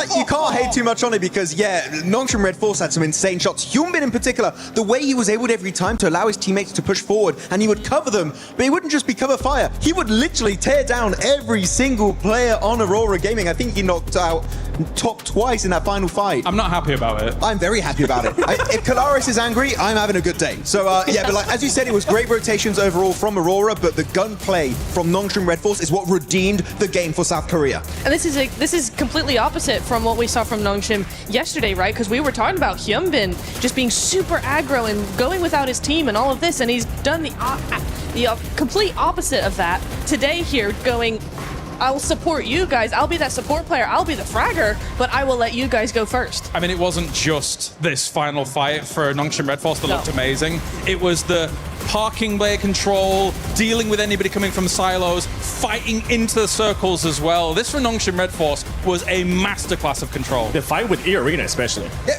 the thing is, that fight on E-Arena was executed so well. It was so snappy, so quick.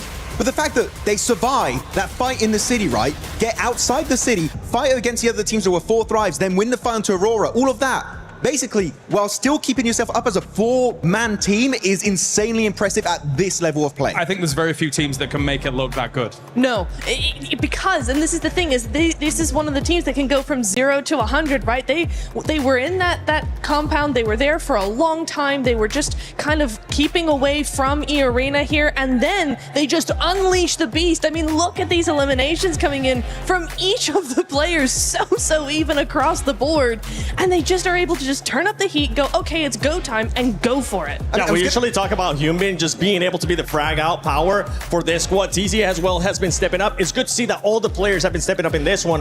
One of the biggest question marks that we have had for Nongshim, especially in this last 2 days, have been those placement points. And for them to finally get over that hump, getting that chicken dinner, considering that the Smash rule is going to be in play tomorrow, this is going to make them really happy. I know you're really happy about it. I'm loving it, seeing Hyunbin and the boys getting so many points on board. But before this game, right, the placement points were at an all-time low. We just didn't see very many late game finishes from this team. But the fact is, and as we just saw on that graphic, right, they got eliminations on every single player. Very happy, but apparently Eren is your MVP of the game, and he had some really good fights, one of those onto 4 thrives. So good plays here from Eren that I didn't expect. I thought it would be definitely one play from Nongshim Red Force. Well, Tizzy, the fact that he did 1,200 some damage from the parking bay. I mean, it's one of the highest spots in that circle, never mind the silos that exist there. So it's a great spot to be able to have those engagements from. No, it was very good indeed. And mentioning Ulfred, because they were in an altercation with 4 thrives, and looking at the circle, I was like, okay, well, Nongshim has everybody in town to deal with. You've got 4 thrives having to deal with Ulf, and so Aurora were able to actually just have the complete west side kind of to themselves, get that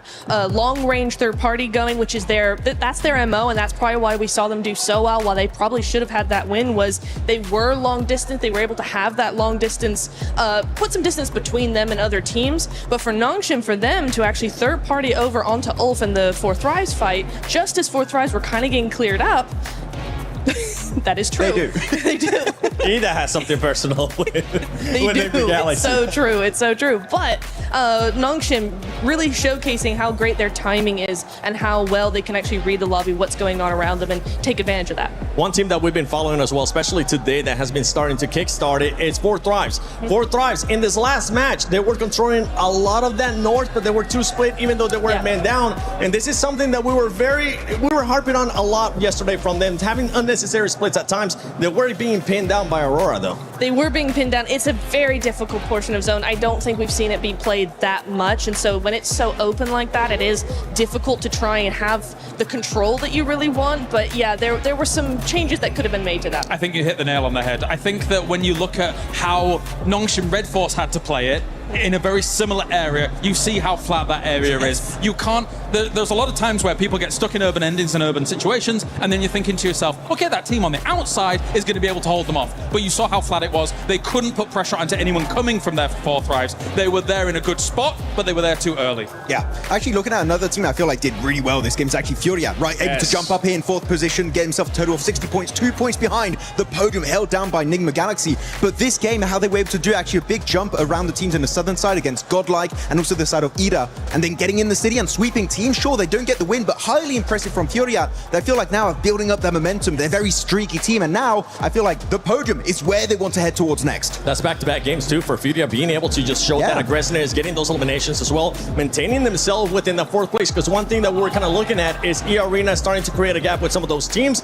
That's something that second place, especially of esports, they had 2 outstanding Miramarts, and in this one we saw Eden being able to get the MVP. I just want to bounce off what you said about Furia with the 2 good games, because I didn't like them moving into that silo location. I thought they could potentially backfill the west side after coming in super late on that south, but hey, they proved me wrong. I think that they really showed great presence of mind, great kind of space control when they were moving through, and were able to take the gunfights well. Yeah, it was very nice indeed. I was watching them, kind of how they were moving, because some teams like Aurora, right, you have your position and you kind of just stay there. There's not too much movement going on. For Furia, they were in the middle of the silos, and yet they were always looking, always moving, always trying to figure out where the next play was going to be. So very mobile, very proactive thinking. You could tell from how these guys were moving. Yeah, just very proactive, and that's what you want to see in the middle of a city fight like that. Yeah, we did see the second page there for a quick second, and I want to highlight one player from Godlike. Man, S-Power is putting up like so many great clutches. We had some clutches early on Miramar. He did it here on the hot drop right versus top. He was cooking the grenade, got the damage, forced to find CQC. I really do believe, and my favorite player from India, by the way, normally is legit. But I got to say, S-Power is putting some global level fights here. He is looking highly impressive. And right now, I would say the best player in India by a significant margin. Yeah, it's not even close, honestly, especially with S-Power. Now all we need is to see what the Nongshim players were able to do, which just wasn't just one player. We need all the players from Godlike being able to step it up. But as we're going to be heading into the first Erangel, let's send it over to Barney and Luti. Luti, what an absolute treat today is. I mean, 8 games, that's so many clutch can happen today. I know, 5 more maps to go, yeah, so much more PMWC action to come. But I tell you what, we wouldn't be anywhere if it wasn't for the fans, right? Of course, they're coming from all over the world. That's right, and we've got some right here in the Gadir City grid as well, so why don't we check in with them? Okay. Okay, you want to check in? Yeah, my side is better. Oh yeah, I'm pretty sure. I'm pretty sure my side is better. Calm down, okay. All my fans on this side of the building, make some noise! Nah. I think we're better. Please, from my side, make some noise! Okay, now you know what you gotta beat, guys. Now you know what you gotta beat. Okay, I see some Furia fans. Everybody, Fasambaruyo! I see. I have 40 fans right there, and I can see in their own language as well. It is time. Shormacho! Look at them going. They are crazy. Okay, you know what, Luti? Yeah. I'll give you that one. Yeah, you can beat me 1-0, but we'll check in a little bit later today. Casters, who do you think won that? I think the fans all won that. You know, I'm going to be completely equivocal, yeah, that's everybody won because we got to experience the energy that is going to be put towards this match, the first of our Erangels today, a triple billing. As we sidle over towards match 8 with Nongshim Red Force able to close down a clutch chicken dinner in the final moments of that last game. Now they turn their attention to the grassy pastures, and maybe we'll get an answer to our question about a couple of our other teams, Dukes, because of course the thoughts on everyone's minds when it comes to these Erangel situations is what is going to happen in Pachinki? Yep. Is Enigma Galaxy going to be left alone, or is Ida going to continue down their futile path? Well, that's the question, because the only other question is Enigma Galaxy going anywhere else? And the answer is no, I'll tell you that. So we're gonna see what's gonna happen on the side of Pachinki. But who's gonna get these points, man? We're heading on over to good old-fashioned Erangel. We got 3 of these matches today, and this is the first one here in day number 2 of the finals, live here in Paris, France. This is the PUBG Mobile World Cup. It's so American of you to say Paris, France, as if anybody was laboring under the delusion it was Paris, Texas. Come on. That ain't happening. That ain't happening. It's about the same heat, though, I'll tell you that right now, because it was hot outside today. Oh, yeah. I mean, it's been pretty hot in these games as well, as we are channeling the sun. Even when it's hiding behind the moon, cheeky little sun, you know, got to get him back. We did indeed, but we are going across Erangel once more. The plane path splitting the middle in the most horizontal flight I think I've ever seen. Right, that's as dead center as it gets right there, literally, right down the middle. And you can start seeing these teams start to spread out. Top players, Aaron right now leading the charge when it comes to damage. But man, those leaderboards changing things up. E-Arena still up on top there. Enigma Galaxy down in third, Wolf right behind them. But Aurora and Nongshim Red Force push themselves up. Now you can see Nongshim in 5th place with 59 points. That's a much more comfortable position. But we are starting to see some point gaps already starting to be present. This is the most important day here, folks, because that's what's going to set that smash point threshold. And E-Arena have a nice little gap here, so they're a little bit comfortable, but it ain't over yet. They got to keep that aggression up all day long. Hey, you know what? I talked about it before, right? E-Arena, chicken dinner towards the start of the day, and then what happens, right? It's that question of then what happens. Oh, by the way, Ida, not in Pachinki. Enigma Galaxy will be left alone. It is a Gatka split drop for Ida. Oh, Thank you. time. Thank you so much to all the coaches, to all the analysts, to the players. I love it. Shout I love out to it. everybody, dude. Yeah. Shout out to everybody. Shout out to you. Yeah, exactly. You know what? Shout out to Naruto. Oh, yeah. Get that that Ninetales Furies Og, baby. You gotta get it here quick before it's gone. As the Naruto Uzumaki event is still going on. We had a nice little show match earlier. Got to see some of the A7 boys once again. Man, putting in some work. Dropping them jutsus. Them ninjutsus. Substitution jutsus. That's what I've been told. That's what I've been told they're called. Uh-huh. Absolutely. Beautiful stuff. I mean, we saw that show match earlier today, which was great fun. I think always everyone fun. had a good time with It's it. fun. Calaris, And you know, Alpha 7 have to win something. yeah, they gotta win something, that's for sure. You know, anytime I get to hear Calaris cast the show match is incredible. He loves to do those, so I'm so glad he was able to get one in. He looked pretty good with the headband as well. Yeah, he did. He rocked the red one too. I was like, man, this guy is styling today. Should have kept it on all day, in my opinion. I think he has. Has he? Yeah. Oh, that's I right, saw him he backstage. has. He was running with his arms behind his back. Uh-huh. Yeah. He does that everywhere now. Wow. I like it. It's a good look. He should hold on to it. Speaking of good looks, right? Ulf looking pretty good today. I mean, they're in second place. They've been getting a ton of eliminations here.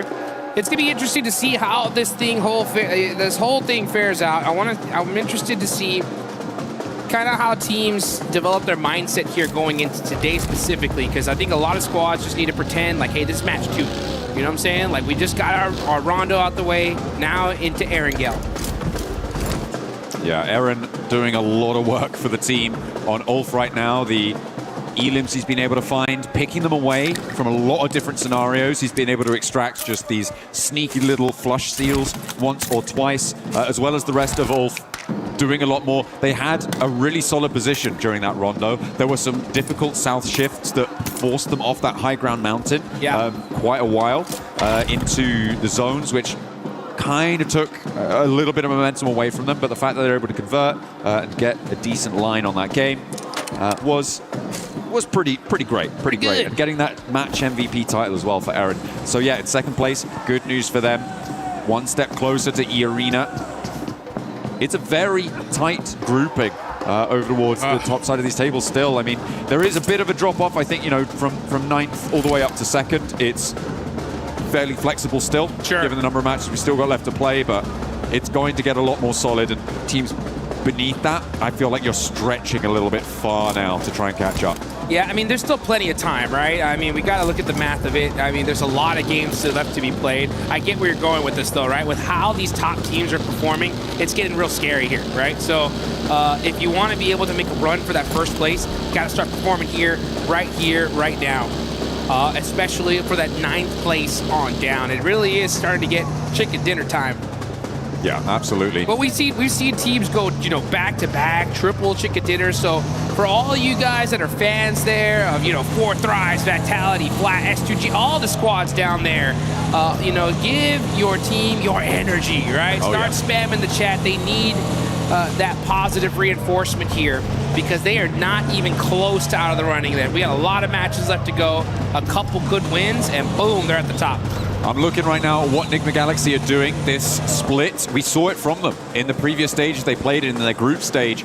They leave 2 players in Pachinki. They send 2 players out really, really wide. We've been denied the opportunity to see this happen over the course of these grand finals because of the hot drop with Ida. But now they are unleashed. They've been able to not only get the early loot truck and try and get a little bit of a duplicate on that as well, but they have been able to send out that early duo scout that they seem to find to be successful. They sent out towards Mill to Power before on a game that they were able to win in the end, and they now have a foothold over towards the west side in the fields that stretch out to the north of Quarry. And they'll have to figure out how to regroup at some point, but for now there's still a permeable line across the middle of this zone as the Arena tried to make it a little bit more waterproof and don't let the Eagle fly. And the Eagle is grounded here. He's going to go to the lobby. That's the first elimination. Joker catching it. And that is devastation for this lobby because, I mean, the Arena are red hot today. Just straight aggression, putting on some points on the board. That 2-2 split you called out there from Enigma Galaxy is great to see. See how well it works out for them, though. As they're putting that 2-2, yeah, because if the zone goes on over to the east side, they got a position locked down. If it goes on over to the west, they got a spot. So just depending on where the zone goes, but at the same time, it's difficult to get there. That's going to be the big question. Aurora, still a military base. They're going to be starting to push themselves up through the bridge side. Nobody gatekeeping it, so they should have a clean path on in. But we're still in the very, very early game here. Only 1 player in this lobby has been eliminated. Yeah, only the 1 pickup found. We saw that. Over onto Tianba as well, which is not going to be friendly. They had a real glow up into the survival stage, I think it's safe to say. But here, it's not quite been as consistent. And that's probably likely to the fact that you're adding the top 10 teams back in. Yeah. Right? You're coming back into the lobby with the teams that directly qualified. Tianba, it's great that they've gained that confidence. This is not the Tianba we saw in their group stage. But there is a little bit more force to come up against. Yeah. And that's, I think, what they're trying to come to terms with. This lobby is wild. It really is. I love to see just the progression here of PUBG Mobile. Back in the day, we had like a handful of good teams and everybody else was kind of pretty far down when it came to skill. But the skill gap has been closed, and teams are going to have to get moving real quick here. That 2-2 split working out for Enigma Galaxy, considering that they already have a couple players in this area. Vitality's right behind them, though. Coops got to get away from this one. He's on the drive. Trying to sneak away here. Serpentine, he's down low. Can he get away? No. So close. And remember, the 2-2 split there means that he's just not got the cover of another of the rest of his teammates to actually take that fight. So for Enigma Galaxy, this is the worst case scenario. They've left Satan alone out on the western side. Ralph and Lord unlikely to be able to push on through. Ulf losing Aaron though, as they rotate out to the west as well, is a pretty big pickup for the lobby to be able to find that one. And in the center of this, it starts to get crunched in. E-Arena, I feel like they've got a pretty solid spot on this. Vitality trying to line the edge of that swamp. Defend it like an ogre. Run, Satan, run. He's all by himself, just trying to find a position for the rest of his team. But the rest of his team is going to have a tough time rotating on over to him. Yeah, that's. I was just having a little chuckle to myself about how it looks like Satan's trying to go over the north, and the other duo from Enigma Galaxy, it looks like they're trying to go around the south. And the Benny Hill music was playing in my head. They were chasing each other's tails, and neither one able to catch it. But it's going to be a sent straight through the middle. I mean, for Enigma Galaxy, it's a repair play. Lovely little thread on the needle there for IQ. Over towards Federalis, and they share the swamp across the way. Nice little pop shot. Oh, they want this. Okay, 14's on the push. Here come 4 Thrives now. Battling it out. Hozaifa up close and personal. Axel driving away, using that hovercraft to find an off angle. That's going to make things interesting. Vitality going to have to make some plays, though. E-Arena catching out Raouf. So that 2-2 split not working at all. Bounce nade is going to be good from Hozaifa. And 4T turning things around. There's another one! Hell yeah. You had to know it was coming, Axel. and you pay the price. T24 does get flushed in the meantime. S2G third partying this from the south side. Hot Jukes Razak is in the hovercraft, but it starts to go up in flames, and down he goes. 4 Thrives, ruthless aggression roll up, coming on in.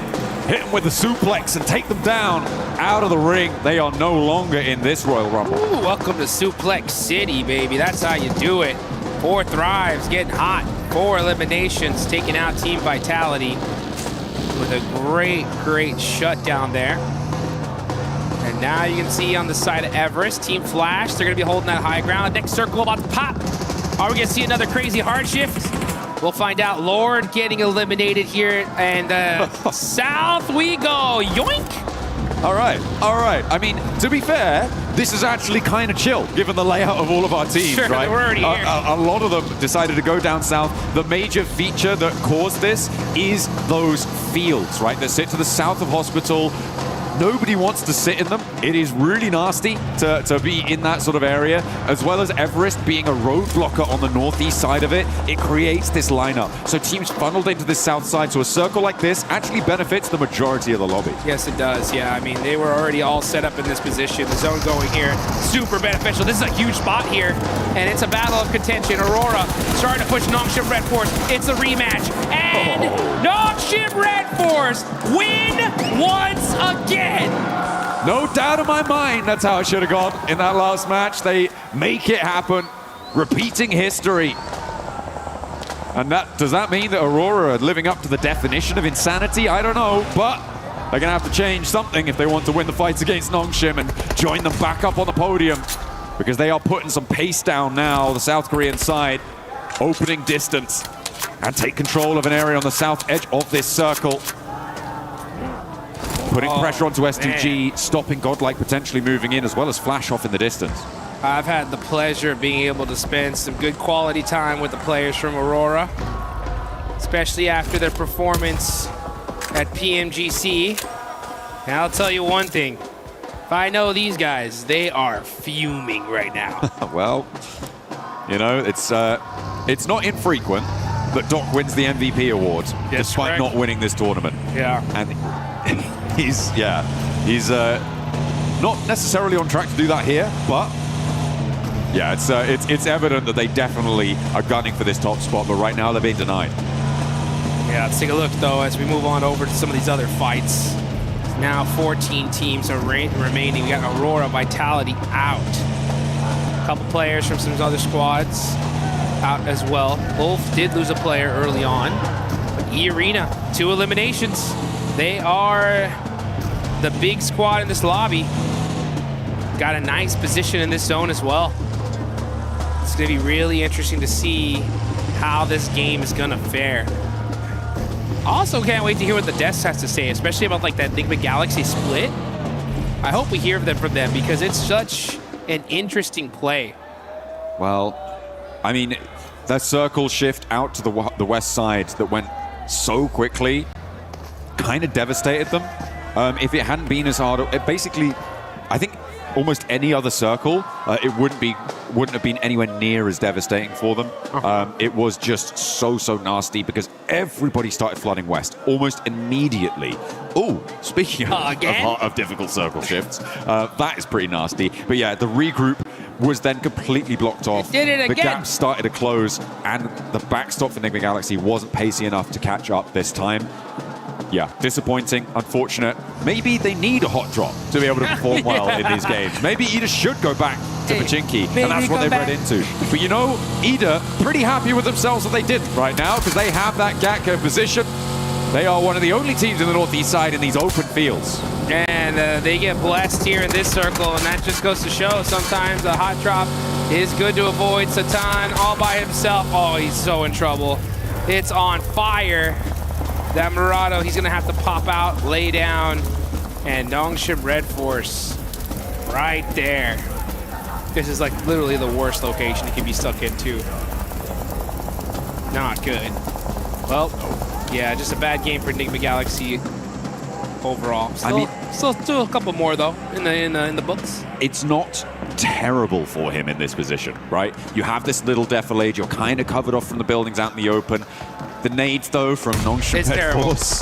does make it all the more terrible. That the looks pretty speed with terrible. which they rolled up does make it harder, but he's still got a little bit of fire in the belly, Jukes. Less terrible now. Yeah, Satan on the move. Did get a nice knock there, and now it's bad. Okay, yeah, well, he's not there anymore. My point was, there is a little bit of cover, and teams on that ridgeline can't necessarily peek over the top. The reason that they were able to do so is because there isn't so many teams out in the open fields, right? And if it happened a little bit later, maybe that would have changed.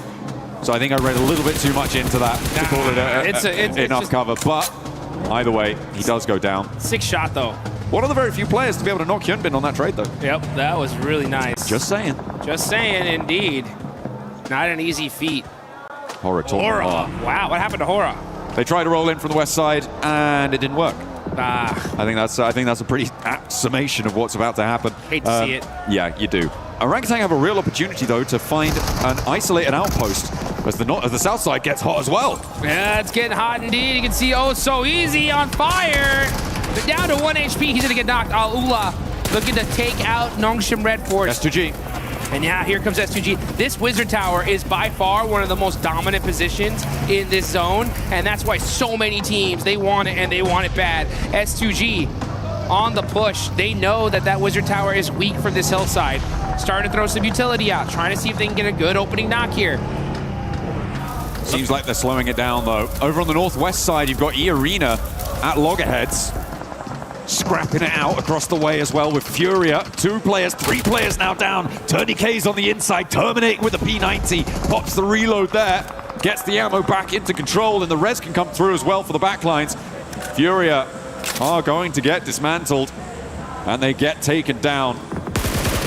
Oh, it's rough, especially considering they lost out to E-Arena. They feed E-Arena 4 more points. The White Rabbit really on the run here, hopping to victory. Next zone, where's he going? If it centers up, it's going to be disgusting as that field is wide open. Okay, it goes to the north side. Is it like a rule that the circle has to touch the edge of the previous one in this game? Just hug it. It's just like, yeah, I just pick a point around the circle. Yep. I attach myself to that. See what we're going to go for. Another hard shift is crazy, but it's a crazy fight unfolding for Godlike as they find one, try and trade it around the corner with Team Flash, and Tops goes down, put into the meat grinder there. Let's go at Mino, getting a nice knock and finish. 4 points on the side of Godlike. Haven't had the hottest of starts here. Still putting up some points on the board, though. OG, other Indian team, putting in some nice knocks. And Godlike OG are right next to each other on the leaderboards. Again, still a lot of matches left to be played. This could be that start for them to take charge. A few good games is all it takes. There's fewer and fewer matches, though, getting played. Alula try and roll up, try and take this fight with S2G. But it's not going super well for them as they haven't even been able to find that knock onto Hamzy. Down the hill, he was able to survive on a sliver of HP, gets the healing done nice and fast, and S2G can transition now without Alula breathing down their necks. They've only got 1 player, and Yasser is already sending out into the open. 4 Thrives getting roadblocked on the northern rotate as Ulf and the Arena sit in front of them. Alula losing their final backstop, and Godlike now trying to roll up into the engagement as Ida takes shots from a distance. Yeah, and that's it for Alula. Now you got S2G that we're holding this Wizard Tower here, but is now outside of the circle. They're gonna have to get moving. Meanwhile, you got Tianba trying to get rezzed up here. Out in the open. They got a couple busted up vehicles here for cover, utilizing those smokes as well, but the pressure is imminent. Now comes Scarface. Scarface with a nice nade onto Joker. That's gonna finally pepper E-Arena's position. But now E-Arena are in this next zone. Godlike trying to possibly gatekeep the side. Almost ran right into that nade. That was dangerous. Solo remaining for Nongshim. Did they spot him? A spiteful look in his eye, a glint, a gleam of malice, but it's spotted by Solke. He sees that one gleaming in the grass and puts it down. Snake out of action. That's huge. Now they don't got to worry about that anymore, but now they got to worry about Godlike as they got one of those players up close and personal. Gonna switch on fights all over to this fight, though, as E-Arena, top team in the lobby, still alive. Now we're back. Hey, they're more than alive. They're kind of thriving on this northwest side in that fight. Goodness me. Godlike losing their backstop there as Mino goes down. And now playing on as 2. chunks being torn out of everyone as Tony K continues to turn up the heat with that P90. Finds a load of elims from Ulf. Tony K now taken out. That is huge. That's going to be from Aching. Tianba now getting in the mix. They know it's E-Arena, so if you're Tianba, this needs to be your hard focus here. You want to be able to slow them down. I mean, you want to, sure. You absolutely do, but the question is, can you? With Tony K out, you're right, without that P... Oh, wait, hang on a minute. I think Joker was able to recover the P90 just there. Do you have ammo for it, though? I believe he was able to pick everything up there from the body. But it's a hard shift again. What is Jukes, going on? It has to touch the previous circle. It's a roll. I'm telling you. It's something about this game. 4 drives, they're going to have to leave, but they may have to leave one of their players behind as Falak has taken an E. Scarface down low. Last player alive for Ulf. A nade over the top from Down IQ. low. Good bounce. Rolls under. Right behind the wheel arch and is right in his face. Bye-bye. Scarface, you can't chew that. Oh, man, he ate that one. And 4 thrives on the move. IQ going on over to Falak. Gets the res right on time. Save. Able to keep things alive. I have no idea what that was. Able to keep him alive, but Zypher not so lucky. As Falak will get back to his feet. But they have a long road to tread now. S2G covering off the south rotate. And I feel like E-Arena sweeping around may not be the worst idea. Maybe try and push through 4 thrives. Continue on, challenge S2G's backstop, maybe. Oh, it's a difficult approach. No matter which way you cut it. But for E-Arena, they're already on 6 elims, Jukes. They're already into the top 6. They're having a good game, and everybody from 2nd down to 6th has already gone down. Oh, Schweppes spins out and gets punished. Falak barely moving out the way, gets a couple, but now there's Mormon up. IQ, gotta make a play here. You need to stop E-Arena. They have been too dominant so far.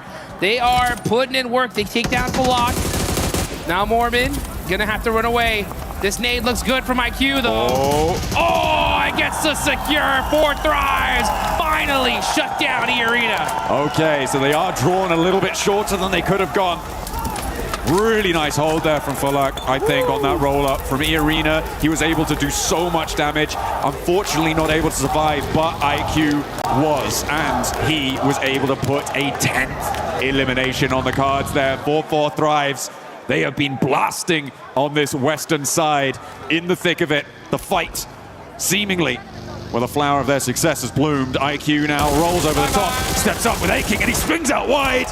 Nearly sends to the sky, but will take the tumble, finally going down, and breaches them up to 60 points. Oh, and now you can say, I'll take that buggy, thank you very much. As he's gonna go ahead and head into this next zone. Uh-oh, getting shot up, oh, that hurt! I don't think he is. And S2G said, no sir, not today. Not getting in here, access denied. Hey, you know what's brilliant? What's that? Ida didn't hot drop, and now they're in the final circle. Oh! Isn't that great? It's almost like it was a good idea. Who'd have thought? Who could have thought that not dying immediately would be a good idea? Orangutan trying to break out from their combat on the north side, but again, so open. 2 teams with broadside on you. I don't think you last that much longer here. A cop on that north edge. I feel like we're just waiting for him to go down here. Oh, yeah. And he falls. Goodbye, and S2G finally starting to make some noise here in Erangel, but it's S2G versus Ida. 2 teams from Turkey. Out in the open, though, S2G definitely have control of this circle. Oh, yeah.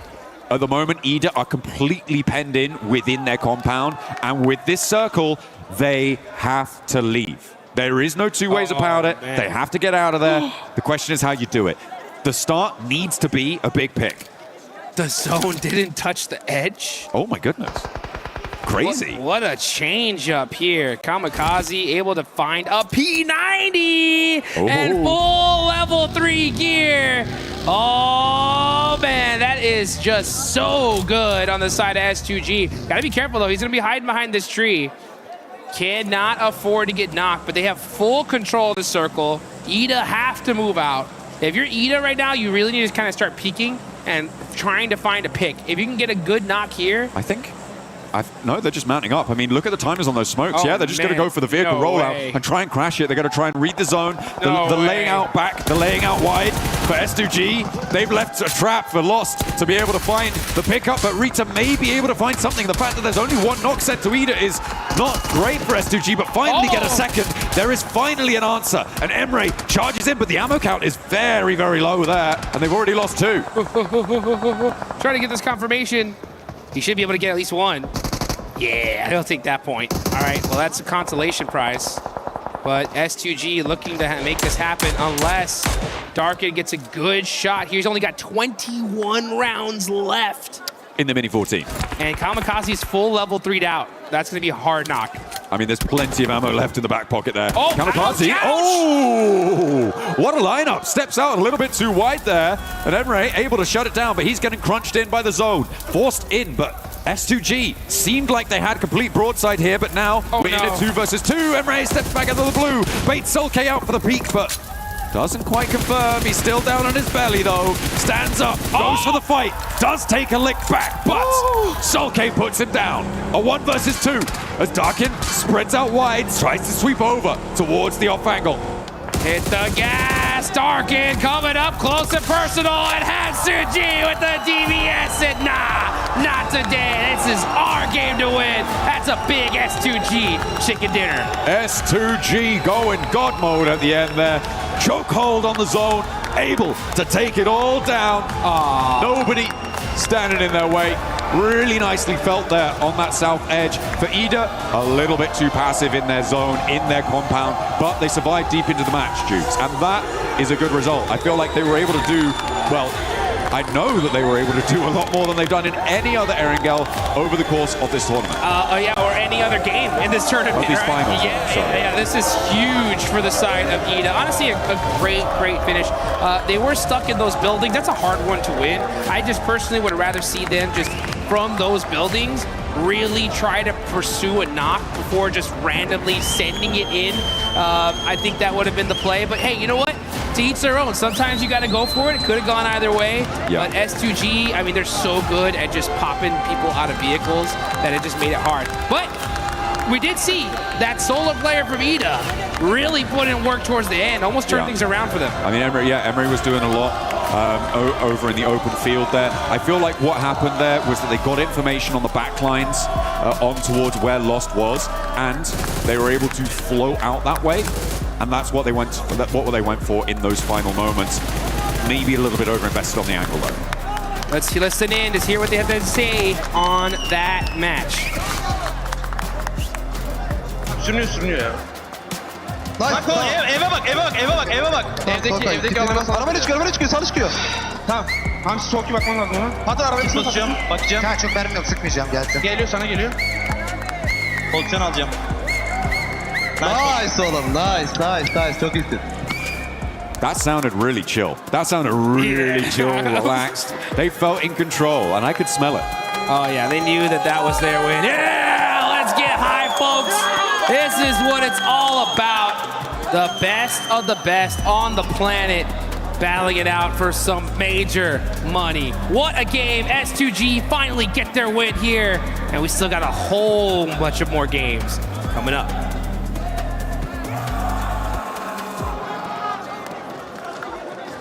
EWC 26, I'm the 7WG, and I'm joined by none other than the record-breaking man, Snacks Gaming. Snacks, how are you enjoying Paris so far? I'm in amazing bonjour and representing India here doing the watch party. I'm the first Indian ever to host a watch party officially from the S tier tournament, World Stage, World Cup. First Indian ever to do the watch party, and I'm super proud that these 8 boys, the game they showed in the group stage, the way they qualified, the standard they have set, because we don't get to play regularly these lobbies, and the way they adapted these lobbies and the way they qualified made us proud, and that's why I'm here. That's the biggest one, the way that they have adapted to the lobby. I feel like it's one of their biggest strengths too. We saw that with OG, we saw it with Godlike as well. Talking about Godlike, no more hot drops out of that team. They started performing a lot better here in these last matches. In the group stage, as they said, they did try to experiment the drop fights. I mean, they had a lot of drop fights, but initially for the first day of the group stage, they didn't feel good after taking the drop fights. They switched the playstyle, and now they're playing safe for the initial part of the drop. Then after that, if they survive 4-man, you have seen the players' potential. The way S-Power clutched. I mean, I feel like it's going to be the clutch of the tournament. The way he played. The gunpowder these boys have is insane. I just want them to stick together, play 4-man together, because in this lobby, it's all about team game. It's all about the way these teams isolate fights. And I wish they play together and they bring something really good performance back for India. And I'm hoping that's going to be the case, especially with the first round that we just saw, and then on the upcoming matches as well. I think they will be able to bounce back. I have Godlike finishing in top 5 and OG finishing in top 10. Damn. What are your predictions, brother? I mean, I just want them to do good, because we don't know the struggle they have been going through. We don't know the grind, how much grind they have did. Everything answers only through the gameplay. I wish we get top 5 for both the teams. It's going to be a huge thing for India, because again, I said we don't get used to play regularly in these lobbies, and we get more opportunities because of these boys. And all these players watching from India, all these esports players watching from India, they'll get inspired and they'll feel motivated to do more for the country.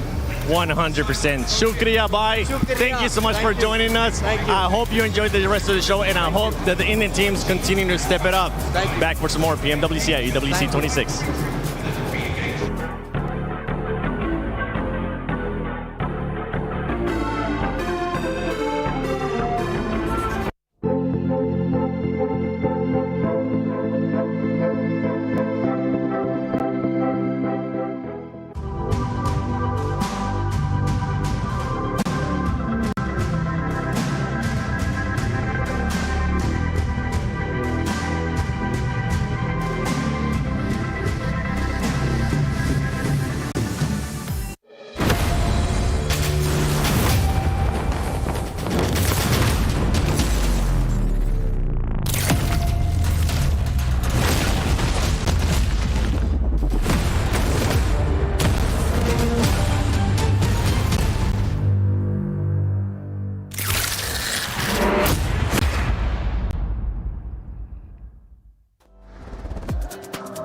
Great interview with Snacks Gaming. I'm glad that he was able to make it here to Paris, EWC 26 for PMWC, the grand finals.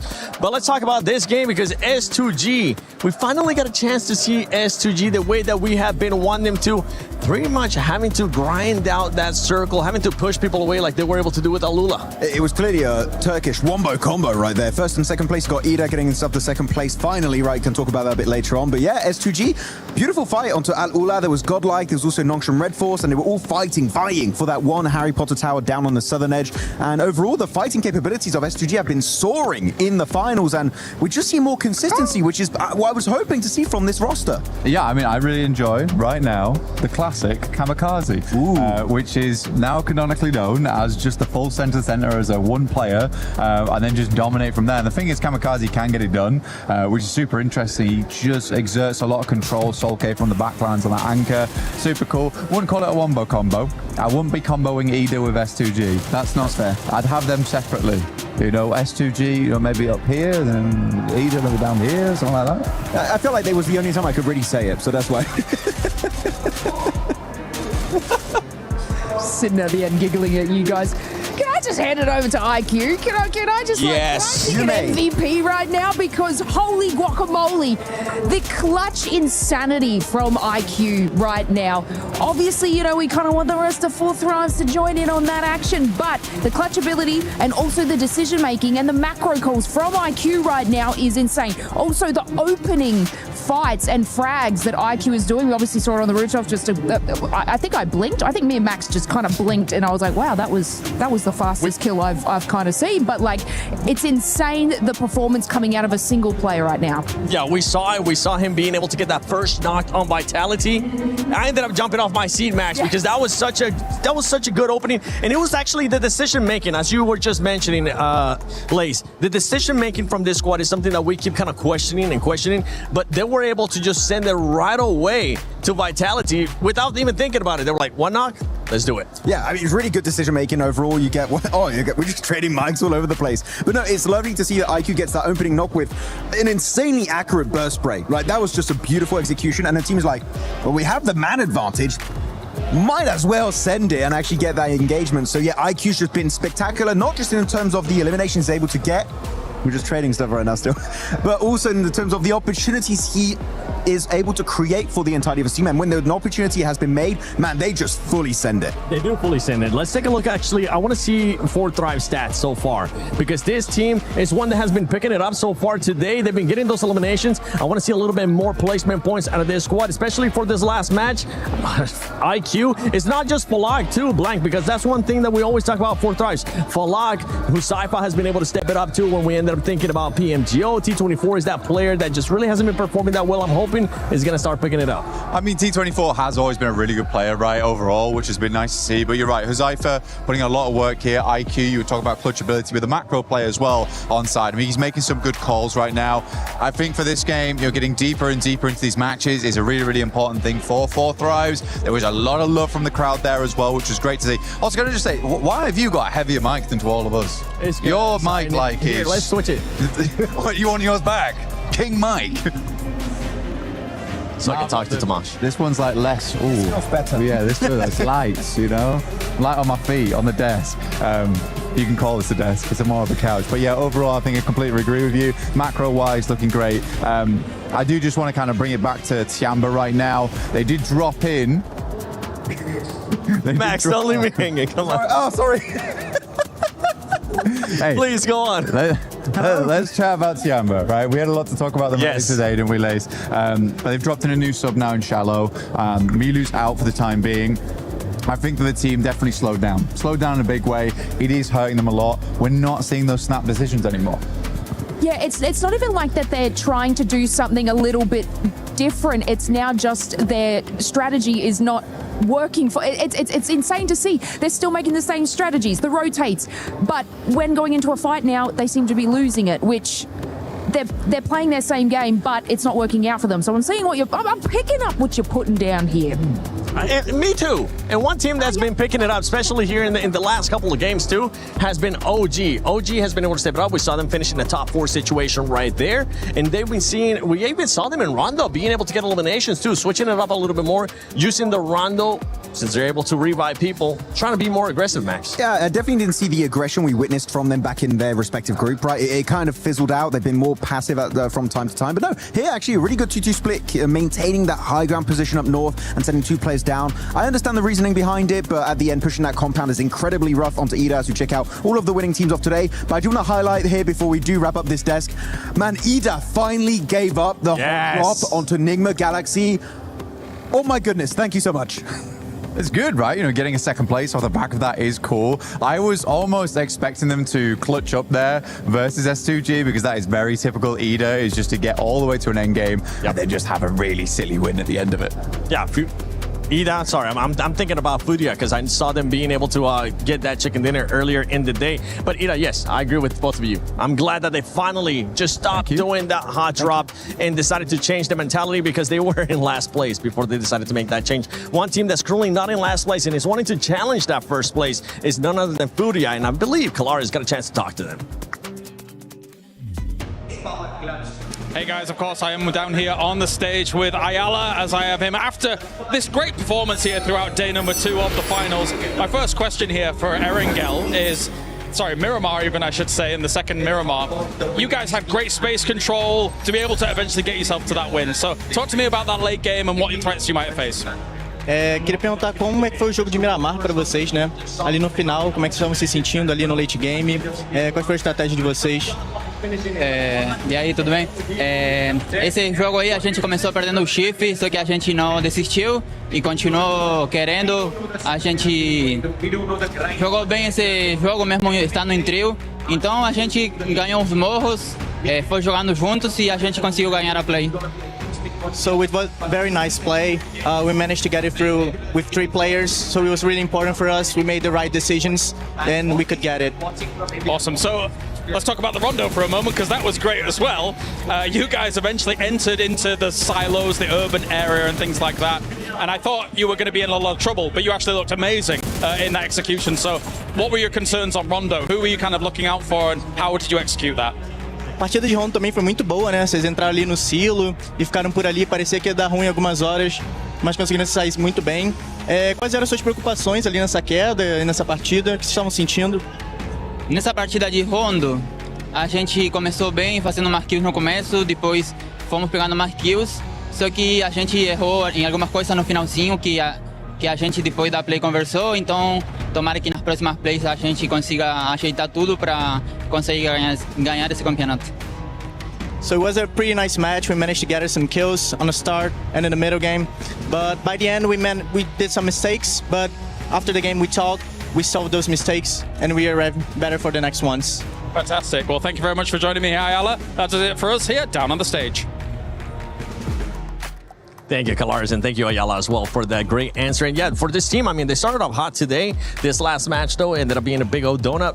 I think they'll be able to bounce back. Ayala, you may have your driver's license back. I will bestow it upon you once more, because now the decisions to use the vehicle are working for you and not just going in there and seeing what sticks. But no, look, the elimination consistency from Furia is, you know, we always speak about it. They are a sort of an aggressive dominant team. But now, you heard it from them. They're taking it there. They are moving a little bit further in placement points, which is exciting to see, especially on the map where they they got their chicken dinner and the way that they were able to just wait. Sometimes they just get a little bit too happy, aggressive, and they're like, you know what, we're going to create our own play. However, the patience that they are showing now, especially Max, it's just working for them, and it's a great Furia look. It really is. I mean, I kind of want to go a little bit deeper almost on Furia, in the sense that I was expecting Silence and Ayala to put up big numbers, which they still are on occasion, but I feel like Higot has really risen up the ranks in this tournament. He's gotten so many great plays. Sometimes where players will give him a lot of 1v1s, and you don't want to do that to Higot, because you will get those eliminations if you give them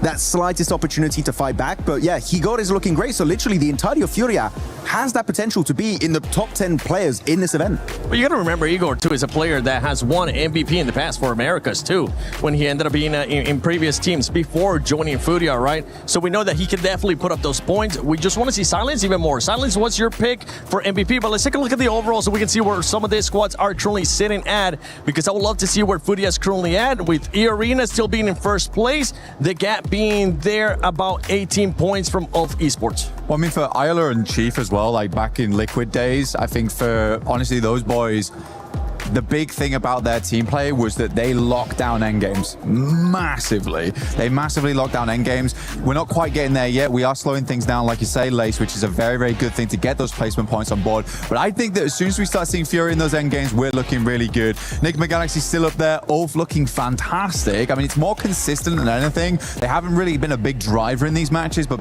sitting at 67 points right now, I think they can push that a little bit further. But Aurora slowly slipping down these rankings now. Yeah, Aurora is starting to be a bit of a red flag for me as well, Lace. Yeah, it's a little disappointing to see. They're getting active and busy in sort of these mid games, but they're not sort of pushing it any further than that, and not sort of solidifying any eliminations. It's kind of like I feel like Aurora and especially Ulf, they're obviously doing well. They're not on that second page, but I kind of feel like they're just sliding by. Consistency's there. I would say Aurora has dropped more consistency than Ulf, for example, but I'm kind of just feeling like they're grazing by. I mean, Aurora, actually, if you compare the placement points to the teams above them, they all got wins, right? 1 win, 2 wins. So actually, the placement points are not bad. It's just really the eliminations they're missing out on. Second page, though, teams which still, is wild. Yeah, starting to still linger down here. But keep in mind, Ida started the day with 2 points. Now they got 25. They're not in the bottom rank anymore. Stop hyping them up. They've had one good game. I got to praise them. They didn't hot drop. Okay, so I don't want them to go back to it. Good job, Ida. Keep it up. Yeah, it's like a kindergarten right now. Ida fighting. Good job. You used blue instead of red there. You get a gold star. Yeah. I mean, I want to see more Ida. I think Emre's a great player, but we have to be honest. We do have to be honest here about it, where it's not looking great. I'd like to see them push that a little bit further now going forward. But yeah, I do think they're a good team. I think they're a good team. It's just I want to see more out of them. And until then, I'm not going to be praising them for not hot dropping 3 times in a row. I will. I'm still happy. So I know you're a lovely guy compared to me. Hey. By the way, I want to say I'm a little bit scared for Ulf, because they're in second place. They got the second place curse. They're Suk 2.0, right? PMGC last year. PMGO Season 1, they got second place, right? Just behind the likes of Fourth Thrives and just above Furia. Second place and Ulf is not a great storyline. They're not friends, but they're still up there. What was that about the nice guy thing? No. Look, I obviously on that second page just want to touch on Godlike. Their close range battles, amazing. but unfortunately they're sort of hanging around that engagement too long. And these are sort of in the mid to late games where obviously smaller circle, more teams, third parties are happening, so they're not sort of leaving this engagement fast enough and making that decision to put themselves in a nice spot. However, yeah, their fights, close range, mid-range, in buildings has been so good to watch, and whether it be the whole team or just two of them, they do have that firepower and strength, and they're holding on really well. So I do hope that, you know, after this engagement, they can move a little further in with their placement and just get those top fives. Yeah, I think it's a great point. It is a great point there. Close range combat is really, really good. I think so far in the finals, S-Power has made the best play to date. Yes. His Longhouse fight was just, he was a weapon in that moment, a deadly one at that. I mean, the Molotov through the door, I think the impressive thing about that, it doesn't look amazing in the moment, but the amount of times teams will just bank that Molotov off the doorway and it will just burn yourself out. He ends up finishing Vitality with that Molotov, so it's like a lot of presence of mind in those moments, which is great. But coming back to your point, I think there needs to be, yeah, exactly, presence of mind going forward after that of where you want to take the next thing. I'm willing to give this team the benefit of the doubt right now. I still think they're trying to figure out the pressure on a main stage like this, and it's totally okay. And I think they should be proud of what they've done. I think it's nice to see two Indian orgs with like very different play styles as well, you know, learning the battlefield and actually doing fairly good in it. I think OG as well is starting to level up. Aru's getting those eliminations, but so is Atanki, and I think Atanki was a great player. That was the biggest question mark for OG, right? Wondering when the other players were going to start showing up, not just Aru. And I'm with you with during the Godlike and that Molotov. In that moment, we were all hyped. We were like, yes, that was an amazing Molotov, because it stopped the other team from being able to just fully flush out the players that were not from him. But before we send it over to the next match, let's send it over to Kalaris and Neptera. That's right, down on the stage here, of course, with Neptura, Goddess of the Sea, here as we have had 4 games down, 4 games to go. We're going to talk about some of the teams as well, Nep, as we had Furia, looking fantastic so far. Let's just ignore game 1 for a second. But other than that, looks really, really good throughout the day. It has. I'm really, really excited to see what Furia is actually going to be doing moving forward into the next couple of games, because they are looking just so much better. Their synergy is on point. You can tell the communication is much better. You know, Ayala and Silence, again, in that Miramar, got to shout out them. They were looking very, very good.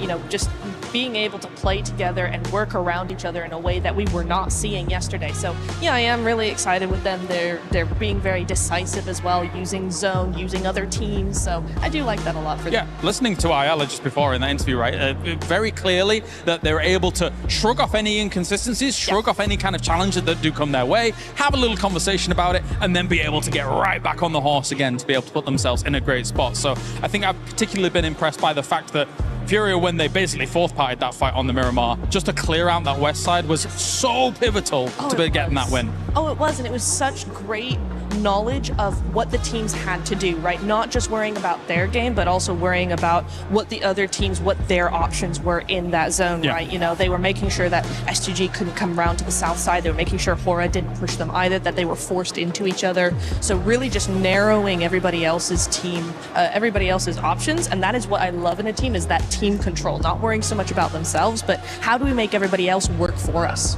Let's talk about one of the big names from the group stage, of course, 4 Thrives, that I know a lot of people are looking at and having big expectations of, and rightly so considering what we saw from them in the group stage. Yeah, I really am hopeful for them because, yeah, again, similar to Furia, right? 4 Thrives had a rocky start to the finals, but what we're seeing from them, particularly in that last Erangel, is they're starting to do their splits over onto that west side.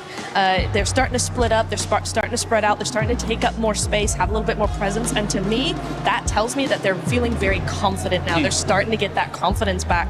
For me, I want to see just a little bit more of snappy action coming in. They need to make those rotations a little bit quicker. They need to make those plays a little bit quicker. Those decision making, the timing has to be snappier for me, but otherwise it's just looking really much better. There's been some good moments, but there is also the fact that this lobby has now leveled up even further. They were able to thrive in the group of death, no doubt about it, but it really has been quite the test here so far for them, especially when they find themselves in some of those split positions where, unfortunately, I kind of, again, like the Rondo situation, I think it's just a little too early to be there, and then eventually they get caved in on.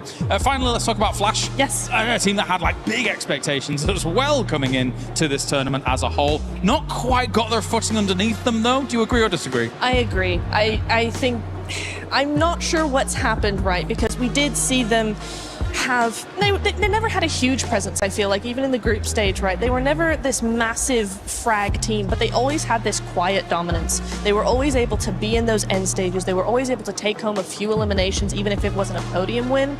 And today and yesterday, there's not even that. There's nothing. They're playing very compact. They're playing very much by themselves. They're not really looking to other players. If players look at them, they're like, no, please don't do that. You know, it's just like, it's odd, and with just nothing in them. Is it because Max picked them to win? Possibly. It is possible. Yeah, possibly. Who just laughed in my ear? What was that? Was that our producer? I think it was.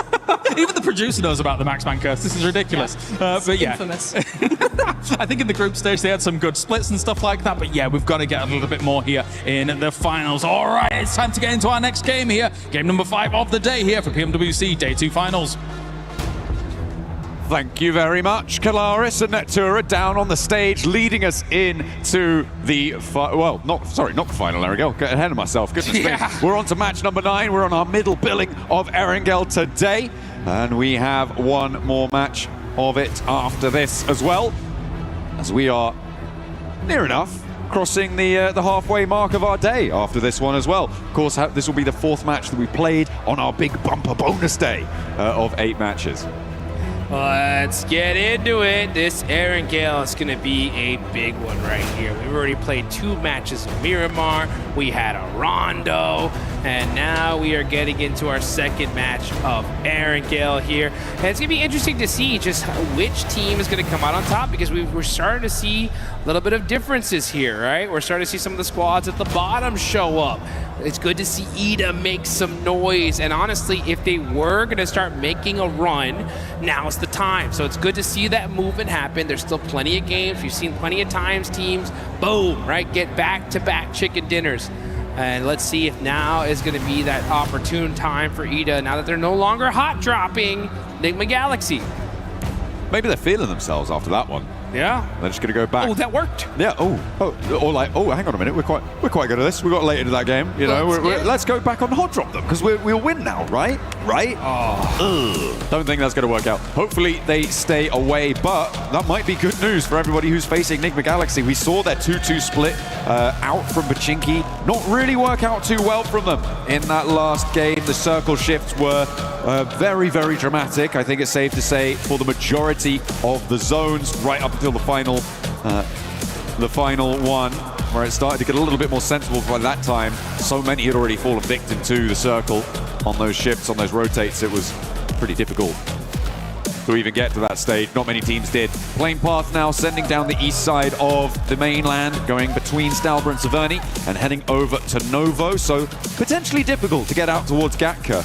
And you know, this is the sort of situation where I feel like Ida might just go back to Pachinki. Oh, that would be a sight to see, that is for sure. But the planes in the air, the islands down below, Erangel's officially open for business. And oh man, if we see them go back to the they can't get to Gatka. I know they can't, but they gotta adapt. You gotta be able to make those changes. They're able to push themselves outside of last place. 25 points on the board.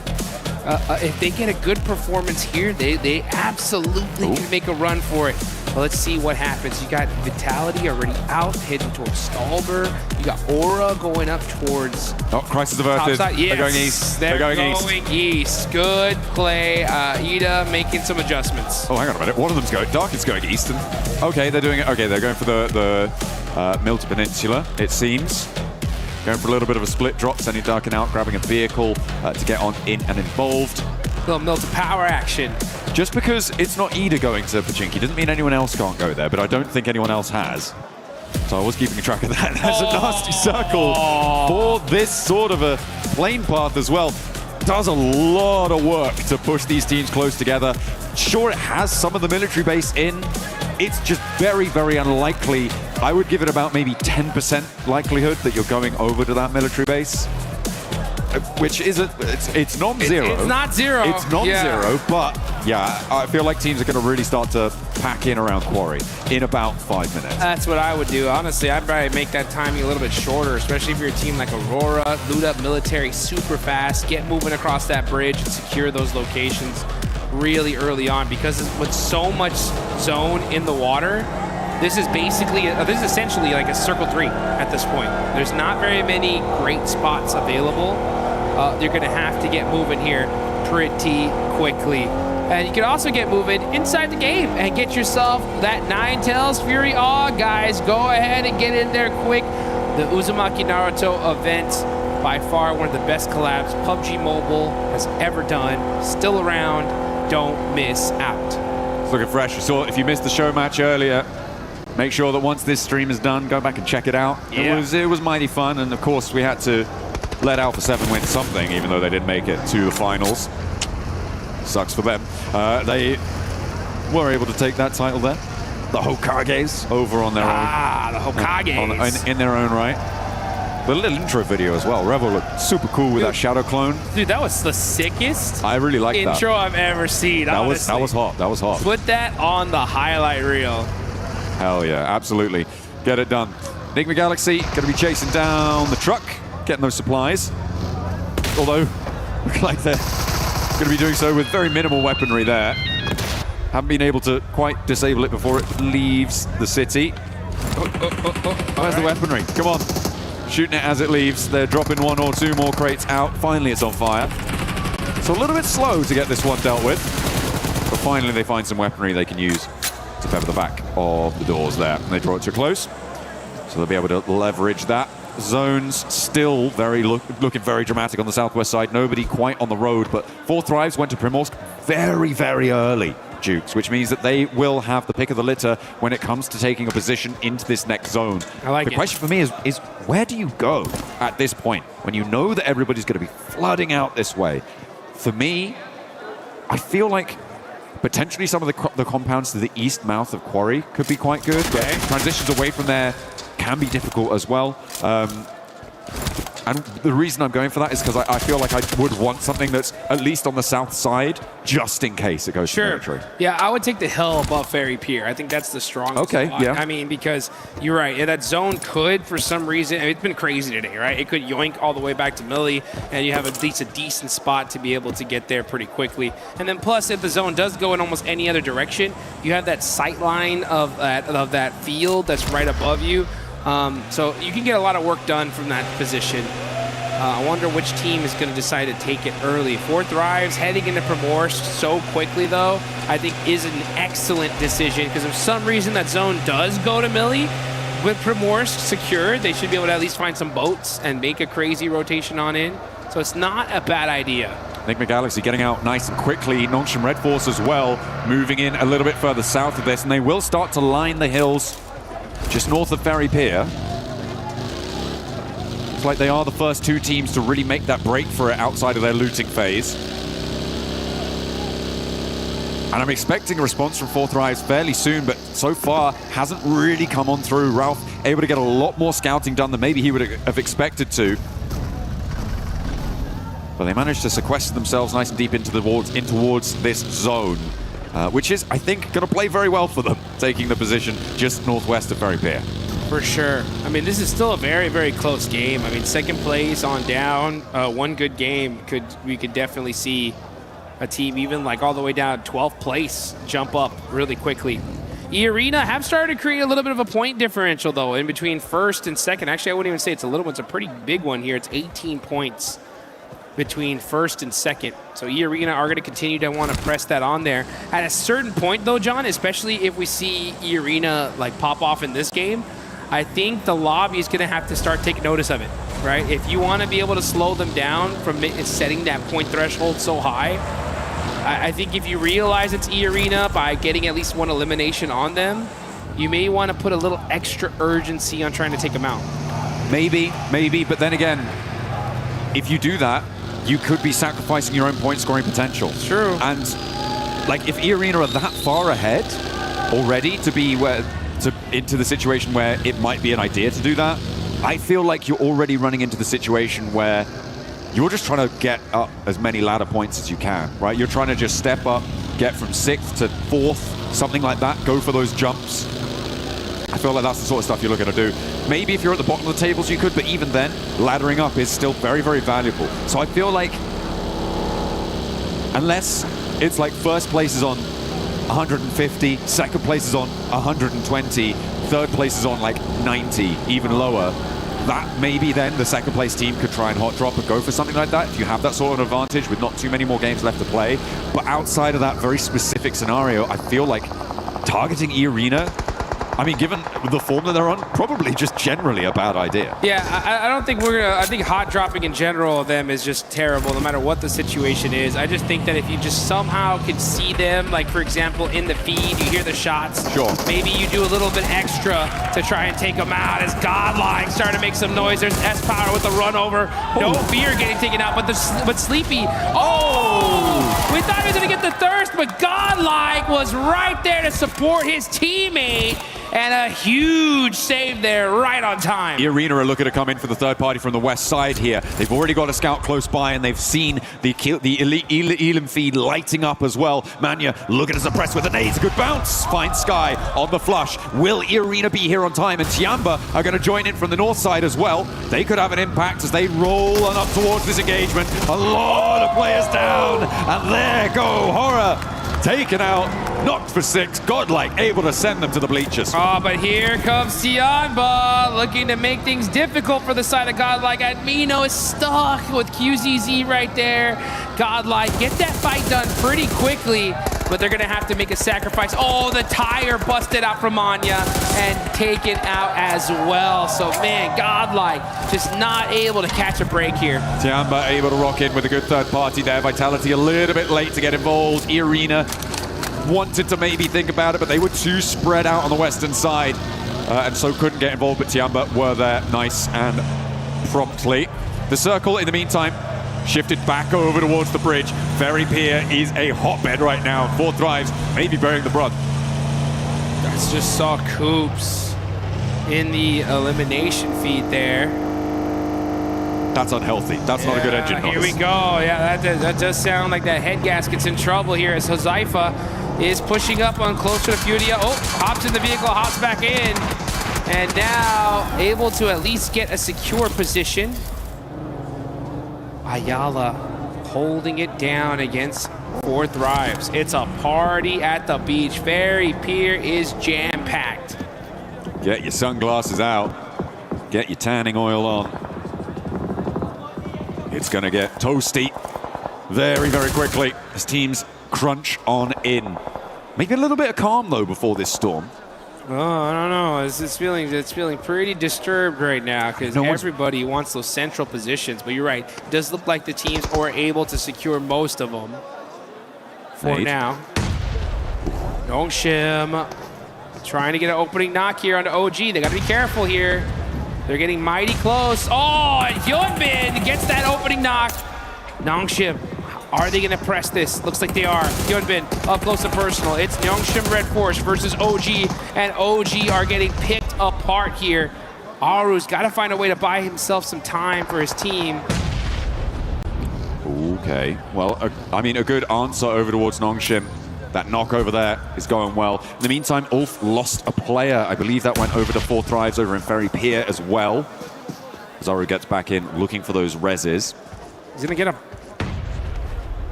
Oh, hang on a minute. Power. Godlike. Oh, S-Power with the double. Godlike? Godlike from the other side saying, we need some of these eliminations. Just a cop left for Orangutan. Needs to get Aru back, and S-Power says, you know what? My work here is done. Peace out. See ya. Sends back. There are only 2 players. Staying there for too long would diminish the power of the position that Salme was holding, allow Tiamba in for the north. They needed to reinforce that, so the fact that they're able to extract points and let loose some of the pressure from that south side as well is excellent stuff, so he knows he needs to be prompt on that. The circle goes back over to the mainland. So we are confirming over there. Tiamba trying to leapfrog that godlike position. Looks like it's going well for now. Ida as well, trying to send in from this northeast side. Got S2G over there by the Blues. They're going to have to come down that hill and find a way in. The thing is, that's all open field there. You got Vitality holding the north side of the circle. You got one of the players from S2G. That's Kamikaze. He's going to be trying to get some angles here to see if he can find at least a next position for his team. But Ferry Pier, like we mentioned, completely stacked. Take a look at the replay here. Huzaifa Ooh, nice shot there, and pick on the Solus. Yeah, I mean, there's a complete broadside there. No way hiding from that one. In the meantime, Nongshim Red Force trying to hold down the bunker. Emre pokes his nose in. And will not like what he smells. A little bit too much cordite there in the nostrils, and Emre does get flushed away. Nongshim Red Force hold their position on the east side of that ridgeline that sits wooded and covered. They're playing on those bunkers as well. A really nice defensible position. Look at the teams out on the east side as well. You've got Ida, Flash, Aurora, Furia, all of them sort of holding each other at bay right now. So Nongshim Red Force feeling very safe and secure for the next 3 minutes. Yeah, next 3 minutes is going to work out for them, but then things are going to really start heating up here.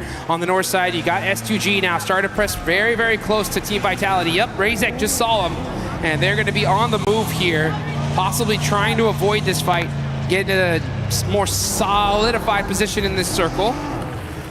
Kamikaze just keeping an eye on the side of Vitality for now. This is still super early here, folks. This is only stage 3, but we've just seen so much action through the chaos of that first circle placement.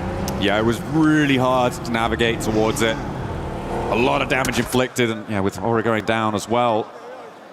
We're down to 15 teams. A lot of raggedy squads on the cards as well, which makes things nasty for plenty of our players.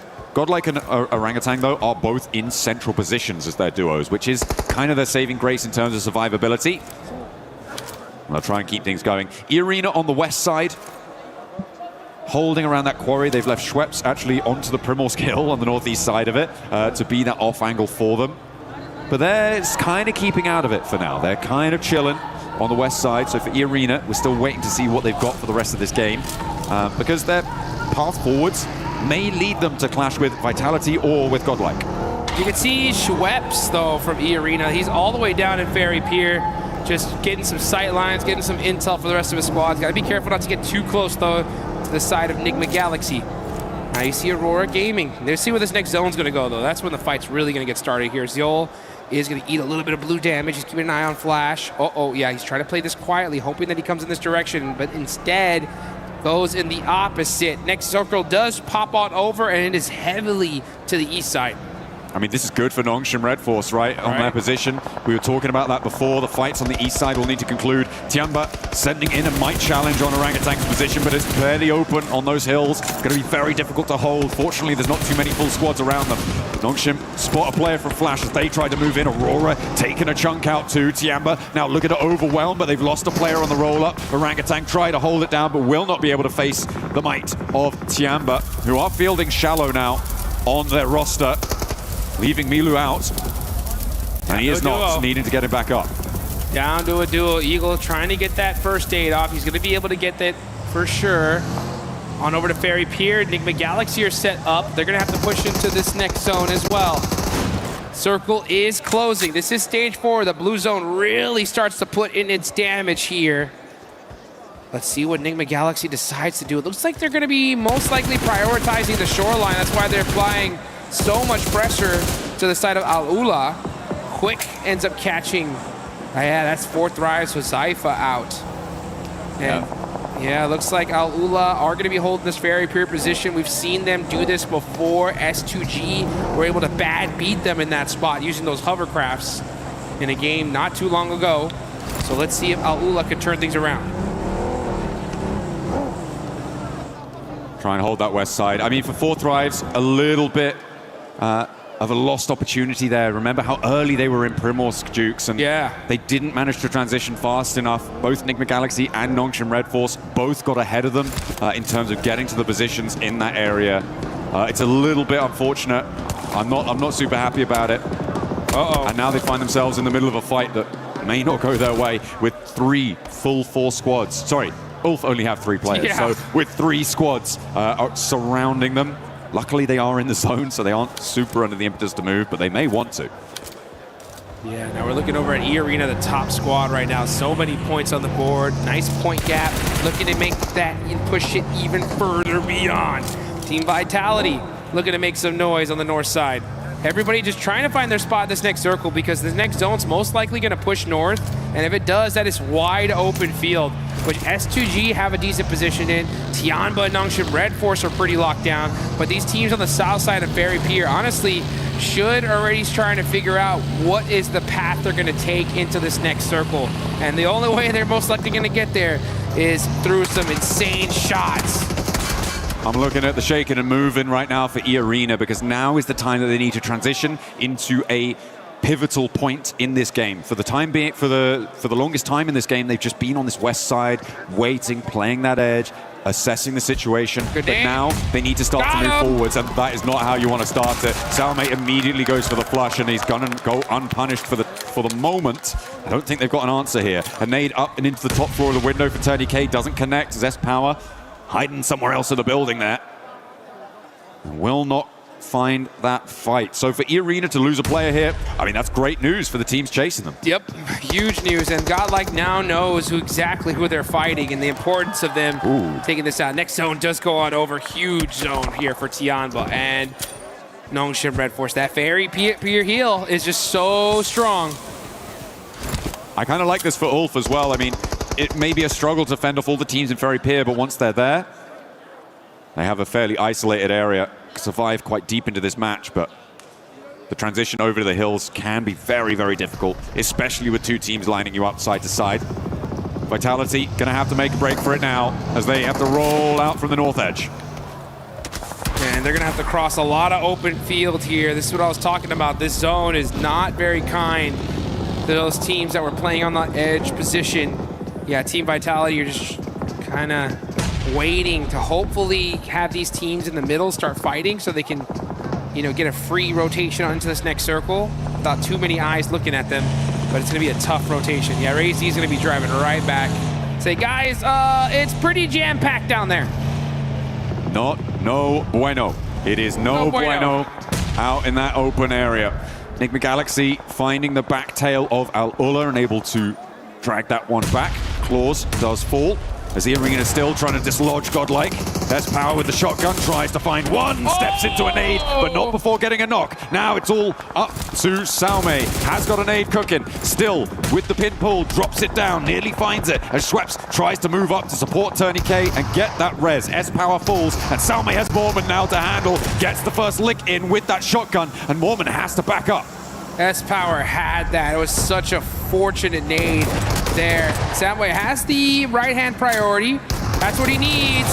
Catches it on the Mormon and gets the knock, but great teamwork there from Schweppes to get the nice 1v2. Enigma Galaxy could potentially roll out and try and third-party that, but in the meantime, Vitality crashing up on towards Tianba's position, playing beneath Nongshim Red Force out to the east as Vitality have taken a knock out to their western point. They are still 4 players alive, but E-Arena are rolling out now. They can turn their attention that way. Steps onto a landmine, blasts his leg sideways, and down goes another Vitality player. They are getting torn apart as E-Arena descend as well, sending a forward position.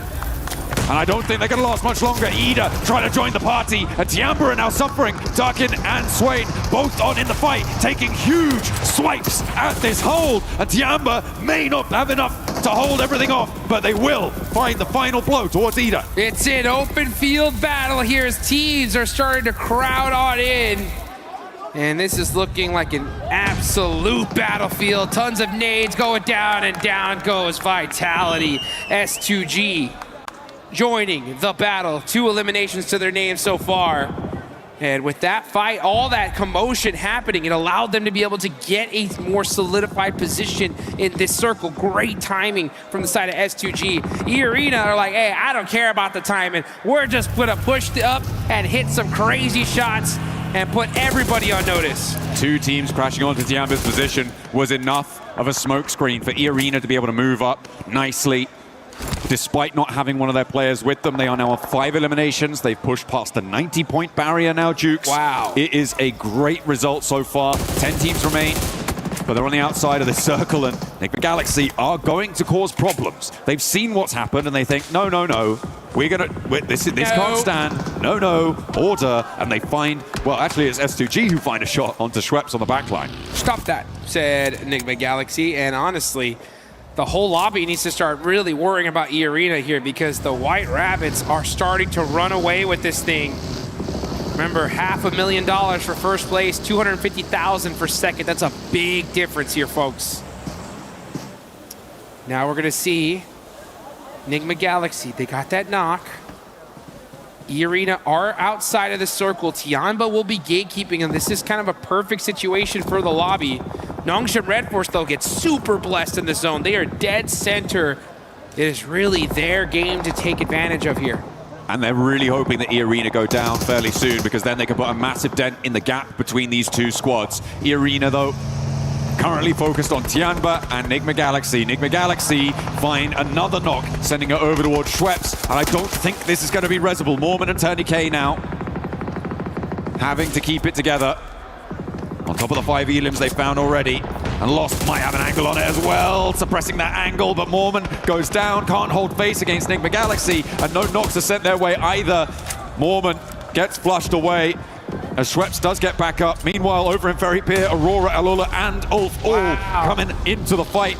It is getting chaotic down there. It's getting messy as well. Turney K, the last to stand for E-Arena, and then Enigma Galaxy have to push into Tianba. And nobody's happy in Ferry Pier either. It has been non-stop action for the last 7 minutes.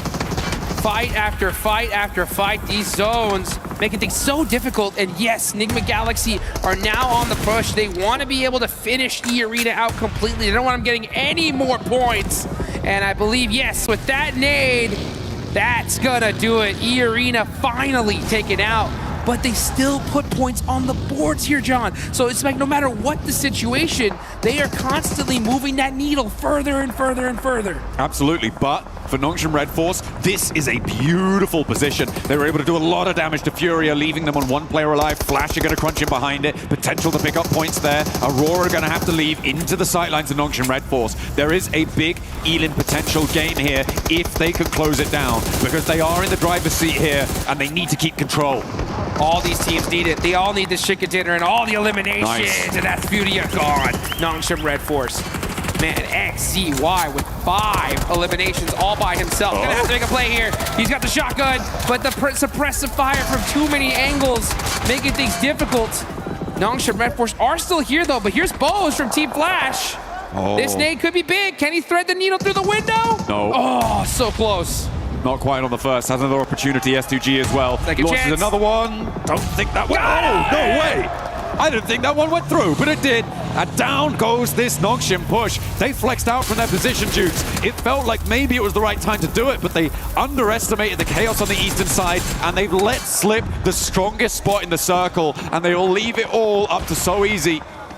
A real big opportunity for them to put a massive jump up on the tables. They can still do very well from this location, but they have really had the juice squeezed out of them. You're so right. I mean, they put some good, solid points on the board, but it could have been a whole lot more, that's for sure. Let's see who can take advantage of these missteps. Enigma Galaxy are still here, 4 eliminations. Aurora with 5. Big win here could put them all the way up to 2nd place very, very easily. Tianba right there close as well. Team Flash, yeah, with that last player, Bose, just trying to soak up anything for his team at this point.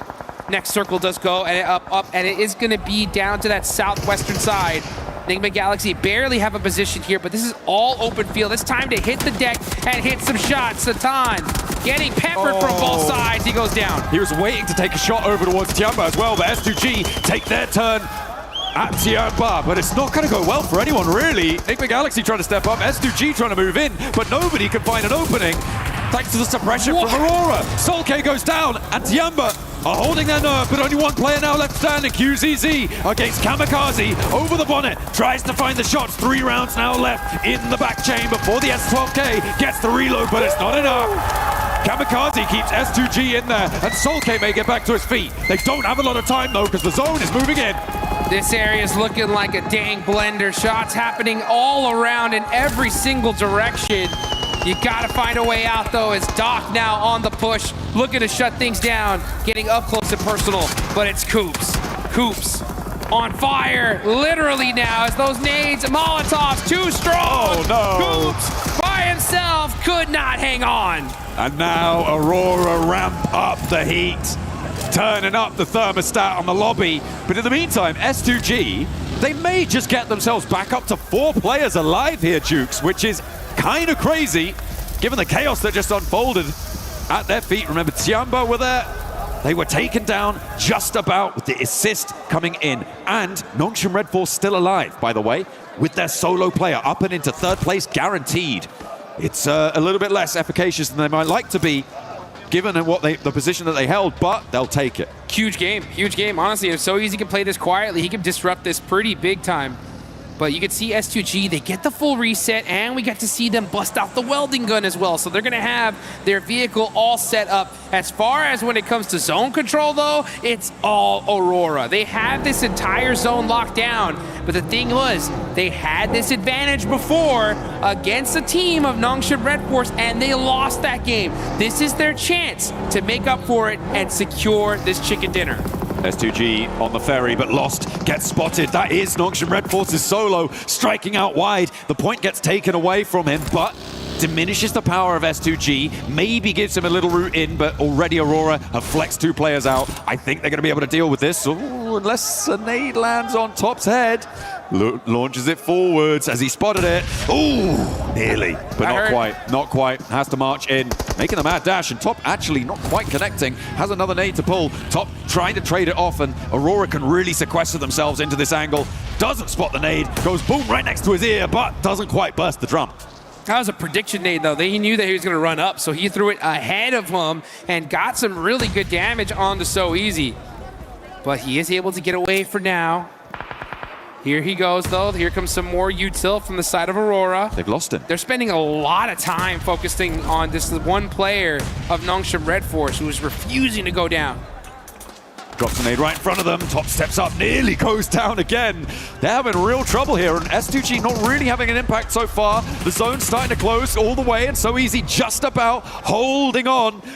But dear life, as Reaper steps into the fight, the DBS there in hand, not quite enough, and down they go. Now S2G up on the chopping block, looking to try and do something, but that nade is big, and the next one is bigger. Takes a huge chunk out of S2G, and Sulke trying to stay alive desperately, but he crawls onto the nade, and it blasts his belly open. Aurora swing out from Ferry Pier and find a chicken dinner. And it's about time. Aurora clutching it up. They wanted that chicken dinner earlier, weren't able to get it.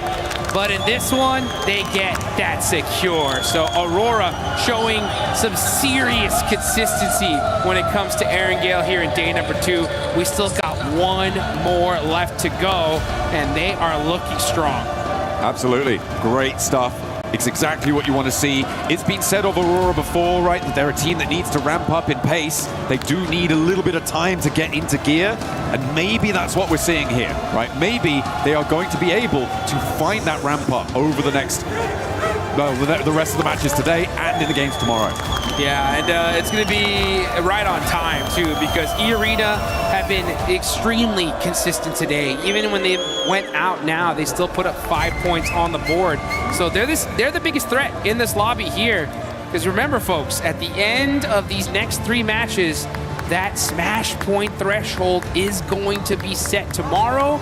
Once those 10 points are crossed, the next chicken dinner, that is it. We will crown some champions. So E-Arena's job today is to just set that threshold as high as possible, and they're doing a dang good job of it. They are, but even in that match, like a lot of the teams towards the top side of those tables were able to put up some decent games. That's right? True. You had Ulf, who was staying in fairly late, S2G fairly deep into that one, Nongshim Red Force. Maybe could have got a little bit deeper if they hadn't gone for that push-up, but still getting into 3rd place into that match was really, really great for them. A lot of teams putting up some big numbers, and sure, they put up 5, and I do praise teams for being able to do that sort of thing, but everybody is on the hunt. Everybody's hounding them down. So for E-Arena, it might be okay, but you can't have a tortoise and a hare situation. You need to keep the pace up. You cannot let sleeping dogs lie, because they will find you and they will take you out of that top spot. It's all to play for. 1 more Erangel today before we move on to our final set of Miramars. Don't go anywhere.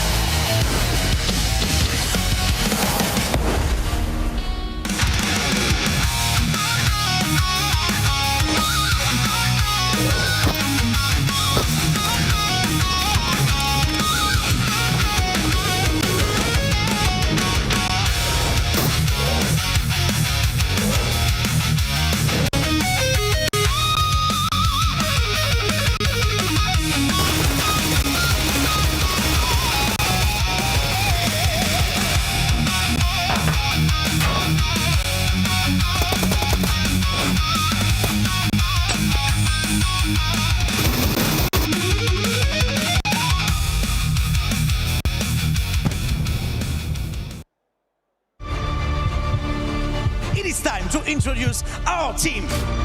Obviously, I'm here to support Godlike Esports. This is one region that was, never considered to be very aggressive in general. But with Godlike Esports, the thinking has changed, and these guys have shown the character. Watching them perform on the biggest stage, I think it's a moment of pride and honor for us. The team is like a very celebrated team in India. Like, it has a huge fan base, amazing lineups, amazing achievements. Godlike got that nice nade off the top side from Adamino. It'll be a great start for Godlike. Jukes get some early energy into today's games. Oh boy! Wow, throwing that nade up the stairs, catching him off. That's Cesari's holding those angles. He's doing those tight peaks. He's been throwing heat-seeking missiles all game long and opening the fight for his team. A full 4v4. S2G tried to catch a couple of their players off guard. You can't stop S-Power, and you cannot silence Godlike in this moment. Adamino for the closing play as Godlike take this chicken dinner with ease! The most memorable event has to be the map of Rondo, where Godlike came up with 30 points. As everyone, used to call our region as not so aggressive or passive, and a lot of things like that. But again, Godlike Esports proved with their firepower and with their composure that we do have that firepower. We can also go for, big games.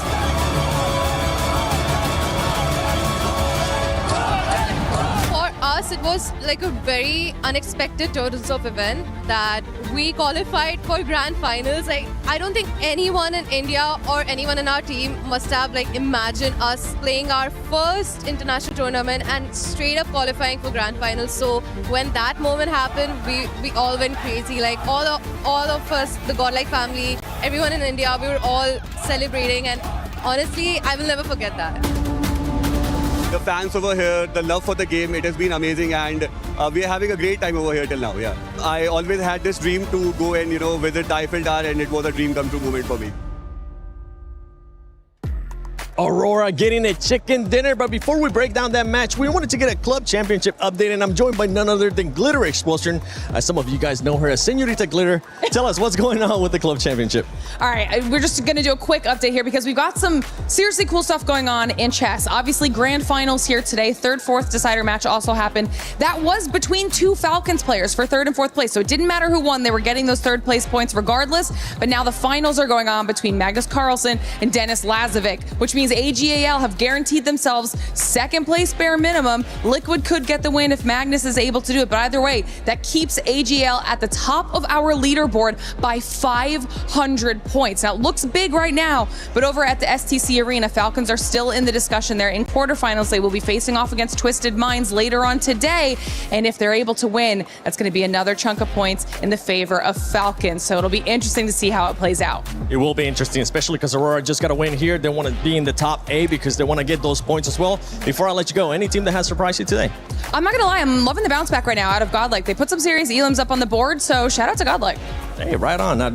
Thanks. Actually, spot on. Thanks, Glitter. You can go back and just keep on looking for updates, okay? I want to see what else is going on with the other club championships, and I want to see what else is going on here at PMWC at EWC 26, because some of these squads, especially Aurora Max, getting that chicken dinner. But before we even do that, let's talk about the PMWC Lucky Spin. Available now. You can check out the Electron Energy set, the Proton Power set, and also that Alien Fusion Grossa, which I want.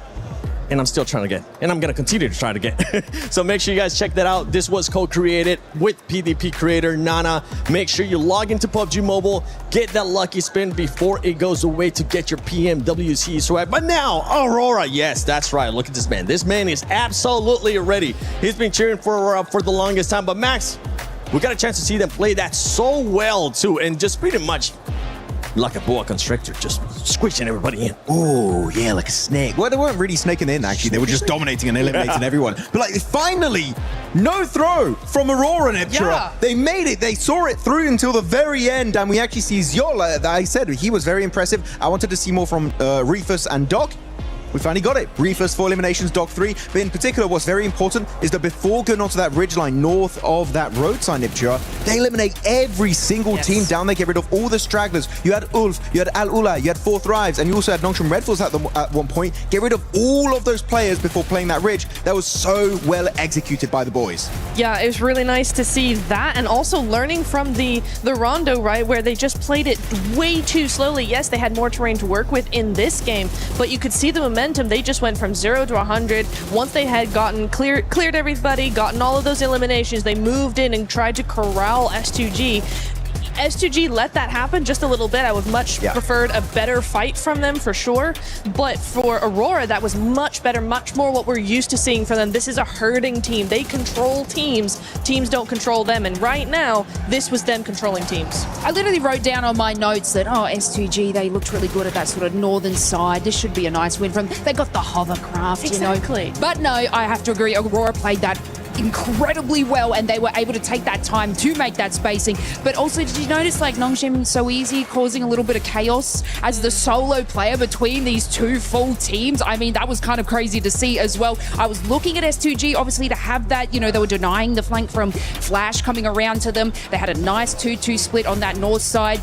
Soul Gang with the hovercraft, we're going to bring that up again, but yeah, a little bit rough for them. So the way that Aurora were able to calculate that with a little bit of annoyance from Nongshim So Easy, great play. Talking about Nongshim, they were able to put up some good points as well here in this match. 13 points as well with S2G, 13 points. Max, which one are you looking at? I see you ready to talk. Yeah, because Nongshim Red Force, sure, they gave themselves 13 points. It's eliminations, 5 placement points. I feel like they threw that game.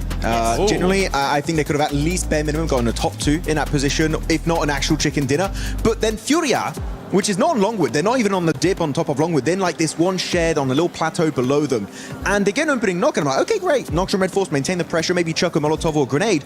They fully crash the shed, and then Flash are like, what the hell are you doing? We're just going to do a counter grenade and Molotov and swipe the entirety of Nongshim Red Force. If they just held their position, they would be where So Easy was. You said So Easy was trolling. If you had a full team, there would be giga trolling. But I feel like, yeah, Nongshim Red Force, sometimes they get great games, and sometimes they do some of the biggest fumbles in a tournament. It hurts. It really does. I think it's a great example of something that happens at every level, as we're seeing here, right? Where you get you get tempted to actually full send into a position, but you got to really think about why that team that you're fighting fell down so easily. Generally, it's because the position is bad for one reason or another. It's very constricted there. There's a little ridge around that shack. It's very, very nadeable. Lots of areas to bounce that utility off. So if you're gonna push something like that, or if you're fighting against, hang on a second. If you're fighting against them, right, you don't push that, because then you yourself get naded as well. It's very nadeable for a reason. Yeah, and that match was a perfect example of what can happen whenever you end up just catching up even more to that first place. E-Arena ended up getting 5 points. You can see Aurora Gaming just jump up to that second place with 81 points. What was a 1 point and 18-point gap to that second place has just now closed up to 9 points. I'm so happy to see it, because we saw throughout the entirety of today, right, there were a podium team at the very start, slipping, getting almost nothing done. They were in 8th position before this game. Now with that chicken dinner, rocketing right at the very top here, just behind E-Arena with their 81 points. Literally the only team single-digit points away from our current pack leader of E-Arena. But the thing is, very flash in the pan, right, Niptura? We need to see more consistency, and especially not throwing games when you know you can get those wins.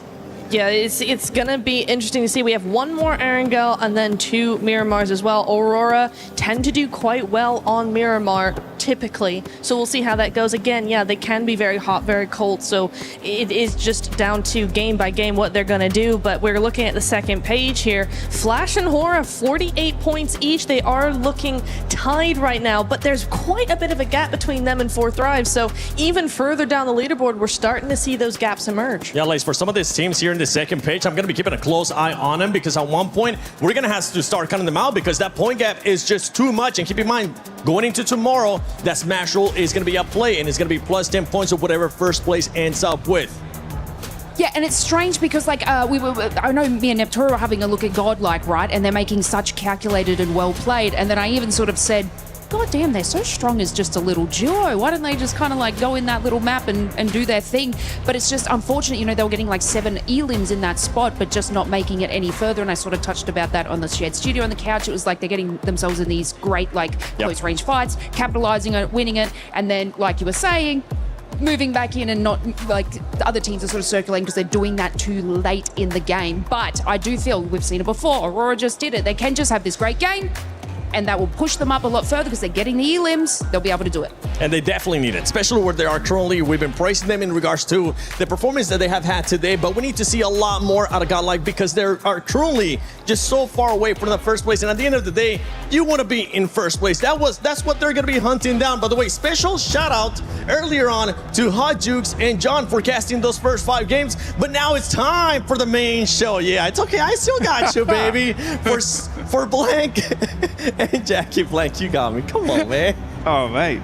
All right, that's one hell of a setup. Thank you, Seven. We appreciate it. Some great points being raised there. Indeed. There's some good breakdown. Got all the fans, of course, enjoying themselves. Saw it over there. They had the I Love Maxman sign. We don't have one of those, unfortunately. We've got love for snacks right now, which is cool. We've also got OG and Godlike behind, which is always good to see too. The support is unreal inside the arena at the moment, as per usual. It has been awesome all the way throughout the tournament, but we do have a lot of people with us this time. So we're going to get loud. We're going to get a little bit crazy with it because I imagine to finish off the day, you know, it's been a long day. All right. We might have some mad circles to finish things off. Yeah, do you reckon? I reckon. Should we make sure there's still some good energy left in the crowd? But we could try. Yeah. Right then, Paris. A few games left to go today. Let's see how much energy we've got. Let's make some noise in the building! All right, that's what I wanted. Proud of you, Paris. You've been killing it here at PMWC, and we'll keep the commentary flowing as the games go on. We can lock in as we start to get towards the end of the day. It's been enticing, Blank. Some good quality PUBG Mobile coming out, but I'm excited to see if there's any more twists in the narrative. That's what we're looking for. We're looking for some twists, some turns at the end of the day, some mysteries yet unsolved.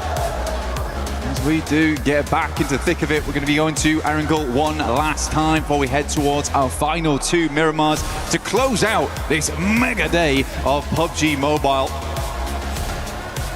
Again, like we said, Paris has been fantastic. You guys have been fantastic. The fact that you've been with us this entire time, supporting the teams the entire time. We've heard the drums. We've heard the excitement. The drums better come back, though. I'll be sad if the drums aren't in the crowd. They're ramping, mate. They're getting ready. They're ramping. They're getting ready to go. There would have been a couple of paradiddles here and there. We got Ralph on screen explaining to his team that they're definitely not getting hot dropped over towards Pachinki. It's not happening again. Eda's had a good game now. They're like, maybe we were the problem. Yeah, maybe we don't do that anymore. Which honestly, I think it's a fair shout. I think, you know what, 4 different members of the talent team spoke to Ralph about that yesterday. We were kind of making sure we can get that one across as many ways as possible. It seems like the message has been sent out. Yeah, it was like, it was coded through Ralph for Eda. Yeah. So, what do you think about that? Ralph was very pleasant about it. He was like, I don't think they should be doing it. Like, we keep getting points. Yeah, they were. I mean, I think they got about 12 elims off the back of it, which is kind of sick, honestly. It's a good amount of points. We do get our plane path down from the south side all the way to the north. You see there, Eren and Scarface currently topping the leaderboard in terms of damage, which is a surprising statistic for me. They've been very, very consistent throughout. I'm glad to see Eren there. Hasn't quite beaten out Scarface just yet, but I'm glad that Scarface has been the rock so far for Ulf. He has kept that team steady throughout. The suspension system for the Ulf vehicle, which will need to make a move down towards the south side of the map, but it gives a good game here for Aurora, who have been baiting us for multiple years for a massive win at an international, and they might just be giving us it here at PMWC, at EWC 2026. God, we keep getting these sort of circles, man. Once again, right, you hit the nail on the head. It's happened. Suznovka, the military island in play. Like you say, maybe this is the blessing. Like perfect drop spot, perfect end game potentially for a team like Aurora, who do feel like they've kind of locked it in a bit. So we'll see. We'll stick with it. Potential for a lot of early fights. You got Flash taking on OG early as Aru's already down. Tiamba amongst it as well. A couple of squads looking to get stuck in instantly then. The revolver to the dome there. Well, unfortunate for guys over on OG. Flash seems okay, though. Get themselves back up on their feet. Like you say, though, we got Aura on screen. Eagle. Explosive bow. Almost hit it as well. A little bit of pinpoint accuracy with the arrows. Jiggle. Dropping some ammo across. Everyone's a little bit low right now. Level 1 vest, a little bit difficult. It might have been actually just dropping some of the bandies over. Well, Sleepy is having a troublesome time getting towards them. I think he's in an awkward spot. Sky, though, is coming in from the other side of things. He's over towards the north side of Saverni, so this is a long exit for both squads. I don't think any team wants to be here. Tiamba, as well as Aura, stuck in this awkward engagement. Eagle with a Honey Badger at distance on the sidelines. E-Arena also swinging by, but they should get gone.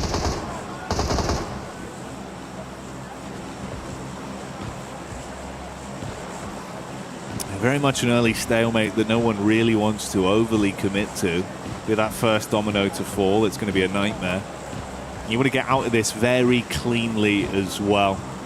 Losing one or at worst 2 players, even if you do take down the other squad and get a full 4 points from it, this is going to be a major detriment to your run with how few games we have left today. Yeah. Well, I think the big thing, though, for this in particular is the plane path from the south side up towards the north. And because we had this big southern circle that is pretty much committed to Sosnovka. This is not going anywhere else. Yeah. It meant that a lot of teams dropped out early on the plane path to get looted up early. So you do have the likes of S2G, Aurora, Fourth Thrives, Ida, Alula, as well as Nongshim Red Force already in Sosnovka. This place is getting very busy very quickly. Tiamba moves up, but Horror's already getting themselves into a vehicle. Uzi in play, tries to get the damage across. There will be a shot from Shallow, though. Really good stuff there with the QBZ. Get some damage in. Jiggle. Line and wait. Could be a dangerous trap in play. QZZ trying to get around the side. Eagle will just run down Sleepy. They don't know. They do not know. He is hidden, blending in to the rust. Man, how has he got away with this for so long? He's just there, down on the deck. No one knows about Jiggle. Come on. Come on. Pistol. Come on. The sidearm. There's... Are you blind? He's a master of camouflage. That's insane. Wow, they actually leave. They actually That's go. wild. We're playing some kind of game where you go in as a small white man and you have to be painted against things. And he's done exactly that.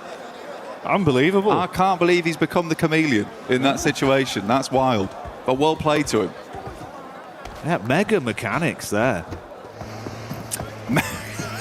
Only mechanics. Artistry. He's proned. That's a lovely prone. That Never seen anything like a it. beautiful prone on him. Got away with that one. Liberties. Yeah. Absolute liberties. Oh, dear me. PUBG Mobile Chameleon. Right here, right now at PMWC. If you want to get yourself some skins to allow you to blend in, well, this is not the one for you because the Uzumaki Naruto event is now on with the Naruto character set as well as the Ninetales Fury Org. S-Power bringing a lot of fury to the lobby at the moment as well. Talking to Max earlier, he was saying that S-Power right now probably the only player at a massively global level. And I would agree with him. I think he is on the likes of, you know, your Mormons, your Errands. He's looking insane. Yeah, for S-Power doing great work for the rest of his team. I think Godlike has really shown that they absolutely can take it to task with some of the best squads in the world, which is cool to see. Satan here from Nigma Galaxy. Another team that's doing really well too. I genuinely think, and I said at the start of the day, is that I've not always been the biggest fan of Nigma Galaxy and some of the pushes, some of the rotates they make. I think they have a lot of potential in them. This tournament, though, has been, you know, it's been off the walls, just like this, because this is wild. It's just ridiculous how close he came when he drove past him twice. He's twitching as well. Yeah, I know. Not even fully stationary. Look at him. He's got a slight shifty look about him. He's put the laser pointer down to the ground. He's like, oh. Nightmare. They're going to see that. Put that away. Well, hey-ho, that one worked out. Didn't expect it, but... Master of camouflage there. He even try to give himself away. I mean, the laser pointer, really. That's sent me. That's good. Ah, that's a belly of laughs right there. A lot of teams now getting in position though. Furia looking to cross. Haven't had a really bad day today, honestly. I think genuinely Furia has been looking better and better as the tournament does go on. More shades of the past from them, PMMI, where they look very, very strong there, and they're bringing it back. I think that they just had to slow down their gameplay a little bit because their end games aren't nice. That's where they typically thrive. But now they're coming up against Alula, the Claws versus the Panthers here.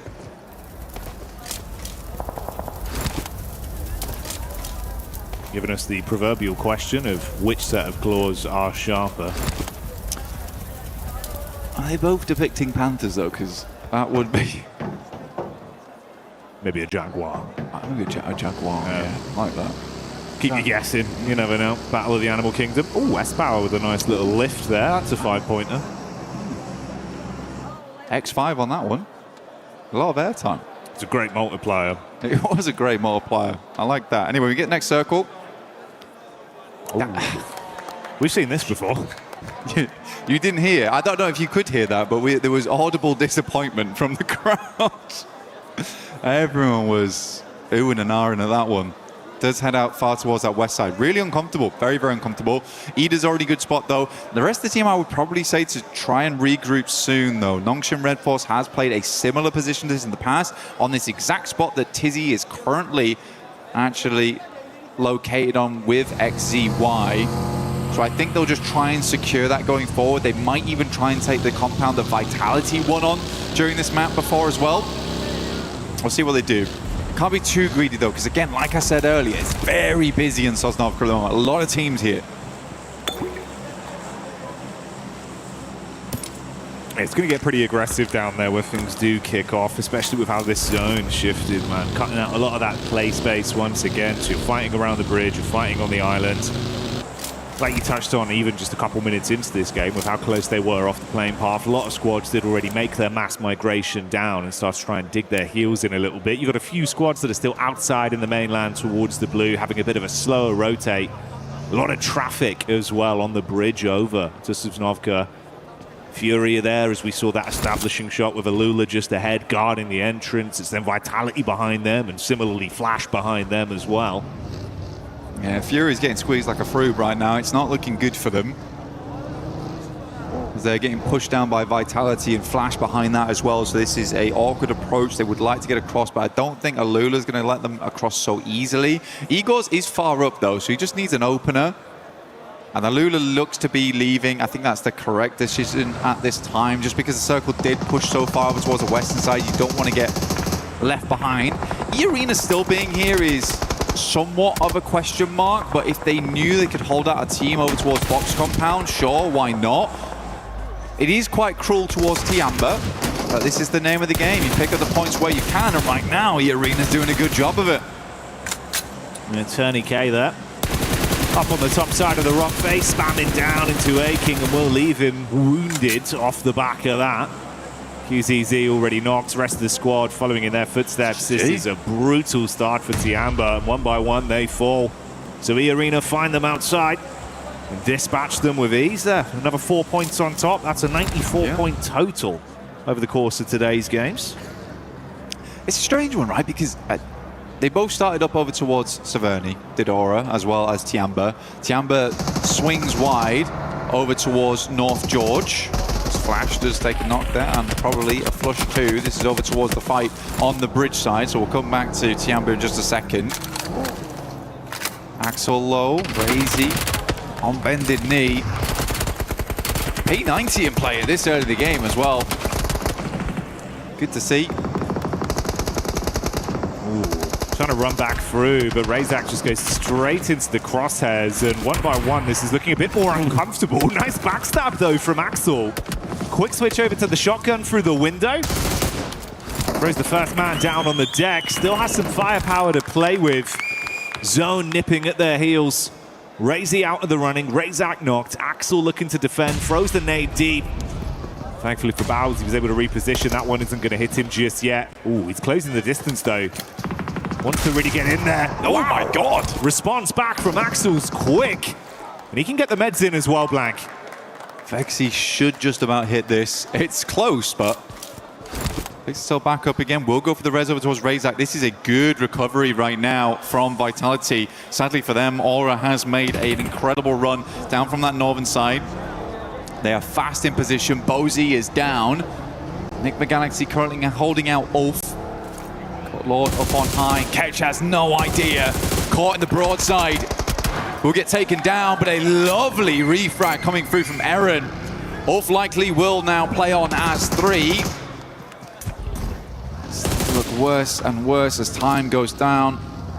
Lord the only to fall here, and Ulf has been very much struggling to pass on by through Nigma Galaxies. The circle in the meantime did move further down towards the south. IQ taking a tumble though. What's happened there? Yeah, this is not the dream at all. Ooh, Lord's actually trying to dismount towards the top side, so if maybe they do win out on this fight, somehow they can grab him back up. Oh, good read onto Scarface. Ralph ready for the encounter. Bullets being peppered. He gets him so dangerously low, but he's still standing. He can just tuck in behind the box now. Oh, well, that would have been the operative word. Could have tucked in behind the box. Not going to happen now. Laid out by Ralph. Satan with a re-aggression as well. And this is starting to turn. That's the way Ulf go down. They started out with a bit of a recovery, but finally finished by Nigma Galaxy. Only one player cut short from the roster there. They'll carry on as a trio. Meanwhile, amidst this, we have Vitality bringing the thunder back onto Hora. It's been a while since I've been seeing Vexy on the main stage, but still got it in him, it seems. Razak does go down, and looks like Vitality might just want to be making the cross going forward. Looks for Sky. Vexy will pick him up, doing a great job here. Settling in for Federalis. Oh, wow. I mean, good job. Really, really well done here from Vexy. I mean, multiple times keeping the team awake and in play, even versus Flash earlier on. Fantastic stuff. Yeah, big step up. Brilliant individual moments there. Zone crunching in a little bit as well. Ooh, Vitality suffering casualties, it seems, with the Elim feed lighting up. That's Flash that are trying to defend the entryway over the bridge. Another headshot from Tops has shut down Vexy after the good form we saw from him, and Axel has fallen due to the damage sustained. The zone eliminates him, and Vitality finally buckle.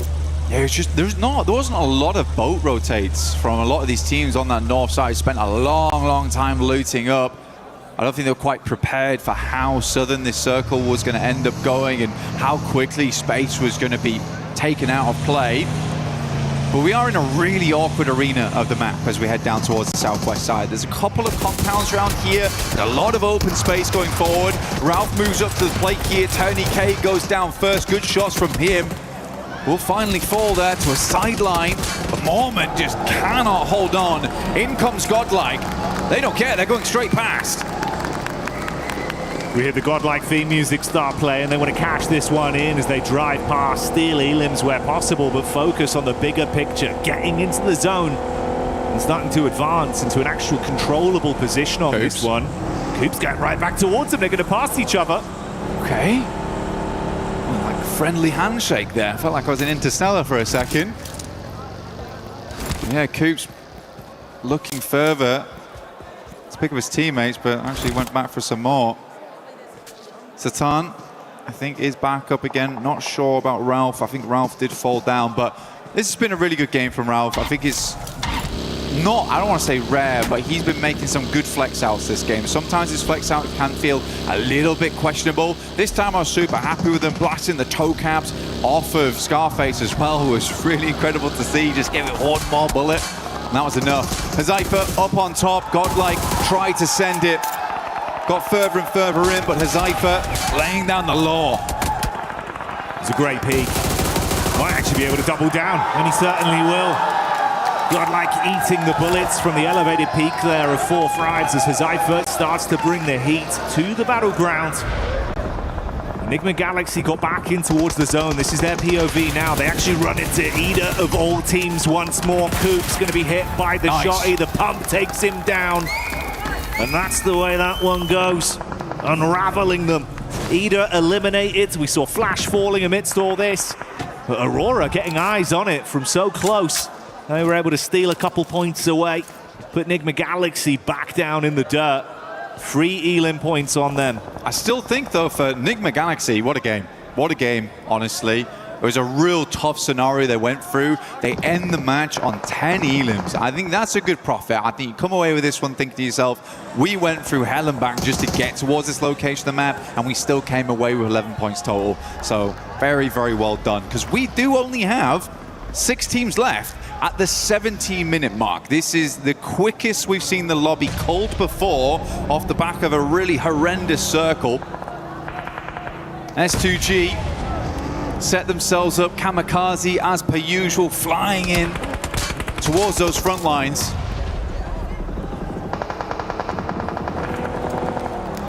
S2G just cleaning house on Alula.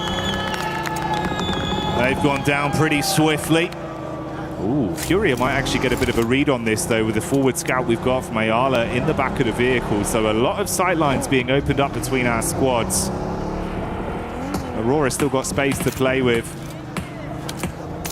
In the grand scheme of things, it's been a little bit quieter on the Elim front for Nongshim, but they're still in the running of the conversation. They've had some good consistent finishes today. It's felt like it's all been coming together communication-wise when they get a good angle to play off in these games.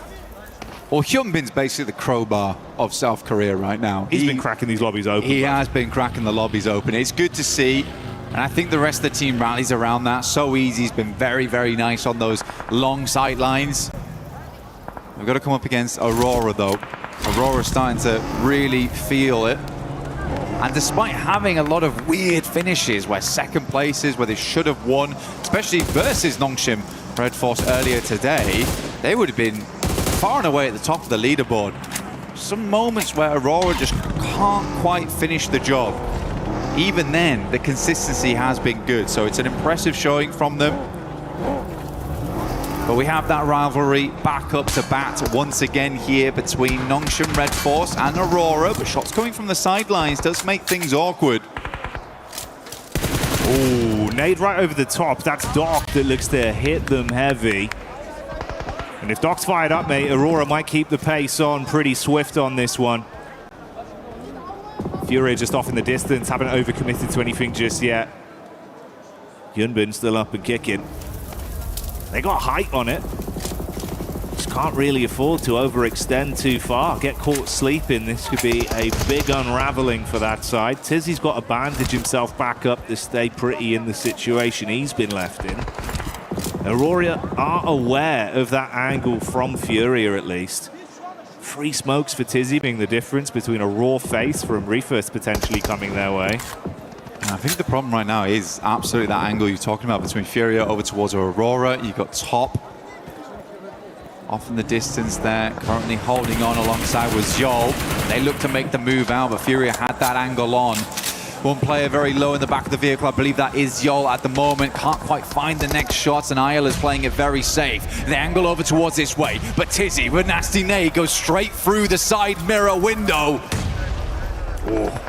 Response back over, they dash some nades of their own on target, but it's actually a response from 4 Fribes.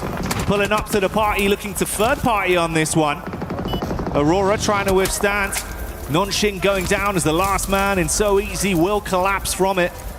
Doc already piecing out. Ooh, mate, that's the rotate straight into the camp of Furia. That is very on point for Doc. He's got that Doc in him. Yeah, that's the brand right there. Moved instantly over towards Furia, held that angle, made them feel a little bit afraid, right? S2G still got Kamikaze swinging, layering in the vehicles. Circle moves over towards Kamikaze. You can hear Turkish fans for S2G a little bit loud themselves. Hamzi finds a shot over towards Hazaifa. That's on the roadside, and a horrible time for it to happen. But it's all popping off now. Refus up first, nade in hand, looking over towards Ayala, very low. Chief pulled the pin, but a little late. Solke runs through the both of them. Oh, mate, the car's done enough just with the bonnet. He's dived out with the shotgun in his hand, vehicle burning behind him. Squad mates falling around as the shots are being spammed. Quick turn, finds that one, throws Furia out of the running. This is the best Solke's looked in quite a while, actually. I think that he's getting a little bit more of that aggression on board. I think a lot of times he was relegated to being this anchor player. So it's nice to see him, you know, channeling a bit of that Silas, Going forward as S2G gets the ambulance out, pulls out the rest of their team, gets them res and back up into a position to fight. Not taking any chances on this one. Went out for the first aid kit. A necessary first aid kit in the moment. The med kit taking him to full. Requires Doc to put a little bit of extra work in. I'm shocked he survived that long. Rufus had the peak up at first. Left him sweating bullets, like you say. The clutch heal barely buying him enough time to stay along for a few extra seconds. Now knocked behind the vehicle. It's a bold maneuver from Solkay, but does drag him from the rest of the team. Likely leaving S2G as a 3-man, but they have the compound central. See where the next circle heads over towards. Can play off the back of that, but it's going to be Aurora. 4 Thrives. Ping-ponging between one another. Taking some pot shots at S2G in the meantime. Hard confirmed with the nades thrown over, so much so that Doc nearly went down from the danger close of his team. Luckily does have the meds to fix himself with no one nearby to convert from the lower HP he had. But you're spot on, mate. We heard the excitement from the fans. You can see why. S2G, they were playing with some confidence and aggression.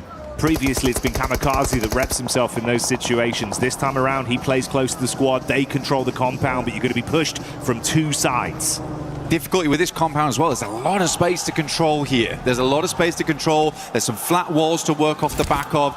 So teams could send in over towards one side. And having a 3-man inside there means they cannot control every building effectively. So these 2 on the side here. This is over towards the eastern edge. Sat on Aurora's angle. Possibility to move in. Oh. S2G's just got to be very quick with this, but you know as soon as someone makes a move for that compound, the other team is going to fly on in. They're likely just going to wait this out until the circle confirms this is a definite compound finish. Don't invest your eggs into one basket until you know. A few seconds out from that zone crunching, we'll see if it's going to favor S2G once again. Shifts slightly off it, Blank pulls away. It's nasty. Up towards that north side. Aurora looking to get a chicken under the belt here. Would likely slingshot them up towards first on the rankings. Despite what has been honestly a hairy day for them. It really has. There's been some moments where the question marks have been flung out left, right and center for this squad, but still, they've been keeping themselves looking pretty. Bandaging up between the matches.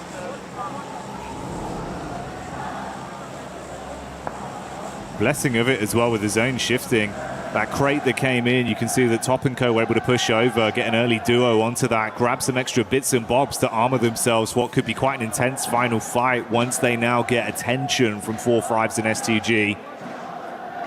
They've got a full 4-man squad, similar, 4 Thrives, and they're going to jump in the vehicle, start to advance on this. Oh, that's not what you want. Rufus with a snapshot, Falak falls instantly. He's got some cover to play off here as well, Blank. T24, he's just out. He said, I am not being on that buggy anymore, I'm dropping straight to the ground, and I think it was the correct choice. Being on the back of a buggy like that makes you a prime target, and he's just realized that Rufus has got the golden eye there. Quick shots, pinpoint as well as IQ desperately tries to swing around the side. This is a mad dash and one that will not work out in the face of Aurora. More points added and S2G can do nothing but look on. They actually get themselves into vehicles. They're going to swing round. They have to take the moment here into their own hands. Last game, Aurora, they were able to do some good work versus them. Now looking to actually show some aggression. Rufus goes down first. Good engage, but how long can they hold on? Kamikaze in the back wants to arc the nade over, has the SMG to play with, one thrown right back towards him. Doc putting them down with the DBS. Panic stations for Aurora as everything is being thrown at them. Doc takes a heavy hit, but he's still standing. S2G down to 2. Hamzy G on the north side. Kamikaze lighting them up. T24 still off in the distance, dealing with Top here, and Kamikaze takes nade after nade. This bounces, but should go a little bit long here, keeping Kamikaze as a half HP count. Oh, T24 as well in the midst of all this. That's the off angle you touched on there. Able to strike from the side. Kamikaze replies with one of his own, and these two teams are coming together to make it uncomfortable for Aurora. Doc with a nade, trying to cook that one. Meanwhile, they respond back onto 4 Thrives as they throw that in. T24 behind the tree. Doc now worried. Split the difference between 2 players here. Not easy to regroup. Another nade in the hand of T24. Sent it across. Doc is down. The other might fall to the nade from across the way, but seems like he lived it. S2G playing the game of their lives right now. S2G, such a quick swing, Jackie, as well. Love to see it. This is huge from them. Complete different play style. The confidence out in full force. Right time, right place, and the back door has worked out well. Top trapped, T24. Spamming so close to him. He knows he's exposed. And this duo from S2G looking to take this one with force, but they still play it smart. Makes the run across right now, trying to deny sight lines. Aurora, Top will at least find it, but the shots are coming through. Kamikaze once again sends straight center. It starts to work out. Nate gets close to the lovely bouncer on it, but won't go quite far enough. Back behind the loot crate. A little bit of cover to work with, but S2G, they've got 2 angles. Top is going to have to play out of his mind to make this one work here. 1 first aid kit ready to go. Hamzy G looks to send an arc over the top here to finish off the game. Goes wide to the side. He's really trying to run the risk on this one. He peeks over the top of the crate, using the smoke to block the angle from Hamzy G so he can take an isolated fight. He's reading it as well. This 1v2, like you say, it's got to be impeccable from him. He cannot afford to miss a single shot. The reactions are going to be there. Kamikaze on the road. Slight height advantage. Throws in the molly, takes the shot, and that's how he gets it done. Kamikaze cleans up as S2G get it! Last game, S2G. They looked a little bit short there, but this game, they go Kamikaze, Kama-crazy for the finish. What a game, not lazy whatsoever, with a quick swing out to the side. You gotta love it, you gotta believe it, S2G is here to play. We thought it was Aurora about to blot out the sun and cast the shadow, illuminate the stage, but no, it's S2G that once again prove how much of a powerhouse they could be here in France. T24 as well, man, the jump out the buggy to sit down on the floor. I couldn't believe that. I mean, he made a quick snap decision. Like, lads, I'm gonna have to live this game out. I'm dropping into the grass, and I'm gonna cause problems. You can feel the energy in the arena as well. We get the replay from that one. Some big individual maneuvers. I love the strategy as well, Blank. S2G here, the way they were able to control the situation, knowing they had to be so proactive, but didn't overstep the mark. And then on the flip side for Aurora, you're playing with dice, gambling on some of these peaks, knowing realistically, it's a risk that you have to take. It's not an easy 1v2. It's actually a very difficult circle. And yes, it pulled away, but they were unsure where they wanted to fight out towards, and maybe they had to full commit over towards 4 Thrives, clear that angle sooner to deal with S2G. But again, for S2G as a 3-man there, they make the only decision they can. It's been something they've been saying all tournament, is we just don't care. We will just push those angles. We will try and get something done in those end games. And it was lovely to see them prove that immediately after that last game where they sort of just laid down over on Arangal. Didn't quite let that game fall into their hands. This time around, they leave nothing up to chance. I think that does summarize the play style realistically. This point in the competition, after so many play days, so close towards the real big picture. That prize pool looming over you, you can't afford to have any doubts in your mind. Leave it to another team and your dream could be snatched away. Whereas for S2G, they've been rising to the occasion, and that oomph, that killer instinct, that's what's giving them these leg ups. Absolutely, and in the end, for S2G, this isn't even their best map, man. They live it on Miramar. This is where they usually thrive. So to have some good moments here over on Erangel is lovely to see. Again, a couple of our teams really making their mark right now. 4 Thrive still playing really well. Honestly, for them, I think even that early game where we saw Hazaifa playing the big Lion's Rock, where he could just have that oversight, knew exactly what they had to do. as teams flow thin, just deny them. But we do have Kalaris over on the stage for a little hit with the players.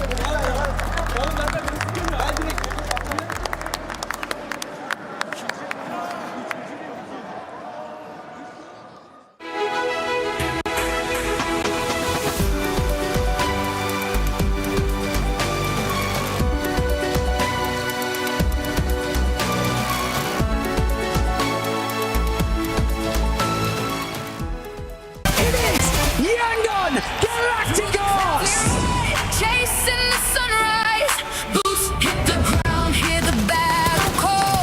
Loot up, lock in, we're ready for it all.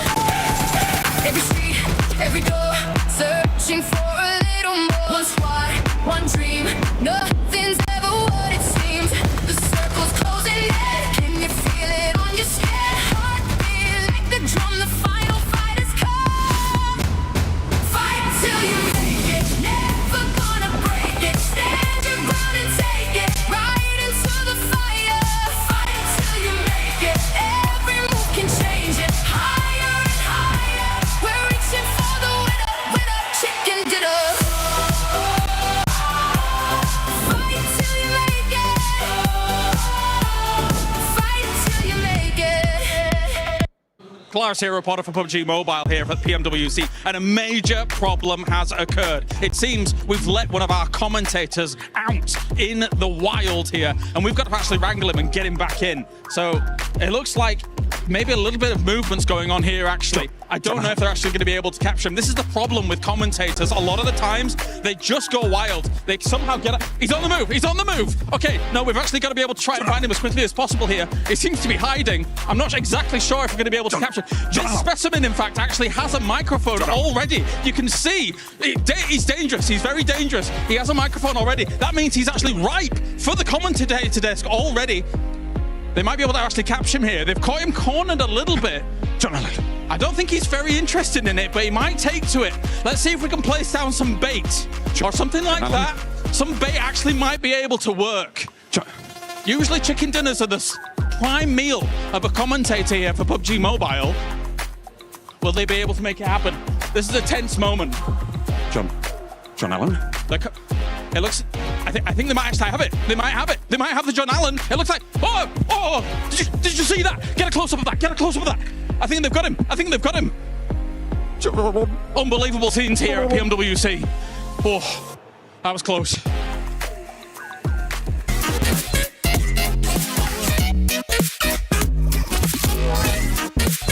Nişan almak, dürbün,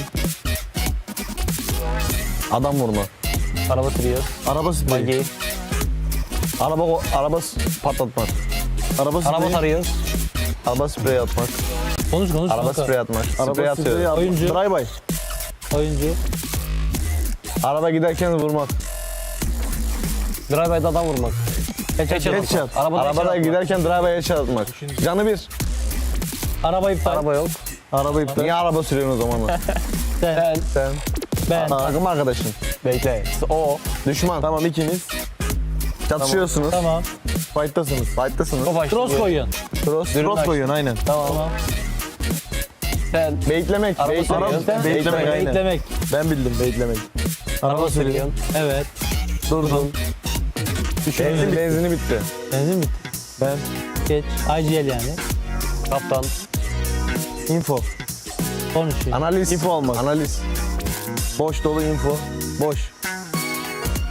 Boş ev. Boş loot. Loot aramak. Pusu yemek. Pusu mu? Tabak yemek. Ev boş diye gittin mi nak yedin. Yiğit abi. IDL. Harita ben. Şişko. Alan. Circle. Alan ortası. Çift attı. Arşiv. Arşiv de. Kaç çift? Evet.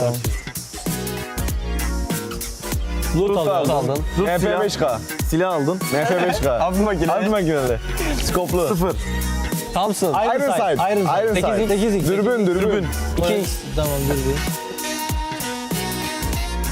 Bir şey. Beline koydun. CS9. Ok, arbelet oku. E90. Uzi. E90. Vektör. Kapıyı açtın. Loot aldın. Skop takamıyorsun o silahı. Doğru mu? Hi, Kalaris here at PMWC, down on the stage to talk to Nongshim Red Force. Hyunbin here to talk about some of the games from today. First questions first. I want to ask you guys about the previous Erangel, not just this one. You guys pushed Furia. Talk to me about that decision and if you'd have maybe done it differently in another scenario. 일단 현배 선수 첫 번째 질문은 일단 이전 매치로 좀 가볼게요. 사실 그전 에란겔에서 유리한 고지를 좀 먹고 있었는데 아래에 있던 퓨리아를 이제 잡으려다가 좀 판이 좀 아쉽게 돌아갔거든요. 그래서 퓨리아 때 좀 어떤 콜이 나왔는지, 퓨리아를 밀러갈 때 어떤 콜이 나왔는지, 그리고 만약에 그 판을 좀 다시 하게 된다면 좀 어떤 콜을 내렸을지 좀 그걸 묻고 싶네요. 일단은 저희가 오른쪽에 한 팀 더 있는 거 알았어갖고 좀 한 팀 교전하면 한 팀 무조건 올 거라는 거 알고 저희 팀원이 1평을 둘을 입혔어갖고 가갖고 잡은 게 일단 맞는 플레이를 한 것 같습니다. Yeah, I mean, we already knew like if we going to push Furia, then the other party would come. So we tried to do, push it as fast as possible. But I think if I think we'll end up in retrospect, I think we should have just let him just use that 1-feet place, and then just we can hold on to our spaces and would much use it wiser. Okay, so let's talk about the Rondo game, because that Rondo was amazing from Nongshim Red Force. So talk to me about any potential threats that you had to consider whilst playing out that game, as well as the end where you were able to pull off an amazing victory. 이제 론도에서는 사실 정말 키를 쓸어 담으시면서 또 치킨까지 가져가셨는데 그때 좀 어떤 마음가짐으로 플레이를 하셨는지, 그리고 뭐 부담감이나 압박감 같은 건 없으셨는지 궁금합니다. 부담감이나 압박감 같은 거는 없었고 일단 교전 부분에서는 저희 팀이 가장 자신 있었기 때문에 쫄지 않고 자신감 있게 했던 것 같습니다. Yeah, I mean, there wasn't any pressure at all. Honestly, we were very confident in our team fights. So yeah, we tried to get it head on, and then I think that worked really well. Thank you very much for joining me, Hyunbin. Thank you very much, Maddox. That does it for us down on the stage. Thank you, Kalaris, for that interview. A marathon of a day that we're having here, as 6 matches have already been played, and S2G has been able to go now back to back with those chicken dinners. We still have 2 more matches to go here, but honestly, S2G, this bounce back nipper out of them. Quite literally a bounce back. All these nades coming in clutch here for S2G. Very, very good sign for them. They're climbing up those ranks. That should put them theoretically in that first place, but we'll wait for the overalls to confirm that. But it's looking very, very good for them. With just 2 more Miramars to go, S2G, they are a Miramar team. It looks like, hey, maybe we'll have another. Oh, we already do. Well, no, that's the match ranking. No, that's the match ranking. Whoa, hold up. I'll give you a chance before or after this to do some prediction. But yeah, S2G putting up those 19 points. Aurora Gaming though, I can probably end up guaranteeing it that after this match, when we do end up seeing the overall, they'll probably end up being in first place, Max. They go from 8th position, then of course they get that huge game earlier on their angle. They gave themselves 2nd place, and now maybe the jump into number 1, which maybe it's the most Aurora thing we have seen, right? Yes, it is the most Aurora thing, and you know what's also Aurora thing to do? After that, dropping down to like outside of top 5. Maybe Wow. I'm just saying they've done it before. They could do it again here. But no, overall, some of these plays are interesting. But I want you and me, Niptro, to break down what happened here, because you and me, we're talking about some of the finishing moments here. But this 4 Thrives push, in particular to the western side, I feel like could have been executed way better on the Pakistani end of things.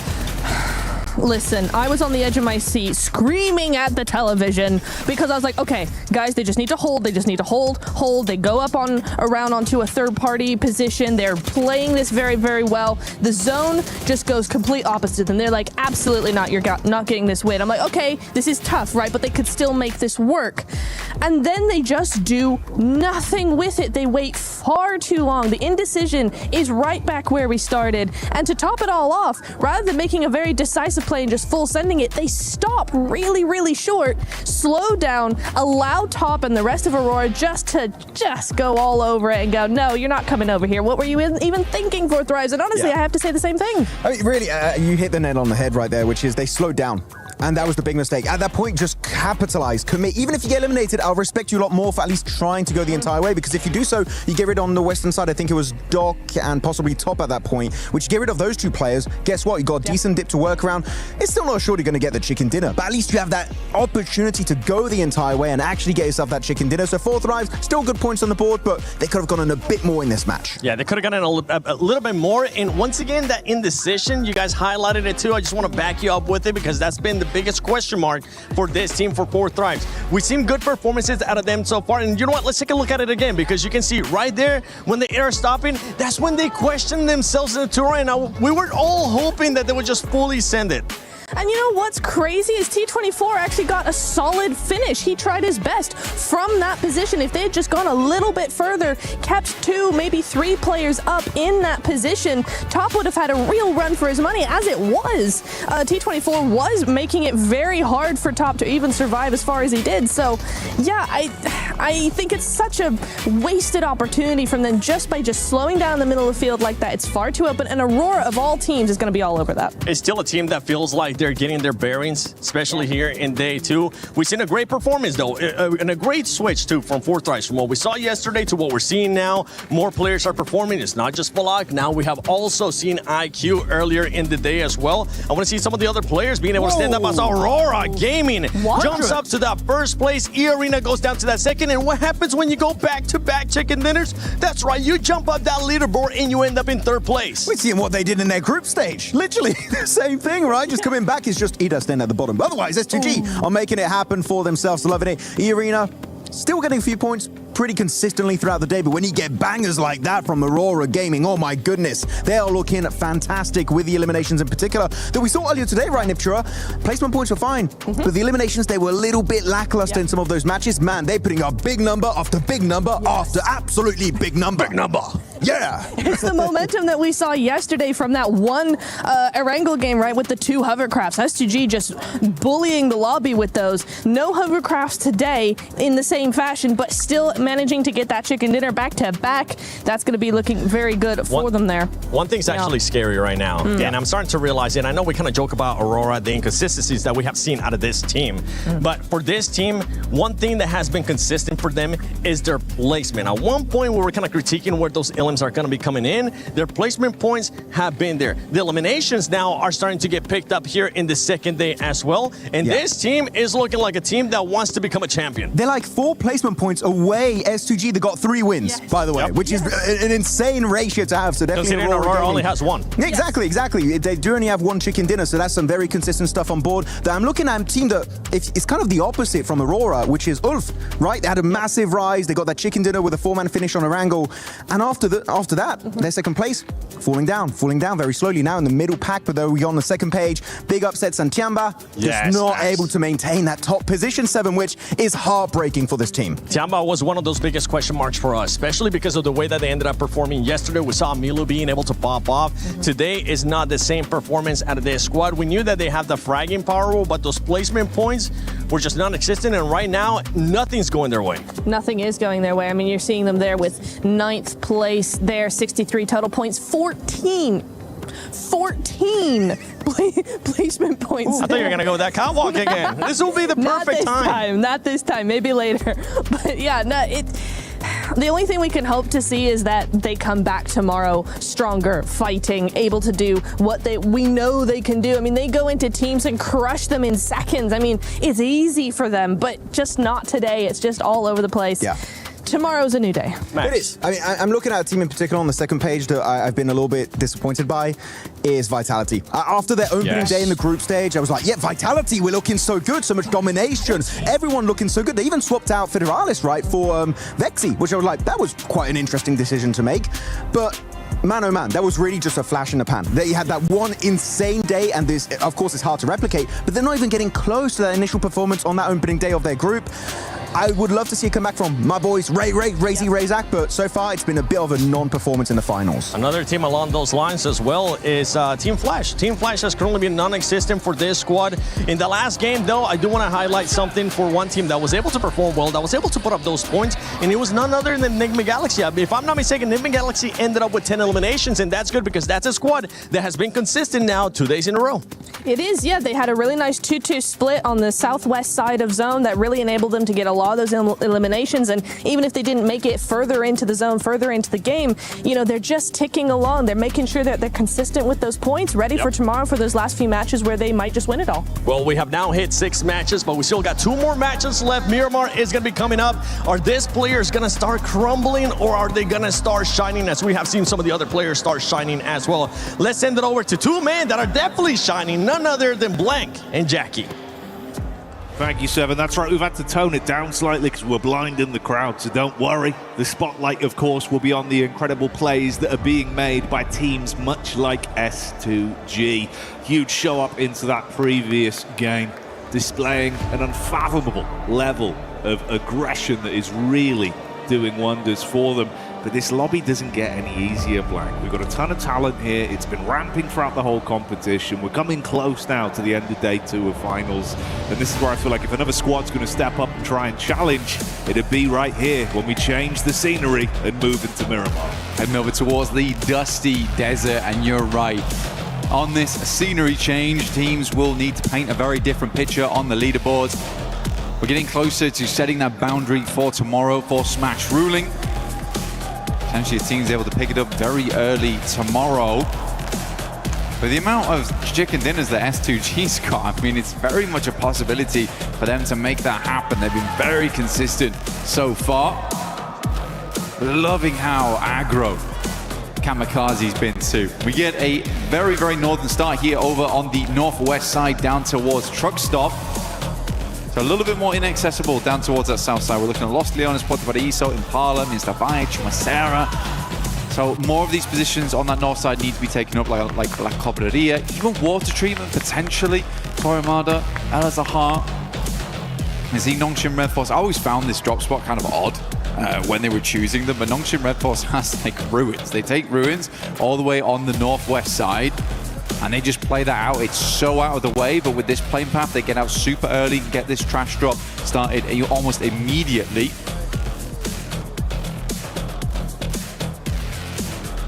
Sarah boats for them on this one. Some other big plays that were coming out, you know, not realistically into the late game there in terms of placement, but for the raw elims and handling themselves under pressure, you got to give that shout out over to Enigma Galaxy. That was very nice to see, right? A lot of early carnage, uncomfortable situations with how they were fighting, but they looked good in the clutch, having to pull out points where they could. Ended that one with what, 10 elims? Yeah, it was 10 elims, 11 points total because they got towards that top 8 side of things, which is, I think, genuinely a really, really good result for Enigma Galaxy. I think when you have those types of games, you've got to go for a massive salvage. Now we start over on the northwest side of the map in terms of dropping those players off. We're moving hard down towards that southeast side. Got a lot of water involved. We've got the rocky outcrops, the mountainside down towards Puerto Paraíso on that western edge. So should be a fun circle to play around with. We could end up back in Los Leones as we did earlier in the tournament. Always fun to have an urban finish. Gets very hectic. But yeah, I think if we look at the leaderboard right now, it's very comfortable on the staging, right?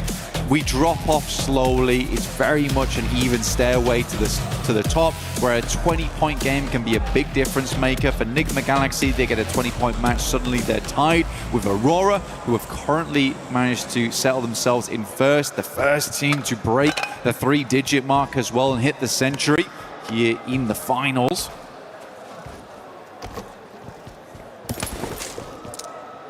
I do wonder if maybe teams will get a little bit more antsy, force some issues slightly earlier into this one. A couple of our big names already inside the zone there. 4-5's Aurora, Godlike, not too far away. S2G making their rotate down from Truck Stop. And then Tiamba, of course, towards the coastline. Keep that in the back of your mind, but focus on this as well. We've got some weapon skins, of course, for those of you at home that want to get your hands on some lovely bits of kit inside of the game. So make sure you're participating in that. Absolutely. And we'll throw that up on screen shortly. You can take a look at it then. But for Aurora, There you go. As if on cue. Doc will just go down there, knows he's nowhere near the rest of his team, isn't going to bother them. So unfortunate there for Aurora to lose a player out almost immediately. Again, weird entry point for a lot of squads where they want to get in towards the circle as soon as possible. S2G giving themselves the best advantage early on as they fly down from the eastern side of the map. Swinging past Impala right now, might look for some of the high grounds that sit towards the southern portion of this one. Enigma Galaxy a slower start though, over towards El Pot, so they're going to hang out here for a little while longer. Ralph on screen with us at the moment, doing a good job IGLing, making some quick decisions here and there. I do genuinely think it helps having... I think as much as we've talked about Coops, I think we do need to shift the perspective a little bit to Lord. I think Lord has been such a consistent player on that team. We've given a lot of love to Coops so far, but I think Lord is able to excel because he has another strong fragger on the team. Now, I think Satan as well as Ralph are both very good players, but they're not your front line, right? And if Lord was always playing that front line, he was very good with it, he needed someone to play off the back of, and I think he works phenomenally well with Coops right now. So a big shout out to Lord this game. Hopefully they can continue that pressure. Milu back in, actually, for Tiamba. Looks to move up against Lost here, but will unfortunately go down. So Tiamba losing Milu right off the back there. Very sad stuff to see. I think Tiamba was not expecting this. S2G sort of making a Tiamba play versus them themselves. Yeah, giving a taste of their own medicine there. That's unfortunate, the return of the King, but only for a few brief minutes on this one. We'll see if he comes back for another Miramar outing. Absolutely beasting in the event overall, but S2G stealing some of that energy and starting it out with a nice elim to send the rest of Tiamba scarpering, as they know they don't want to stick around and sacrifice anything more on this one. Three-man squad lives on to see if they can steal some points away on the long con. For Tiamba, still 7 more matches to go, and like you said, they've been having a great run at the start of it. They had a lovely push-in over towards the finals itself. They looked fantastic. Now sitting over towards the middle side of the tables. Haven't really able to put up many points after that. But they still have a whole additional day, and that can change a lot of things. Remember, you just need to get past that smash ruling point system and then hit the chicken dinner. So they just need to get themselves in range. That's it. They've got one more game to do it. They've got this game here to try and get some consistent points on board. Like you say, the return of the King was very short here, but next game, potentially some royal decrees being thrown out here and there. Yeah, take the opportunity to sharpen the steel once more, and then come back out swinging. Potentially, that's got to be the play for some of these teams as well, because you touched on the fact, obviously, you're trying to set that barrier, that scoreline to beat effectively going into tomorrow. Stopping some of these top teams dead in their tracks, seeing if you could stop them from bloating it to a very large scoreline. It's a risk versus reward that you've got to weigh up in some of these situations for teams that are looking to still climb, but don't want it to be too tall of a task to reach it going into tomorrow if you want to lap our top teams with that smash rule being in effect. OG on the move here, Ida just off in the distance. Yeah, pretty big funnel, this portion of the map, around La Bendita. Through some of the dead ground, sits around here as well, to the north side of Los Leones, staging upwards towards some of those buildings.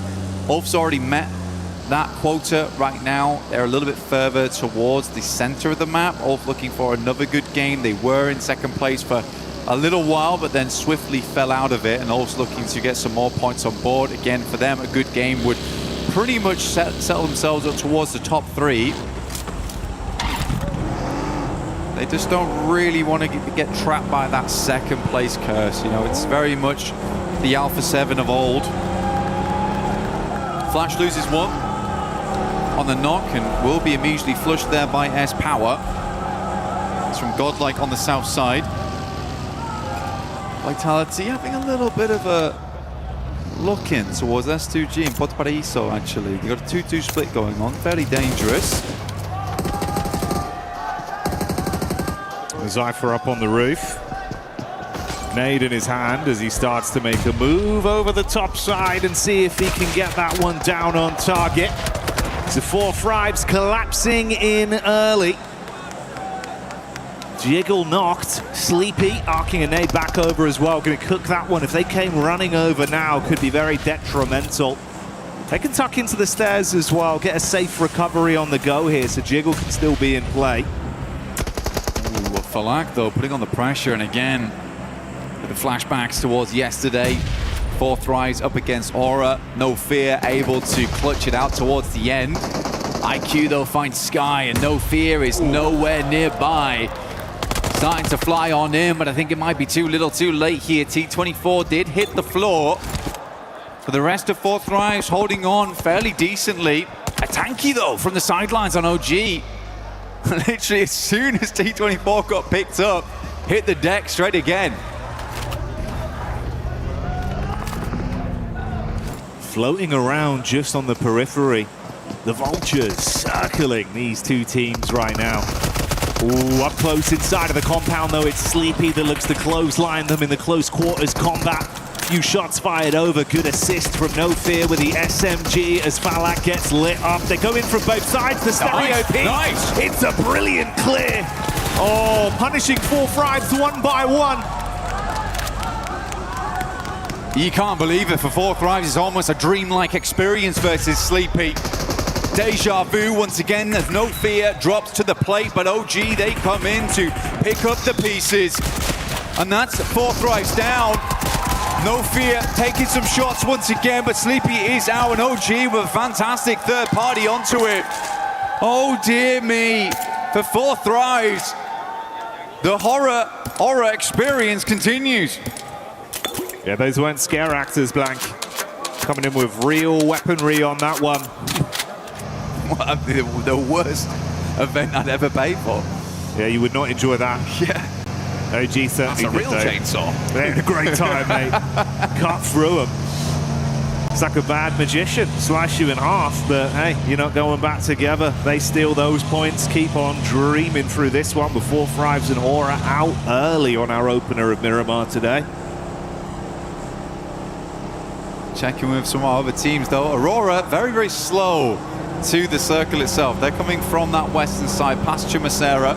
Likely will hit a traffic jam, though, with the boundaries in place. A lot of teams trying to sidle their way through the northwest edge of Los Leones down towards the southeast.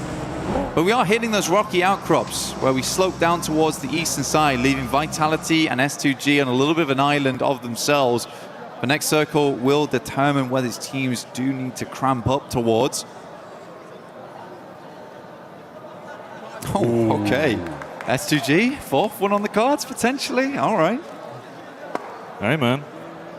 Goes over towards them, already set up down towards the coast there. A lot of water in play once again. These circles have been so spicy time and time again, forcing some quick thinking out of our squads. For S2G, though, I mean, as an org, it would be an incredible achievement, right? To come off the back of winning one international previously in the past, and to rebuild and do it again, that is a great marker of success for S2G. So we'll just have to wait and see for the time being. For them, they're down towards that east side. Very limited information of what's happening over towards the west here, as it does slope upwards. You're not really seeing all of the information, all of the intricate details on that side, so they're going to play it safe for the time being. Tiamba did get a central position, though, but they are playing as 3. Milu going down earlier on. Coops finds Schweppes, good shots. Does not miss those often. Ooh, a couple claps back over. Off-angle peek there, getting a few on target. You can see it's a wide spread with the setup from Nigma Galaxy. This off-angle could be so dastardly. He's got his eyes on target. Mormon just trying to stay alive, digging his heels in towards the cliff face. Ralph looking to get those final confirmations off. Tony K low on health as well. 2 smokes dropped. Tucking in while Schweppes is finally confirmed. That was the knock we saw from Coops earlier into this one. Joker does fight back. They know about the angle from Ralph, but you are so pinned in, so many positions to be aware of, and they can take shots from all sides. This is the only problem with sometimes Ralph's flex outs is that he really does just bait his teammates sometimes. It has worked out quite a bit today, but this is the problem that arises. Lord does go down for it. I think in the straight fight, they might have done a lot better there having nades, because Ralph's also got all the nades. He's got 5. Like, those would have been lovely. He placed over towards this side, up against the players. Hoops sends one in. It's a good amount of damage. Knocks one over towards Tony K. Luckily, Mormon was able to dash down the hillside, avoid a lot of that shrapnel. Still took a hell of a beating. Going on for a little while here as well, and starting to drain some of the more offensive utility that's being thrown out.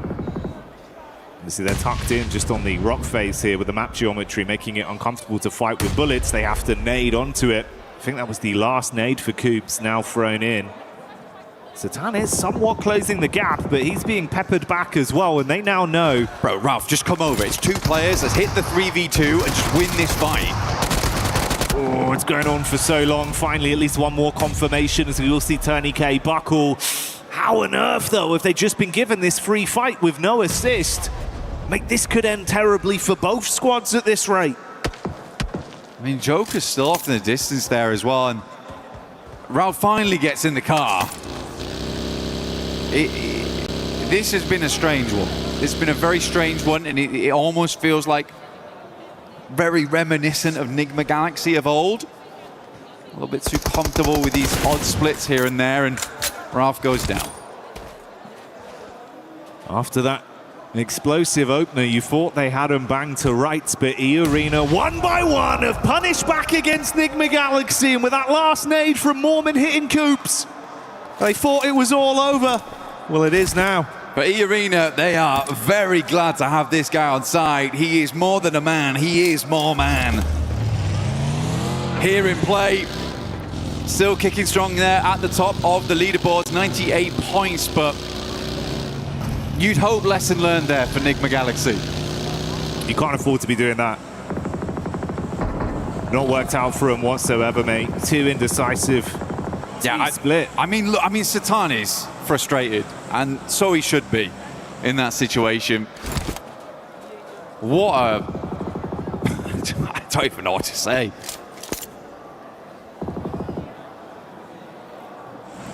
And for E-Arena, I mean, counting their blessings, they get away with that as a duo. 4 elims picked up, putting them on 98 points total right now, still alive in the game. If they can coast this one out long term, maybe there's still more to be said for them on a bit of a big score on this one. But they've made out with a brilliant heist. Got in there, made out like bandits. A watcher. Ralph. Observing. Noticing. I've noticed you in a 2v2 with my team. Yeah, brutal way to go. Hey-ho, is what it is. OG back on a move onto bigger and brighter things. Let's see what they can do. Acon, quick shots. That's Chief getting spearheaded straight through, and the vehicle going to confirm him. Silence up close with a nade in his hands. Pin pulled, sweaty palms. Can he blow them away? Silence does get one off. Back onto Acop, leaving them in a effective 3v3. Zone going to be crunching back in onto Silence as well, and he's low on HP right now. Nate's thrown all over the shop. He's worried. So he should be. Might just get the first aid kit off here. Pulls it off in time. A tanky though, going low, gets the heal. Silence is down and out. We got Night Cam on board. Watching on as the team struggles up against the forces of OG. Either now looking down towards them, punishing. Only Ayala left for the squad to move forward. Vitality found themselves in a decent position, and somehow Nongshim Red Force have been able to swing down towards the southern side of the map. But again, I feel where Tiamba's playing, completely workable from this spot. But you'd hope for Ulf this is a good game. And I think this is where they need a good game to stay in contention for the top side. Yeah, if they want to be in that conversation, you gotta get the boots moving. As we gave you this establisher here with the map crunching in, we did see Ayala, I believe, there on Furia falling. So Furia do go out with the on-watching from the coach, main man Knight. So OG get away with one player still in the contest here. See, Woodcock's going to have to play a very, very slow game from this point as just a solo. Does cut away some of that effective close line early setup we saw from S2G. They're going to have to move over. This is why you were highlighting Ulf there. Very central. Diamba, similar sort of story. And Aurora with just the duo. Yeah. That could try and get involved in the conversation as well. And if we look over towards Ulf as well, when we pan past them, they're on some really nice high ground. Looking down on a lot of these teams, like it's a very, very good spot, not only to gather information from, but to springboard the rest of your game.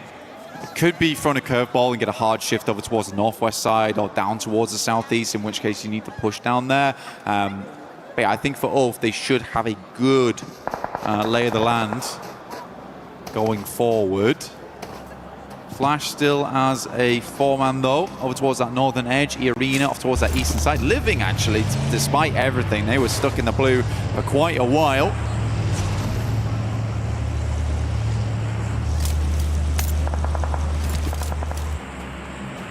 You know what, man? Maybe there's a chance as well. We start to get some big booms coming out of the squad like Godlike. Man like S-Power, supply crate come down near them. He's a bit of a cheeky chappy. He's got that good energy about him. If they can get armed, he does, yeah. Potentially get a good bit of a shift on this one as well that favors them positionally. I think they'd be a team to show back up. This is the kind of environment they can certainly deal some damage.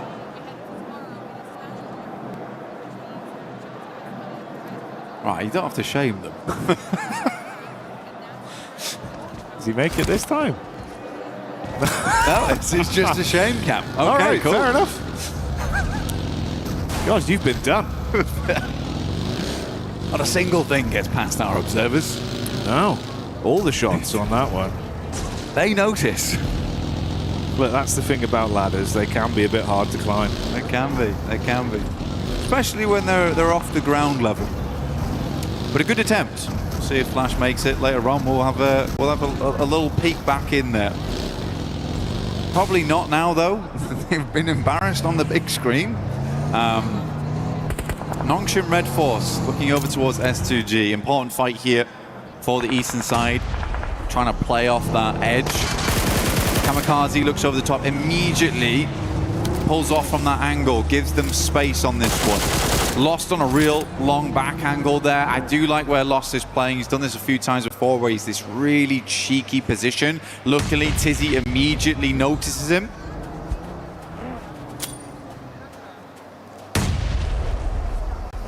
Thing is, this being a bit more of a downhill battle as well, STG just casting the nades towards them. It does give them a little bit more oomph on those bad boys, try to get them on target.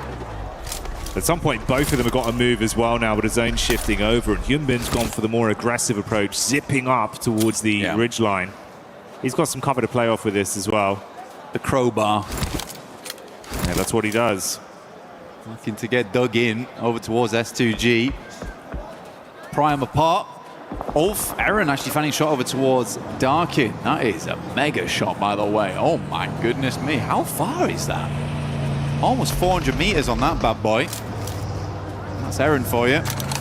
MTG still wandering around on one nade there from So Easy. Tries to get a bit of damage done. Lost still in the back lines, but he's been effectively harassed.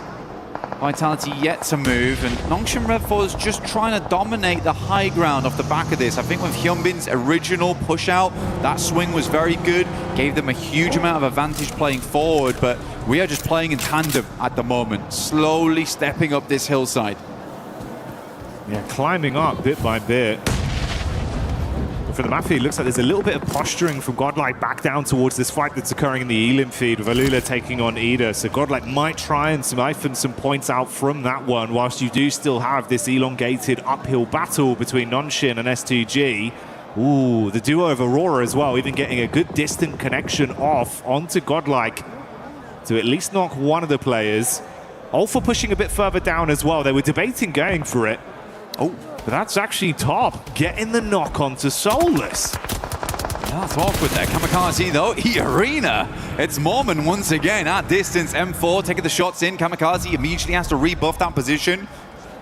Nongshim Red Force takes advantage of it. So easy peeking. Good shots from Joker. Goodness me. Lucky to still have his hat on. Aaron knocks over towards Razak. Aaron has been hitting some nasty shots, by the way. Yeah, he's been super slick with it. Great gun skill on display. From range as well, gets a little bit more awkward from some of these long-range fights, but doesn't bother him. He's been consistent. Very important he gets that knock as well versus Vitality. Massively slows them down because Ulf had 2 players down, knocked. Now they do... I think they just lost 1 entirely. Yeah, they did. So they're down to 3 now. That's Solus. No longer in with us. It's all from a really, really good position. I don't really know how they lost a player there. And it's hard to deny those sight lines in this area of the map. There was a lot of little defilades, random bits of environmental objects that are going to keep you alive. Skinny trees. Aurora's living it large, honestly, has 2 players. I think that's what I'm most surprised by, but Top has been having a really, really good day today. I think he's currently topping the damage meters, well, hey, with Reefus playing alongside him up there. Ooh, well, Zone moves in, still has actually a bit of favor towards Aurora with the position they were set up in, but this battle between Ulf and Vitality has been going on. Meanwhile, amongst it, S2G start to crash onto Tianba. The drum starting to beat. Just outside the doorway, shots into the back line. Heels being pulled out as QZZ tops himself back up. Hamzik's so low as well, you're going to be caught on a wrap. Wow, somehow gets past the door. Oh, mate. Bullets bouncing by him, giving him a short back and side with a haircut, but he's still alive. Nades into the long building.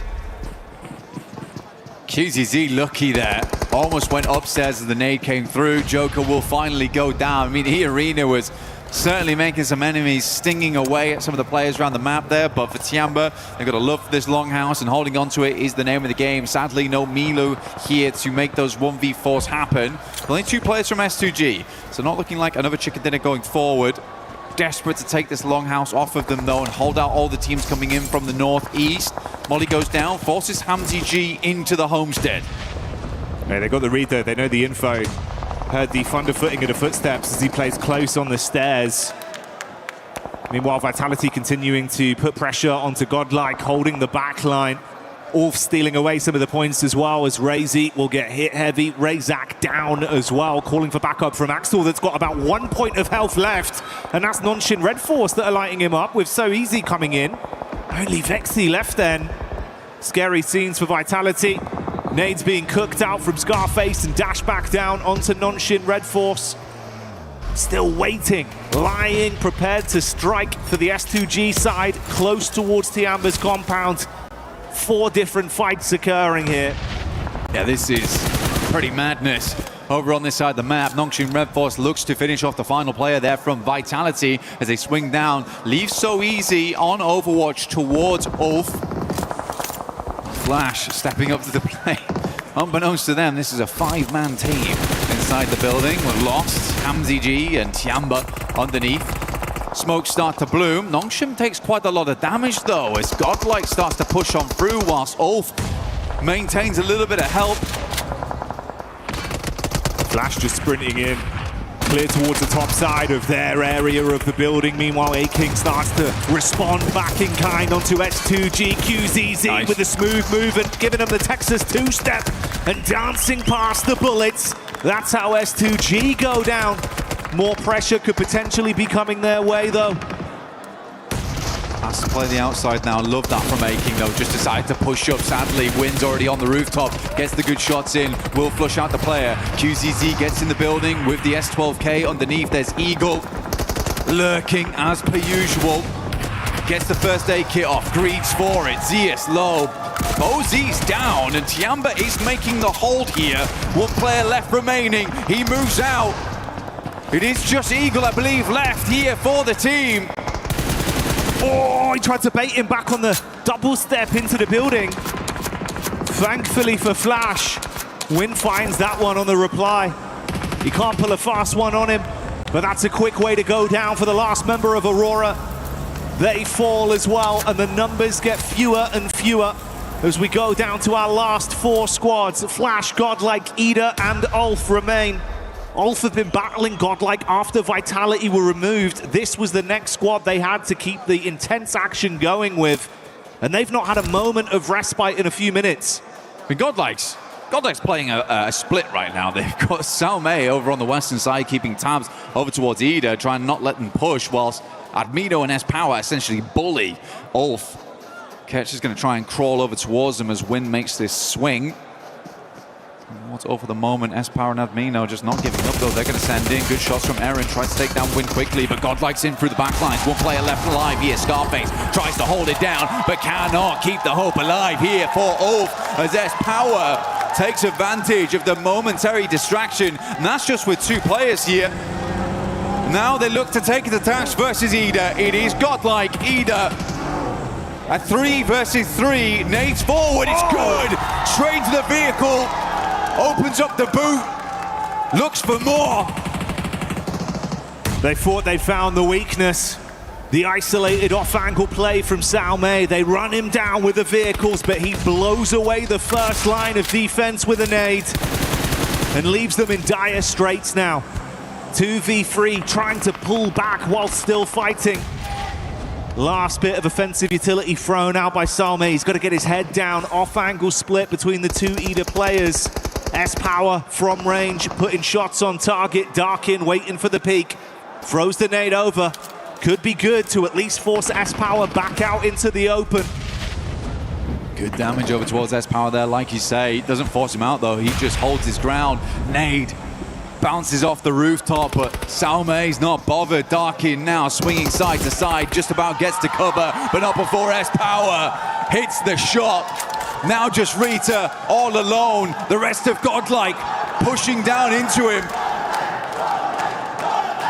The terrifying trio of Godlike being fired up. The ferocious crowd here in France giving them their energy. Chant after chant, screaming the name Godlike, but can they do the arena proud as Rita makes a move? Bullets on target, gotta hit the deck. He's low, he's trapped, and Godlike know that they are inches away from grabbing the chicken dinner. Salme with the elevated peak, they're looking for the shots. Rita, gotta make the move.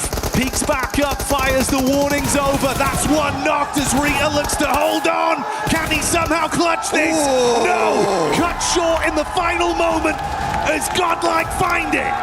S-Power right at the end. Looked dire, looked bad, but he brought it back into full, clear picture. Godlike grabbed themselves a chicken here. They've been getting closer and closer to that meal, and it's here right at the end of the day. And if you're fortunate enough to be here at EWC 26 for PMWC, you'll hear that organization's name echoing through the hall as the fans cheer on their squad. That chicken dinner locked in. A clutch play at the end denied, and Godlike securing the dinner to give themselves a fighting chance, setting their sights at climbing up the rankings. Again, for them, I think today and yesterday, it's just been a case of slowly but surely understanding every different scenario, how they want to play it out. But they have, like I said, just inched ever closer towards that victory. It's a nice set of adaptations coming through from this team. It was clear at the start they had a little bit of a slow burn to them, but the fire is definitely starting to roar a little bit now here for Godlike, and a good ending over on Miramar on what was quite a difficult circle to play. Yeah, played it to the best of their ability as well, right? So many back-to-back fights where they were just thrown into the blender. Yeah. And no one got any just time. crept out every time. Yeah, that's the crazy thing. Is like so many of those teams could have been in a position to keep this one going, but you just never had any respite. They were running low on ammo, using up all their meds. You barely scraped through one fight. Next team's right in behind you. Intense, like sort of, 5 to 7 minutes there of action. This S-Power guy though. Oh, he's giving it. He's bossing it. He is giving it. And they love him. He is giving it. I mean, to be honest with you, I think I was more as much as S-Power is kind of ruling the lobby at the moment, it was cool to see Salme play that out. I think Salme has some really good off angles for the team, and he's a reliable player. It's quite rare to find that in a team where you can just rely on that one guy to do his job, picture perfect, and not go down in the meantime, because they were fighting 2 different fights at the same time. Mate, yeah, well done. That's the difference of it as well, right? That off-angle setup, when they crunched in with the vehicles, they've seen that as like, oh, this is a weaker knee. If we get that one pick here, we can actually try and steamroll and play off the back of this. The fact that he didn't panic, didn't overstep, cooks the nade, gets it off, and buys the team time to win that one. Incredible play from Salme. Big chicken dinner, but so much more to come. We'll see you in a sec.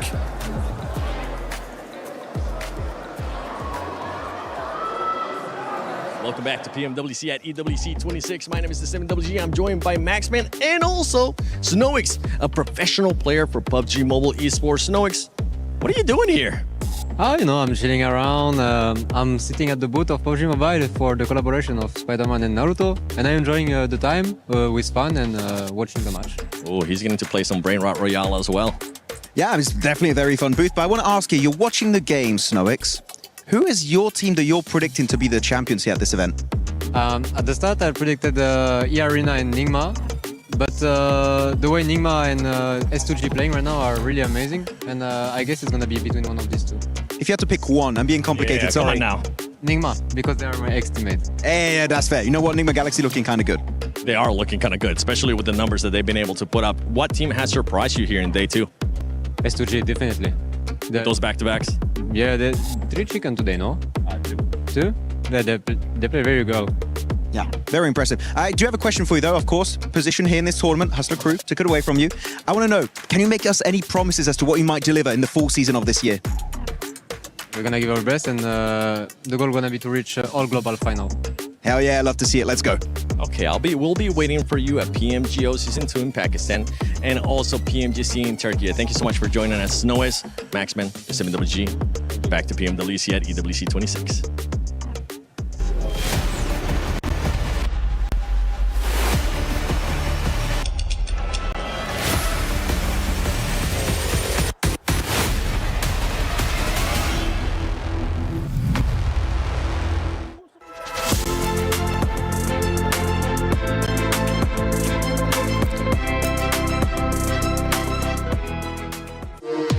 We were there for every click, every clutch, every respawn. We were there for the years of grind, and we're here now. The proud founding partner of EWC, powering the biggest event in gaming, shoulder to shoulder with the world's best, making history. Greatness deserves a stage. Lenovo Legion, reach your impossible.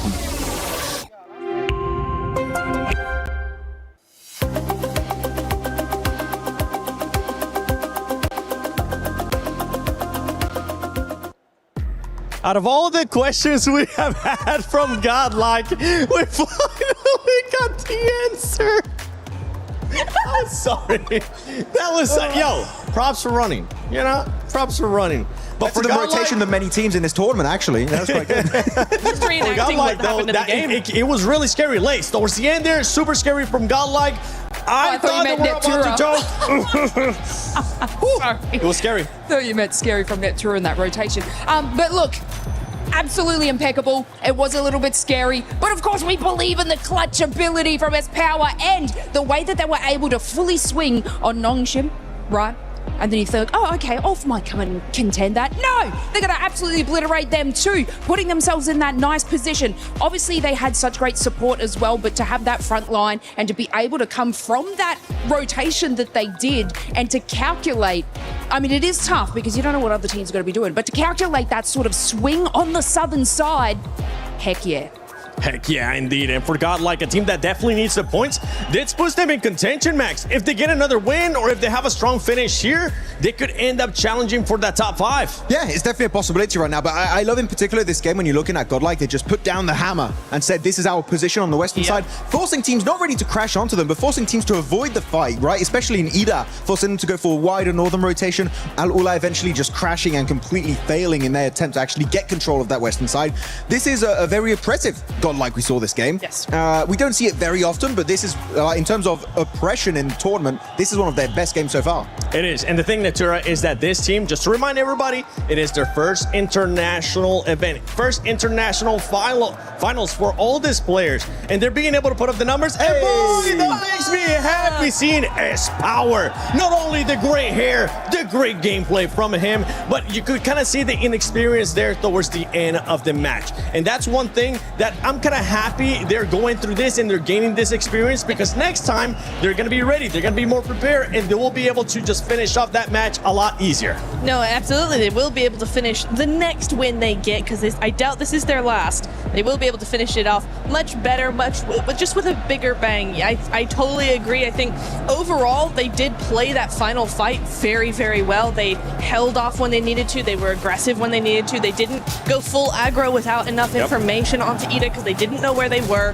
Very, very well played. That's a mature style of gameplay, but they just did take it a little too far in those final moments. They almost got 1v3'd there because they didn't wait. They didn't push when they should have. I mean, this third party, by the way, over to the eastern side, what a great push-up. The timing of Godlike was literally on point. There's no way Ulf can even fight back. They're just cornered. They were getting rid of one player of Flash just to make sure they get the extra elimination and placement point. And then Some hits that. Of course, it was not like a top speed vehicle coming in his way, but still Some, his utility is some of the best I've seen from this team so far. Of course, Rita, I was believing this might be the Ida win, but S-Power put down the hammer and make sure they got that chicken dinner. Never doubting S-Power, especially with the way that he has been able to put up numbers. We're looking at the top damage dealer so far, Godlike up there, obviously, with that performance that they have. But we got to talk about some of the other players, because Ida has continued on a strong performance here, bouncing back from those hot drops yesterday. And it's not just those hot drops that they stopped doing. They actually been fragging out. They've been moving up that leaderboard. Another team that has been able to put up good points, especially in this last match,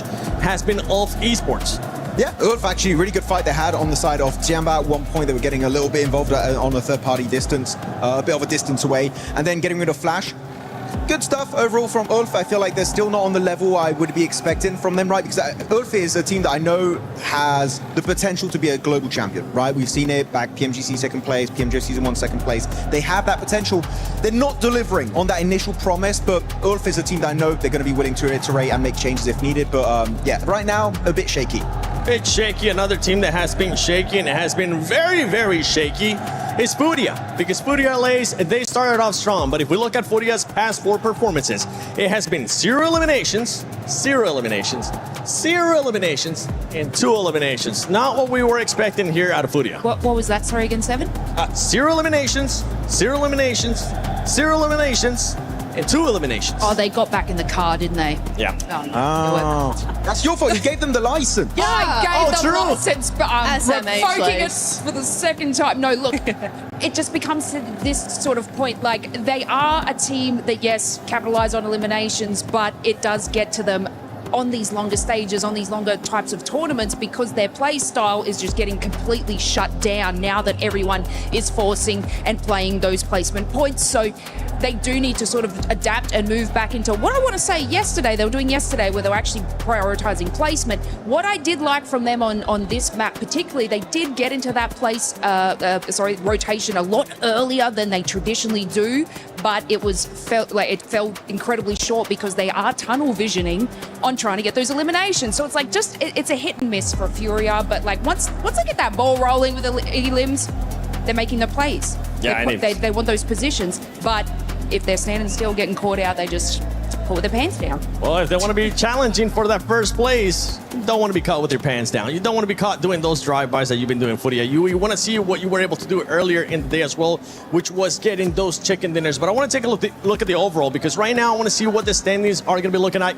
As we head into the final game, after this game, we will set the threshold for that Smash rule. Right now, Aurora Gaming with 104 points, E-Arena 98, S2G with those 95. If we bring in the Smash rule into it, and we look at previous times, this is so doable for a lot of teams. Usually we see such a tremendous gap, and then it's going to be tomorrow, every team just trying to catch up. The top team, I just got to get 10 points and win this thing. But this is actually incredibly close when we bring into that format and that rule that it still can be doable all the way down to 8th. Ooh, all the way down to 8th. Okay, Yeah. you know, yeah, you're a believer. I like the belief that you're currently showing because for 4Thrives esports fans, they're looking to see some kind of bounce back here. Yes, we have seen flashes of greatness, but right now in the position that there are, 30 points away, not what this team wants to be, considering that they are the reigning champions of PMGO Season 1.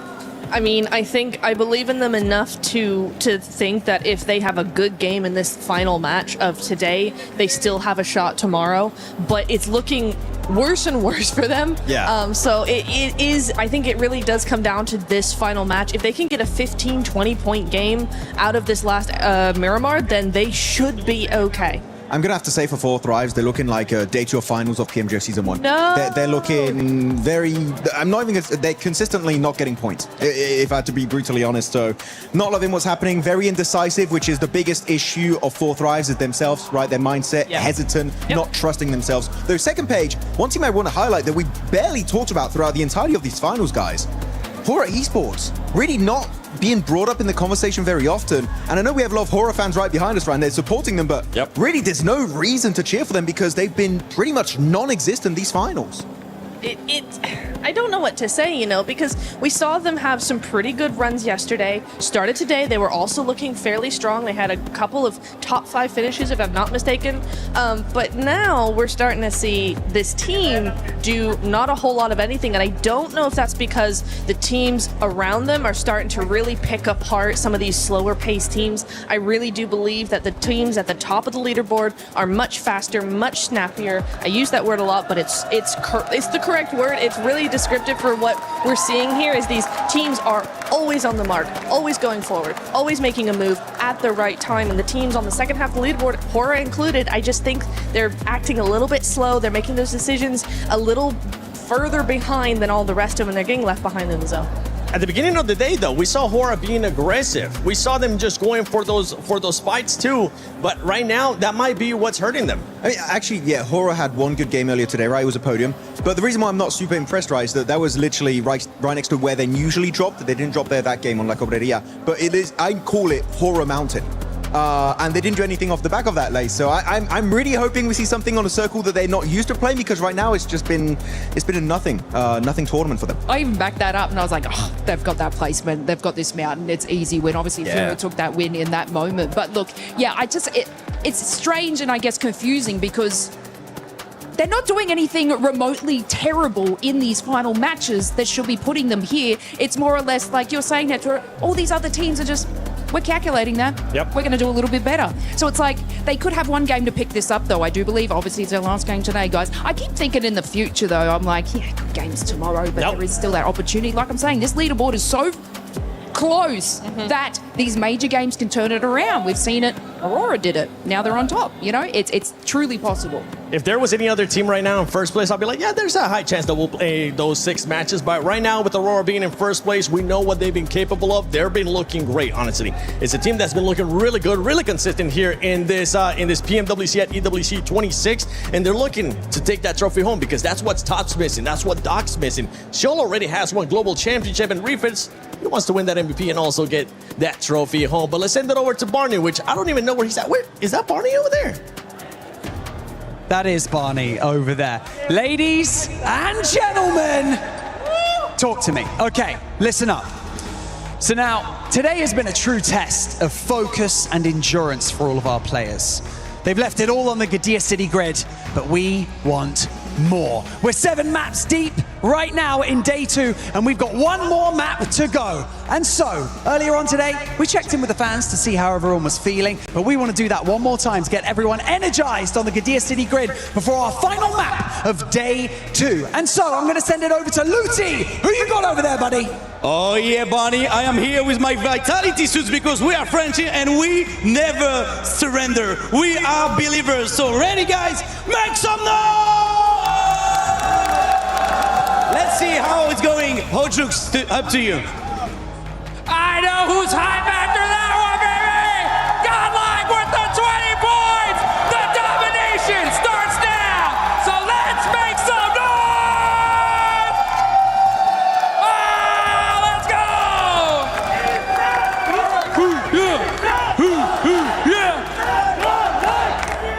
Good to see the excitement from all the fans. different nations, different representations of our organizations that are bringing the heat here in Paris. But you know what, France? Together, I'm sure we can blow the roof off this building. Let's hear it one last time. Let's absolutely go ballistic. Last game of the day. Let's get into it. Miramar on the cards. We're going to set our smash ruling going forward right now. Teams looking very, very good. Ida getting deeper and deeper into these matches.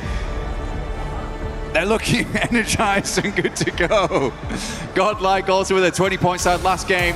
I think that's just the beginning of something great to come here on Miramar. Smash ruling will be in effect from tomorrow, but this is where we lay down that line in the sand, the literal sand here on Miramar. Teams looking very contemplative where they want to hit up, where they want to go next. Got Milu back in the game for his last ride here on Miramar before we get into tomorrow. Good to see him back again though. Hopefully having a little bit longer in this game, Jackie. Hey, you'd hope so, man. It's good to have him back. Incredible talent, unbelievable mechanics. And this could be the reset, right? Little bit more time, he's back in. He's got his fingers on the sticks once more. You deploy him into the lobby once again. And if there was a chance for Tiamba to start to assert some of that dominance that we know they're very capable of, hey man, go big last game. Bring it on home, start to rise up the rankings a little bit, being a nice position to try and leapfrog tomorrow. It could still very much happen. Southern side playing path, a little bit difficult to deal with. Some of these teams getting up towards that northern edge, at least on that eastern side, but Valparaiso, Impala very much in play there. Good to go. Chimacera open for the teams to move down towards Aurora, getting out nice and early around that position. Top with the 4,970 damage, but Aaron and Scarface still doing an incredible amount of work here, despite where right now Ulf is on the rankings. That last match just generally wasn't that bad either. I mean, 81 points now. They're getting closer and closer to the top of the tables. Aurora wants to pull out something very, very special on this match, though. Remember, we want to set that line higher than anyone else by a fair margin to make tomorrow's Rondo a little bit more sweaty, right? Because I think Rondo, you can earn a lot of points on that map. You can earn a lot of points on that map, and it can get you far towards that smash ruling or even beyond it. Yeah.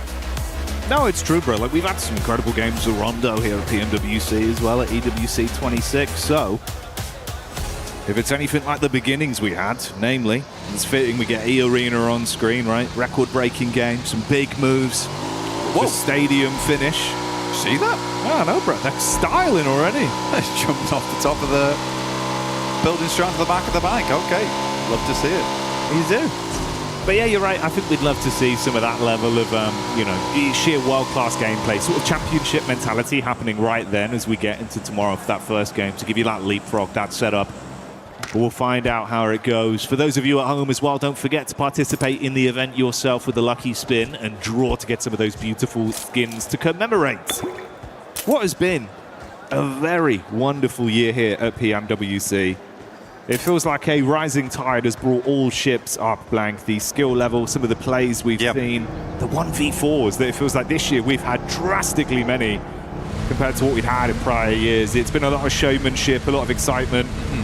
And Paris has been killing it as well. So it's been super exciting. But hey, we'll dial in. We'll stick with the program for now, see what we get, if this will be a present of a final game between these sides and who's going to benefit most.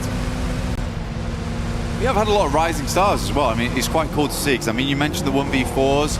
It's been a while since we've really had that presence from singular players in a big way, because we moved further over towards being like, the four-man teams have to all be consistently good together. We need 4 players that can play together very, very cohesively, but also have that star power in them. Now we're going further beyond than that, right? We're going towards galactic level gamers, likes of Milu, Kamikaze. It's awesome to see, it really, really is. Feels like we're getting some of those superstar players where, like you say, man, Superstars. it could make the difference, right? Bigger than just the normal stuff. Exactly. Larger in stature or potentially gravitational pull. I suppose that's true in Milu's case, right? He does just seem to absorb everyone in the lobby. They come near him. Yep. You're gone. He's a beast. We did move over towards that western side on the circle, though, so that opens up a decent start here from Aurora, moving in from Chumacera early on. Got Picardo, positions around there, some of the trash drops, some of those compounds in play. Like, this is a very compound-heavy area of the map to start things off, like individual areas, not POIs. That does always make for a fun endgame. Oren via the Ma, you got Nongshim off the back of that southern plane path, dropping down towards Partona. Tizzy's already moved across, though, giving an anchor point for the rest of the team to move in towards. Still far down towards the south of the map, but at least gathering some information early whilst he loots up the couple of buildings. They used to be very much like RRQ stomping grounds back in the day. Way back in the day. We're back in 2021, 2022. We're going back there. Kicking it old school. We're rolling back the years with some of the plays we've seen. In some ways, it's felt like that has been the case, right? Kind of a weird dynamic of the old and the new coming together to make something very tasty with the maneuvers we've seen. Hey, bike rotate. Shout out. Man's getting his exercise in. His legs will be aching. One neuron for both of us engaged at the same time. That's unreal. Oh, dear me. Well, Adrian's going to move on over towards Milu by the gas station. Does have a vehicle. Don't abandon him. Come on. You make him go further. It's so rude. His fires are going to be burning. No, Milu's got bigger and better things to be moving on to right now. Can't be dealing with you on your bike. Heads over towards Eagle. This is over towards east side of Impala right now. We do have OG actually rotating very closely at the moment. I think that's just a couple of players there, though. It's our route. See a tanky over towards Graveyard right now. So quite a wide split as Godlike just slices down the center of them through La Bandita. So they are cut off from one another for quite a little while here.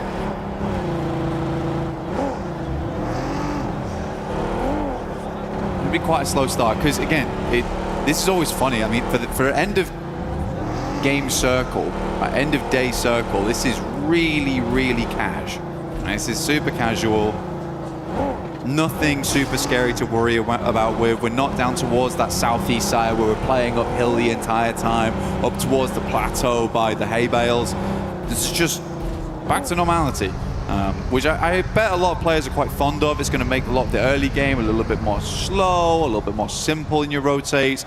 A lot of your daisy chains are going to be easy too.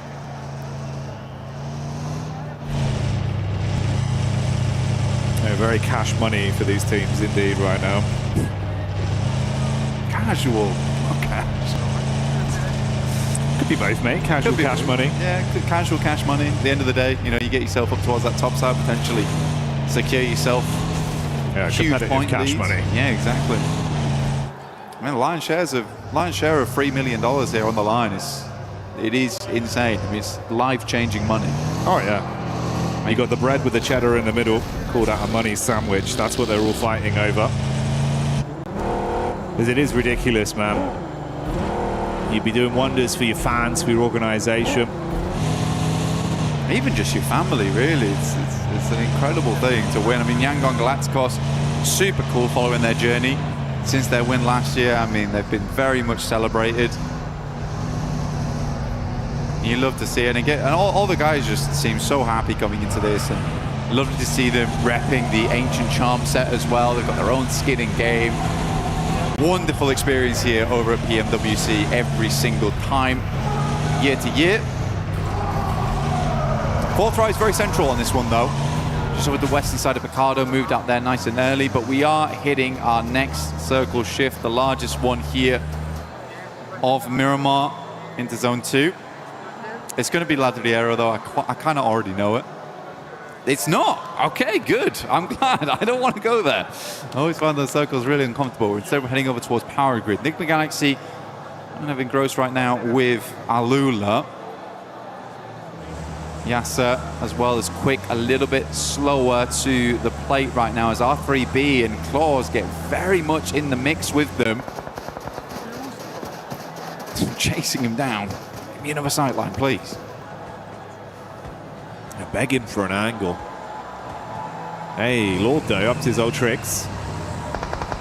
Loves the risky peaks from all the way at the top side there. Pretty effective from that position. We'll see if he gets any chances to shine.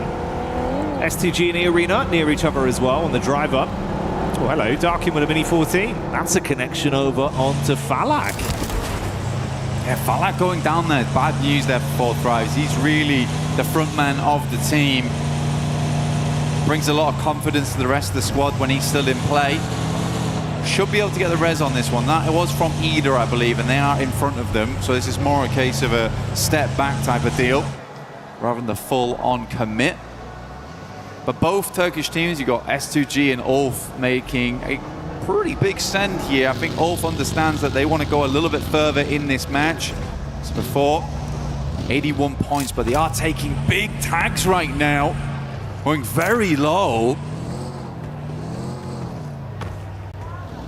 Just about stay alive in this one. Wonder if that was from S2G. There's some serious rivalry between those two teams as well. I love it. I do love it.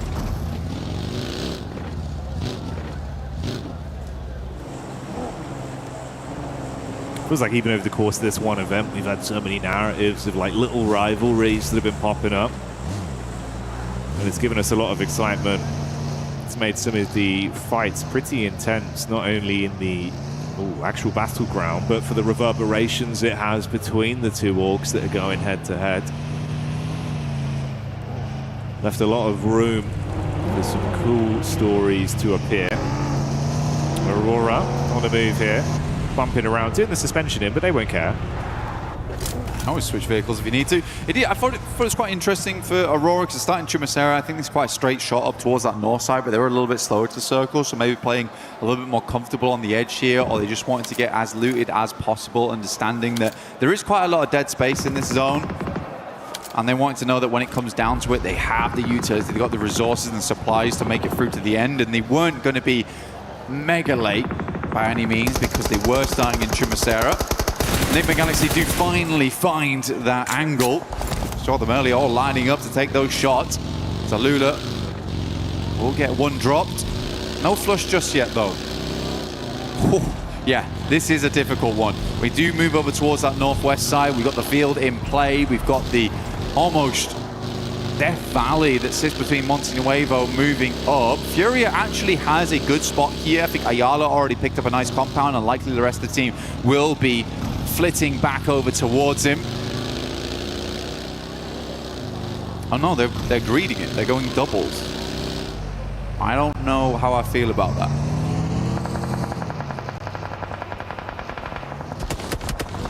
Trying to make a quick getaway with Lord taking a couple shots towards the back of the vehicle there. A few stray bullets to connect, but he's still on the move, so won't be dropped out of the car by Hora. And they're just going to keep forging a path forwards. Amidst all this, you also have OG. That's Orangutan getting lit up with the crosshairs of Ida being able to spot them out and somewhat punish them, keeping them outside of the zone on their rotation up and over, with Ulf close by as well.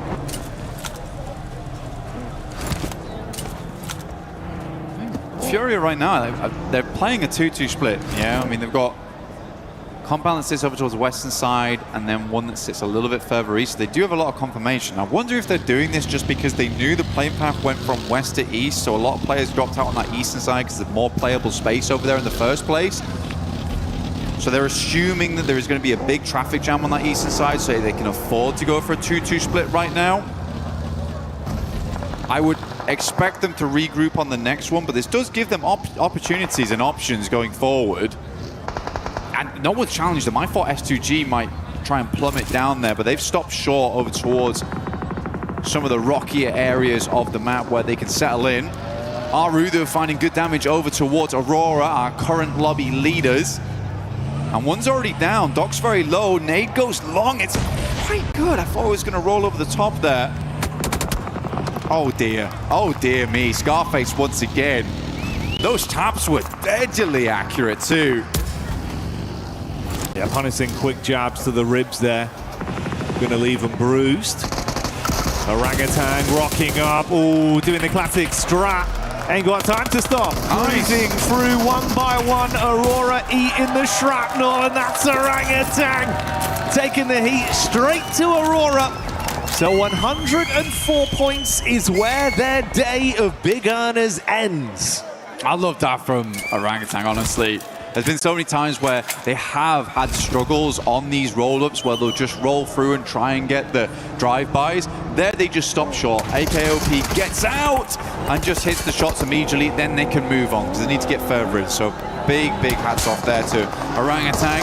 Shots from behind there from Ulf, but they're moving directly into occupied territory with 4 Thrives. Hazaifa's down the backlines there, though. No one's really safe. I think Ulf is right now just trying to profit off a lot of the teams coming in from that eastern edge. Tiamba sending it directly over towards S2G. This is a hell of a push. Nice shot from Razy though over towards 1. But T24 will shut him down. Mate, punishing reactions with the DBS up close there. Blows them away and loaded slugs into that one. But here's the re-aggression. Oh, mate. Vitality on the reply. Whoa, they're going to crumble under it, so 4 Thrives keep on fighting. Amidst this as well, S2G were clashing against Tiamba, and the nade has knocked another man, leaving them with only a solo right now that's alive and kicking. And his A-King, I mean, Ulf quickly moved on this mark as well. They heard the fighting. They realized that there was an opportunity to open some space in the circle on the eastern side. They left behind that fight between 4 Thrives, hearing it go on for quite a while. And they're going to be coming in late after this. OG even setting up in front of them, dropping down the barbed wire there for them to wander straight into. Tiamba, it is A-King, making him move outwards. Understanding today the peloton won't be moving much further for Tiamba. Try and get some placement points to finish things off. Nongshim Red Force playing down towards that south side. In the meantime, E-Arena took the eastern compound after that shift, and Furia regrouped over towards the western side. So, happened as expected. But Furia does get the better off angle because of that, so well done. Ida as well. With Emre there getting line of sight back over. It's IQ that suffers from this one. Damn, well done again. Yeah, bro. Ida start it off, Ulf finish it. So 4 Thrives removed from the equation here. 7th place, 77 points at the end of the day for them. OG were close by to all this as well. They pulled back when they saw weakened 4 Thrives, didn't overcommit, but they're still amongst basically a bit of a rough sandwich with Ulf and Ida potentially pushing down. Jiggle eaten by the blue as well on Hora's late rotate. That's not ideal. What's happened there then? I don't know, bud. It's an interesting kind of events for Aura. They love that position, but doesn't seem like it loves it. It loves them right now. Sadly. Aura's going to move down, try and swing over towards OG. CG, what a shot over towards Lord on Nigma Galaxy. Sleepy will find OG on that one, and Ulf might want to push a little bit further in, clear out even more space over towards this eastern side. AKOP just trying to swing on down, will immediately get shut down for that. That was a bold maneuver. The rest of Aura moving up. Last player alive is Aru, and he is down and out. 2 very quick pumps there from the shotty in their face, and that's going to finish them. Looked a little bit scary from Sky when he was left behind, but the off-angle peak did wonders. Hamsik still going, by the way. The Garant going crazy. Mate, Sniper with a hell of a scope right now. Yeah. That is great stuff. Great stuff. Not what you expect to see on the last game of the day. Circle centers directly. A very, very kind circle. But it's all this weird rocky ground towards the center here. S2G mostly having control over it. They even have Kamikaze down towards that south side, providing another point for them to move over towards. Aura looking over towards Ida right now, and Ulf still being those gatekeepers on that eastern edge. You've basically had this blockade slowly shuffling further back from Aura. They pushed in, deal with OG, set the focus up onto Ida. They've got a bit of a read as well where the other potential teams are. Just throw nades over, especially with the visual contact there. A few shots back onto them from Ulf. They've got a bit of a ridge to play off, so they can sort of hunker in. Solus is on the off angle towards the left-hand side. This is his POV here. You can still paranoid though. Compound behind them, that's got E-Arena in it. Barking, finding final player there from Tiamba. The Tiamba will finish on 8th place, 71 points. Potentially taken over there by Furia, because I think they've got quite a good spot going forward on this one. Sky goes down to Solus, and Ketch will pick up the elimination. So Ulf still putting up points this game, up to 5 so far, but they are down to 3 players after an early knock and flush over towards Solus. They're making the most of it on this eastern side. I like to see it.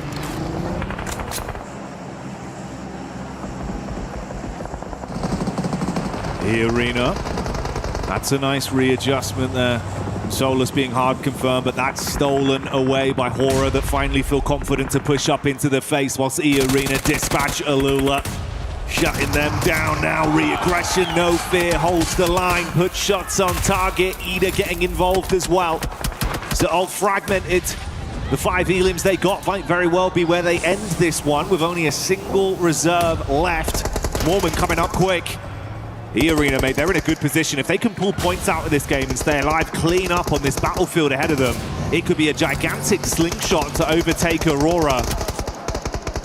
Yeah, set themselves up nicely for tomorrow. Mormon dropping smokes, trying to create a distraction in the front lines. Emre takes a heavy hit. E-Arena been quick with it so far. Mormon being a massively big player for the team. What a nade over the top. That is a long toss on that one. Sends another for the airburst. It's a little bit of damage in. Swing gets hit hard, and E-Arena is bombarding the front lines. It's Masher from Swaps, and he wants even more. Sleepy just trying to steal points where possible, and this is now the response play. It's a backstab right now, actually. Oh my goodness me. And they do catch E-Arena sleeping.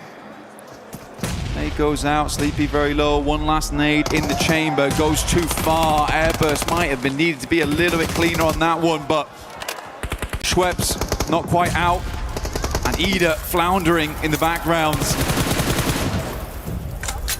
Mormon back to his old tricks. Headshot there onto Darkin to finally finish him off. We see Nonshin Red Force showing up in the Elim feed as well, with Nigma Galaxy similarly taking the hit over towards Godlike, and Furia have smelt this weakness. They're coming in for a close collapse behind the vehicles, putting the pedal down to the metal. With S-Power gone, goodbye Godlike, but now they've got another team to worry about. This is the fight established by Furia. Pins pulled, all the nades sent over the top right now, looking for Nigma Galaxy. And stitch them up on this side of the map at the moment. Good push out from Fury as well. Love to see it. They knew that they cleared the majority of the space. They get rid of Nigma Galaxy. They're playing essentially straight in towards that eastern side. No worries to the 180 behind them. Nigma Galaxy though, quick, a very, very quick rotate out, understanding that it's better to regroup, reassess from that location on that north side with cover before they make their next maneuver. They might actually just have to make a full send, full rotate towards the eastern side despite not knowing what's there, because both S2G and Fury is going to have nasty sightlines over towards if they try and play in from that northern edge.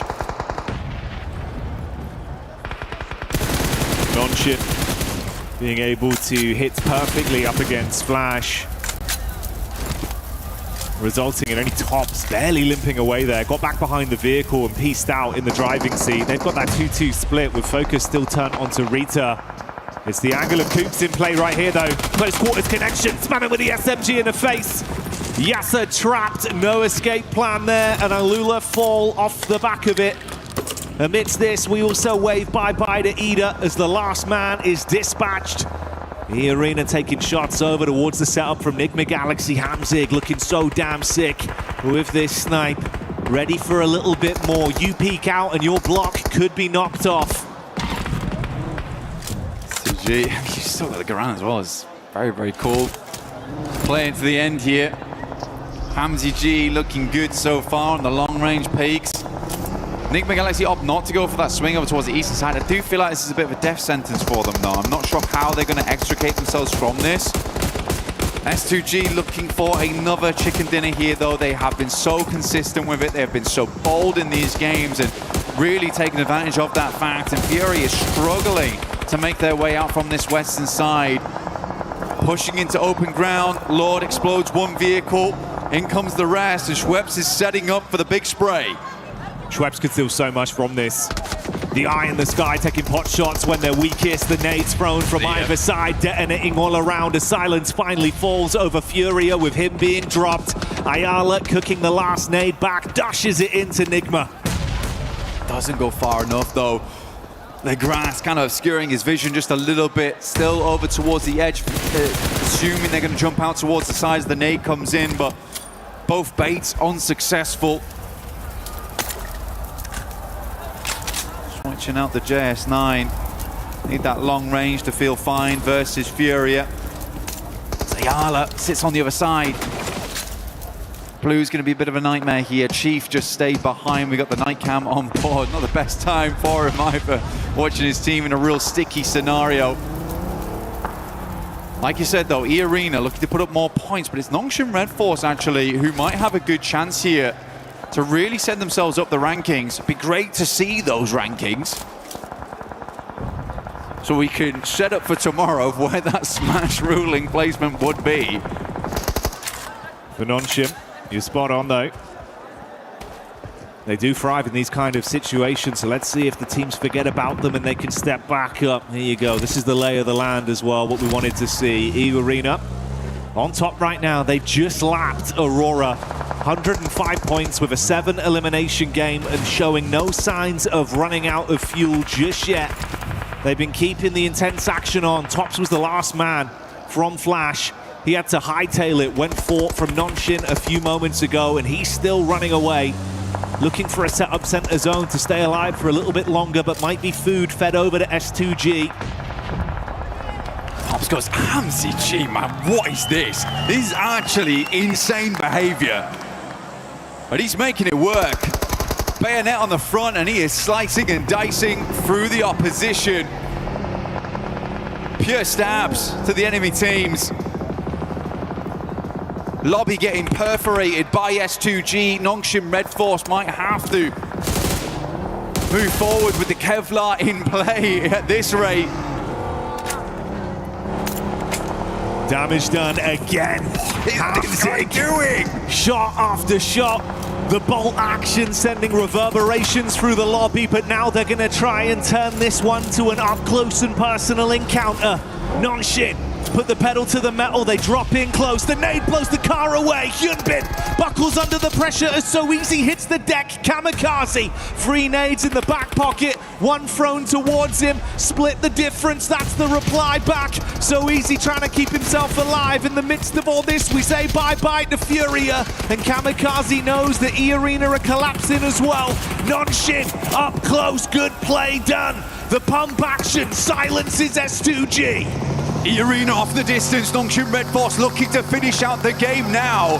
What a good push up there. The hero Hyunbin himself does go down, but the rest of the team carries the cape forward and will eclipse out the rest of S2G, so no more chickens for you.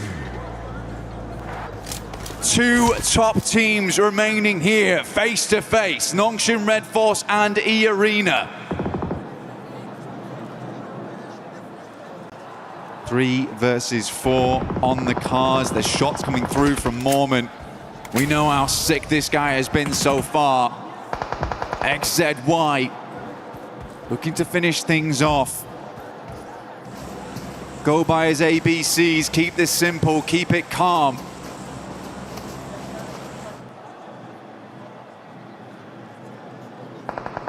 But is school in session though? Can E-Arena teach Nongshim Red Force a lesson on this one? If they can find a knock, find a pick, they could collapse off the back of it, and we know they've been so damn good in thriving in the chaos today. That could be their outlier, that could be their way to close this with a huge game. Not only take first place, but absolutely skyrocket up to a nice point barrier going into the Smash Rule tomorrow. A lot riding on this for either team. And like you touched on, that one bit of benefit is the manpower advantage for Nongshim. They can play off each other in a slower approach. The arena.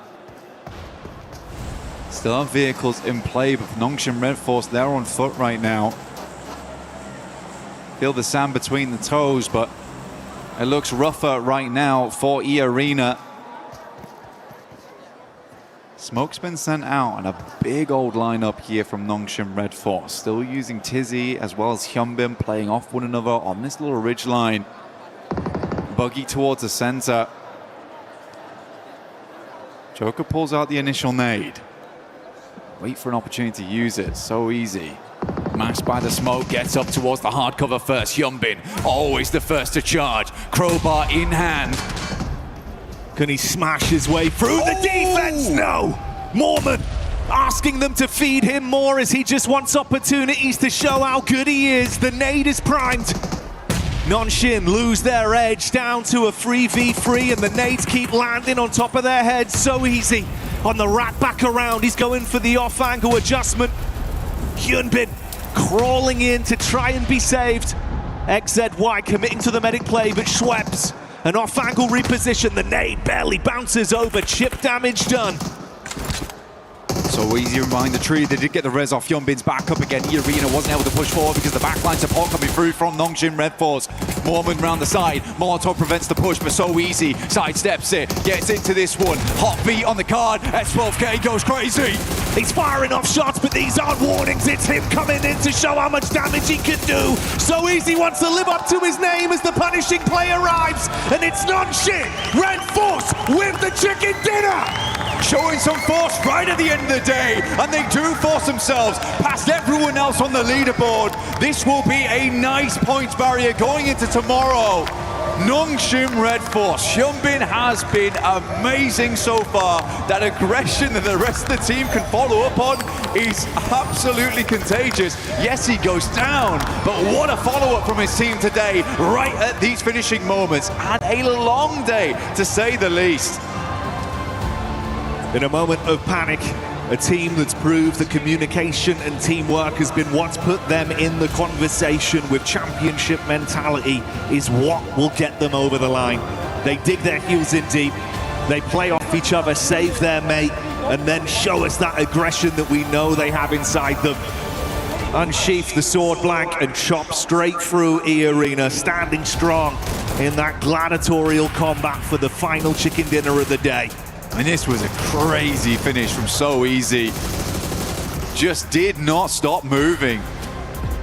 Essentially charged over the top of that ridge side and just shut E-Arena down. What a wonderful play there to finish things off. I mean, definitely showing up Hyunbin a little bit there, I would say. And I mean, it's good to see. And I think for Hyunbin, it's almost a good thing that his aggression is contagious, because for South Korea, for a long, long time in the past, it used to be that they were the team that would dominate from the center. And then we slowly got more and more of these teams, these players, D+ Kia, for instance, who started to bring that aggression. And it's awesome. It is awesome. I feel like I'm getting flashbacks to that right now. I think this team has a real chance. They have been slowly but surely eking their way up the rankings, but that could be said for a lot of teams. I mean, Ulf, E-Arena, Aurora today, S2G, all looking fantastic. It's hard, man, because there were even teams from survival stage that I was sad not to see in the finals. I was sad to lose teams in the group stage, even when it was only 3 at a time. This has been such a competitive arena right now here at EWC, at PMWC. Just so cool stuff. Can't wait to see more tomorrow.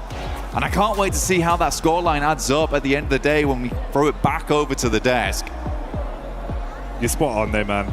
This is the sort of LAN event that goes down in the history books, not only because we'll crown another champion once again, but the fact that it feels like the skill level has risen so far across the board, teams being able to adapt and homogenize not only that slow, smart play style, but like you say, turning it on, hitting heavy, playing confident when they need to. And it's even just the sheer showmanship of some of the eliminations we've been seeing throughout the whole day, but in that very game as well. Some powerful plays. It's still insane as well, because Nongshim Red Force, they're just coming off from PMMI winning that one. But in the meantime, we do have an interview with E-Arena with Kalaris down on the stage. Yes, we do. And with a legend of PMWI, PMWC, it's Shreps, of course, here, two-time champion. Let's talk to Irina about some of these games. First things first, off the back of this last Miramar, were you surprised by Nongshim Red Force not going around the eastern side? And talk to me about those last moments in that game, of course. Despite Nongshim Red Force getting the win, Irina still looks fantastic today. อยากพูดถึงกับเกมสุดท้ายเมื่อกี้นะฮะตอนที่เราเจอกับนงชิมรู้สึกประหลาดใจกับวิธีการเล่นของเขาไหมฮะที่เขาไม่ไปฝั่งอีสฮะแล้วก็วิธีการที่เขาเข้าหาทีมเราอะฮะก็ปกติครับมันเป็นช็อตที่เขาต้องเล่นแบบนี้อยู่แล้วแล้วเขาก็ทำออกมาได้ดีครับส่วนเราไม่มีออปชันพอที่จะไปสู้กับเขาแล้วก็ตัวผู้เล่นน้อยกว่าด้วยก็เลยตามที่เห็น Okay, so to be honest, I'm not surprised with how they play and how Nongshim approached them during the last circle, during the last fight, because like they don't have any much more option left to play, and also like for Arena we have the disadvantage of the player number, but yeah, congratulations to them. Absolutely. So now you're in first place. Obviously, you're going to be setting the smash points threshold going into tomorrow. Irina has looked brilliant throughout the day. Is there any extra added pressure? How are you feeling about going into the next day, of course, with the potential of you're even personally, becoming basically a three-time champion on this stage? ก็ตอนนี้นะฮะเราอยู่ที่1ของตารางแล้วนะฮะแล้วก็ด้วยกฎของ Smash Point เนี่ยในวันพรุ่งนี้เนี่ยรู้สึกว่ามันมีความกดดันอะไรบ้างไหมฮะแล้วก็รู้สึกไงบ้างครับที่ตอนนี้เนี่ยเราเหลืออีกแค่9เดียวที่เราจะได้เป็นแชมป์3สมัยแล้วครับก็ไม่รู้สึกอะไรครับแค่โฟกัสไปเกมต่อเกมไม่คาดหวังครับก็เล่นไปเรื่อยๆตามเกมตามสเต็ปไปเรื่อยๆ So actually we got no pressure at all. We're gonna play game by game, round by round, like step by step, like, and hopefully we're gonna get like chicken dinner tomorrow, and like good luck to everyone too. I'll finish it off with one last question. With you setting that threshold now, which team would you be most concerned about on your heels, catching you up, considering the lineup of teams that are here? คำถามต่อไปนะฮะก็คืออยากถามว่าในตอนนี้เนี่ยเราอยู่ในฐานะที่เราเป็นอยู่หัวตารางนะฮะอยากถามว่ามีทีมไหนที่ทำให้เรารู้สึกว่าเป็นกังวลมากที่สุดไหมฮะที่ว่าเขาจะไล่ตามเราขึ้นมาได้ฮะก็ทุกทีมเลยครับมันก็ยังมีโอกาสที่เขาจะแซงเรากลับขึ้นมาได้แต่ว่าสุดท้ายแล้วก็อยู่ที่ตัวเรา Well, to be honest, like every single team could be like catching up to them for tomorrow. Like who know what's gonna happen? Like everyone can become the champion at this point. So hopefully, like everyone can play and perform like as best as they can. All right, thank you very much, Frebs. Best of luck tomorrow. That does it down here on the stage. Let's head over for more PMWC. With none other than Arena. But right now, we have something major going on with the club championship as Magnus Carlsen. He's been able to defend his title. That's right. All right, let's talk about this, okay? Because it was an insane finals over in chess. It means a lot, too, for the club championship side of things. Magnus Carlsen, back-to-back champ, defends the title, does an absolutely fantastic job, too, does not drop a game in the process. Yeah, I mean, honestly, insane work out of Magnus Carlsen. But it's also the story of Denis Lazovic, right? Because second place finish for AGAL not only was massive for the club, but massive for GM Denis as an individual. Magnus was saying that he's really looking to have someone that can kind of be his set rivalry. He wants a rival to look forward to going up against every single tournament. The question is the new up-and-comer, the 19-year-old GM Denis, gonna be that person? Is he going to be? I mean, he did end up getting 2-0. We'll see what's going to be happening later on in upcoming years. But in regards to right now, their rankings, AGL being able to secure that second place does put them up in the rankings. It does. I mean, so that now puts them 500 points above Falcons after Falcons got the third place amount of points in chess. See that reflected here. Team Falcons still in second. However, that's now all the points AGAL can get this championship weekend. Falcons, though, are still in the discussion. There's an insane matchup happening as we speak at the STC Arena between Team Falcons and Twisted Minds. A little bit of a Mina battle going on. And if Falcons are able to come on top, move their way into the semifinals, they get even more points on the board. There will. Falcons looking to retain that first place in the club championship, especially with the quarterfinal. A major moment going on in the club championship. And thank you so much, Glitter, for joining us and giving us that update. I'm going to send you back to that one because if we're still live here for PUBG Mobile Esports, I would like to find out what's going to be happening. So thank you Let us know what ends up happening. We'll be hearing more from Glitter Explosion. But let's get back to PUBG Mobile Esports, to PMWC at EWC 26, because right now, E-Arena has regained Hot Jukes that first place. Let's go, baby. E-Arena winning this, or actually being so back at first place, is insane, right? I mean, I cannot express to y'all how important this is for this team here, okay? They're coming out from Thailand, performing so well, especially the fact that they just barely made it here into the finals. It's so wild to see. It actually is, but I do want to say, for a team that's currently in first place, these average elims are actually quite low. We don't have anyone standing out. They're all around like that one average elimination per game, but it's all about, especially, that survival time. Survival time equals placement point. Do we see what actually right chicken dinners, also podium finishes? That is really the main reason why they're currently contending at the very top and currently should be right number one above the likes of Aurora. So yeah, the eliminations way lower than I expected. As we look at the overall ranking, E-Arena finishes off the day with 112 points. So what does that mean for tomorrow? The Smash rule is set, and it's going to be at 122 points if they want to win via Smash rule. Just remember, for everybody watching, if you're not familiar with the Smash rule format, E-Arena or whoever ends up reaching 122 points tomorrow, after that, they are eligible to win via Smash rule. Yes, they are. And to get Smash, what do you have to do? Just win a game. So it's just as simple as that, which in this lobby is no simple matter at all. But I tell you what, man, Nongshim, Aurora, S2G, Nigma, Ulf, all of those teams can actually make it. They're coming for them. They're coming for them hot, and they're going to have to really perform because E-Arena have so much to gain here. Like I was mentioning, they're coming from Thailand. Average monthly salary in Thailand is 500 USD a month, right? To win something like this would be absolutely massive for them. So they're going to be coming in, bringing everything they absolutely got. Nongshim Red Force, though, today, Hyunbin has been hitting those shots like crazy. Yeah, he's been crazy. Really happy about Nongshim Red Force. But you know what? We know that here the top teams on the rankings are going to be in contention for the trophy. But for Thrives, Furia, the lowest teams on this first page, they need to start off hot tomorrow, right? That Ronda in particular, Niptura, if we don't see, I'm talking like a top 5 with a bunch of eliminations, especially after the hot drop, man, that race for number 1 is going to be done and dusted. 29 elims again? Is that what we want to see? Because that's what I want to see, especially from 7th place, 8th place, and any of these other teams that want to be challenging. Honestly, I want to just go back to 4 Thrives very quickly as we look at the second page here. For 4 Thrives, for me, this is best case scenario. For me, right? For them to be in 7th place. Just behind, just within Smash Point, still slightly, but this is best case scenario. We know that this is a team that works on mentality, and if they have a lot of pressure, they do not perform. They are just far enough away where they might not have that pressure on them, but they are close enough that if they are able to play very well, they could go ahead and still win the whole thing. I'm sorry, Ned, but I'm going to have to disagree with you because this team are the reigning champions of PMGO Season 1.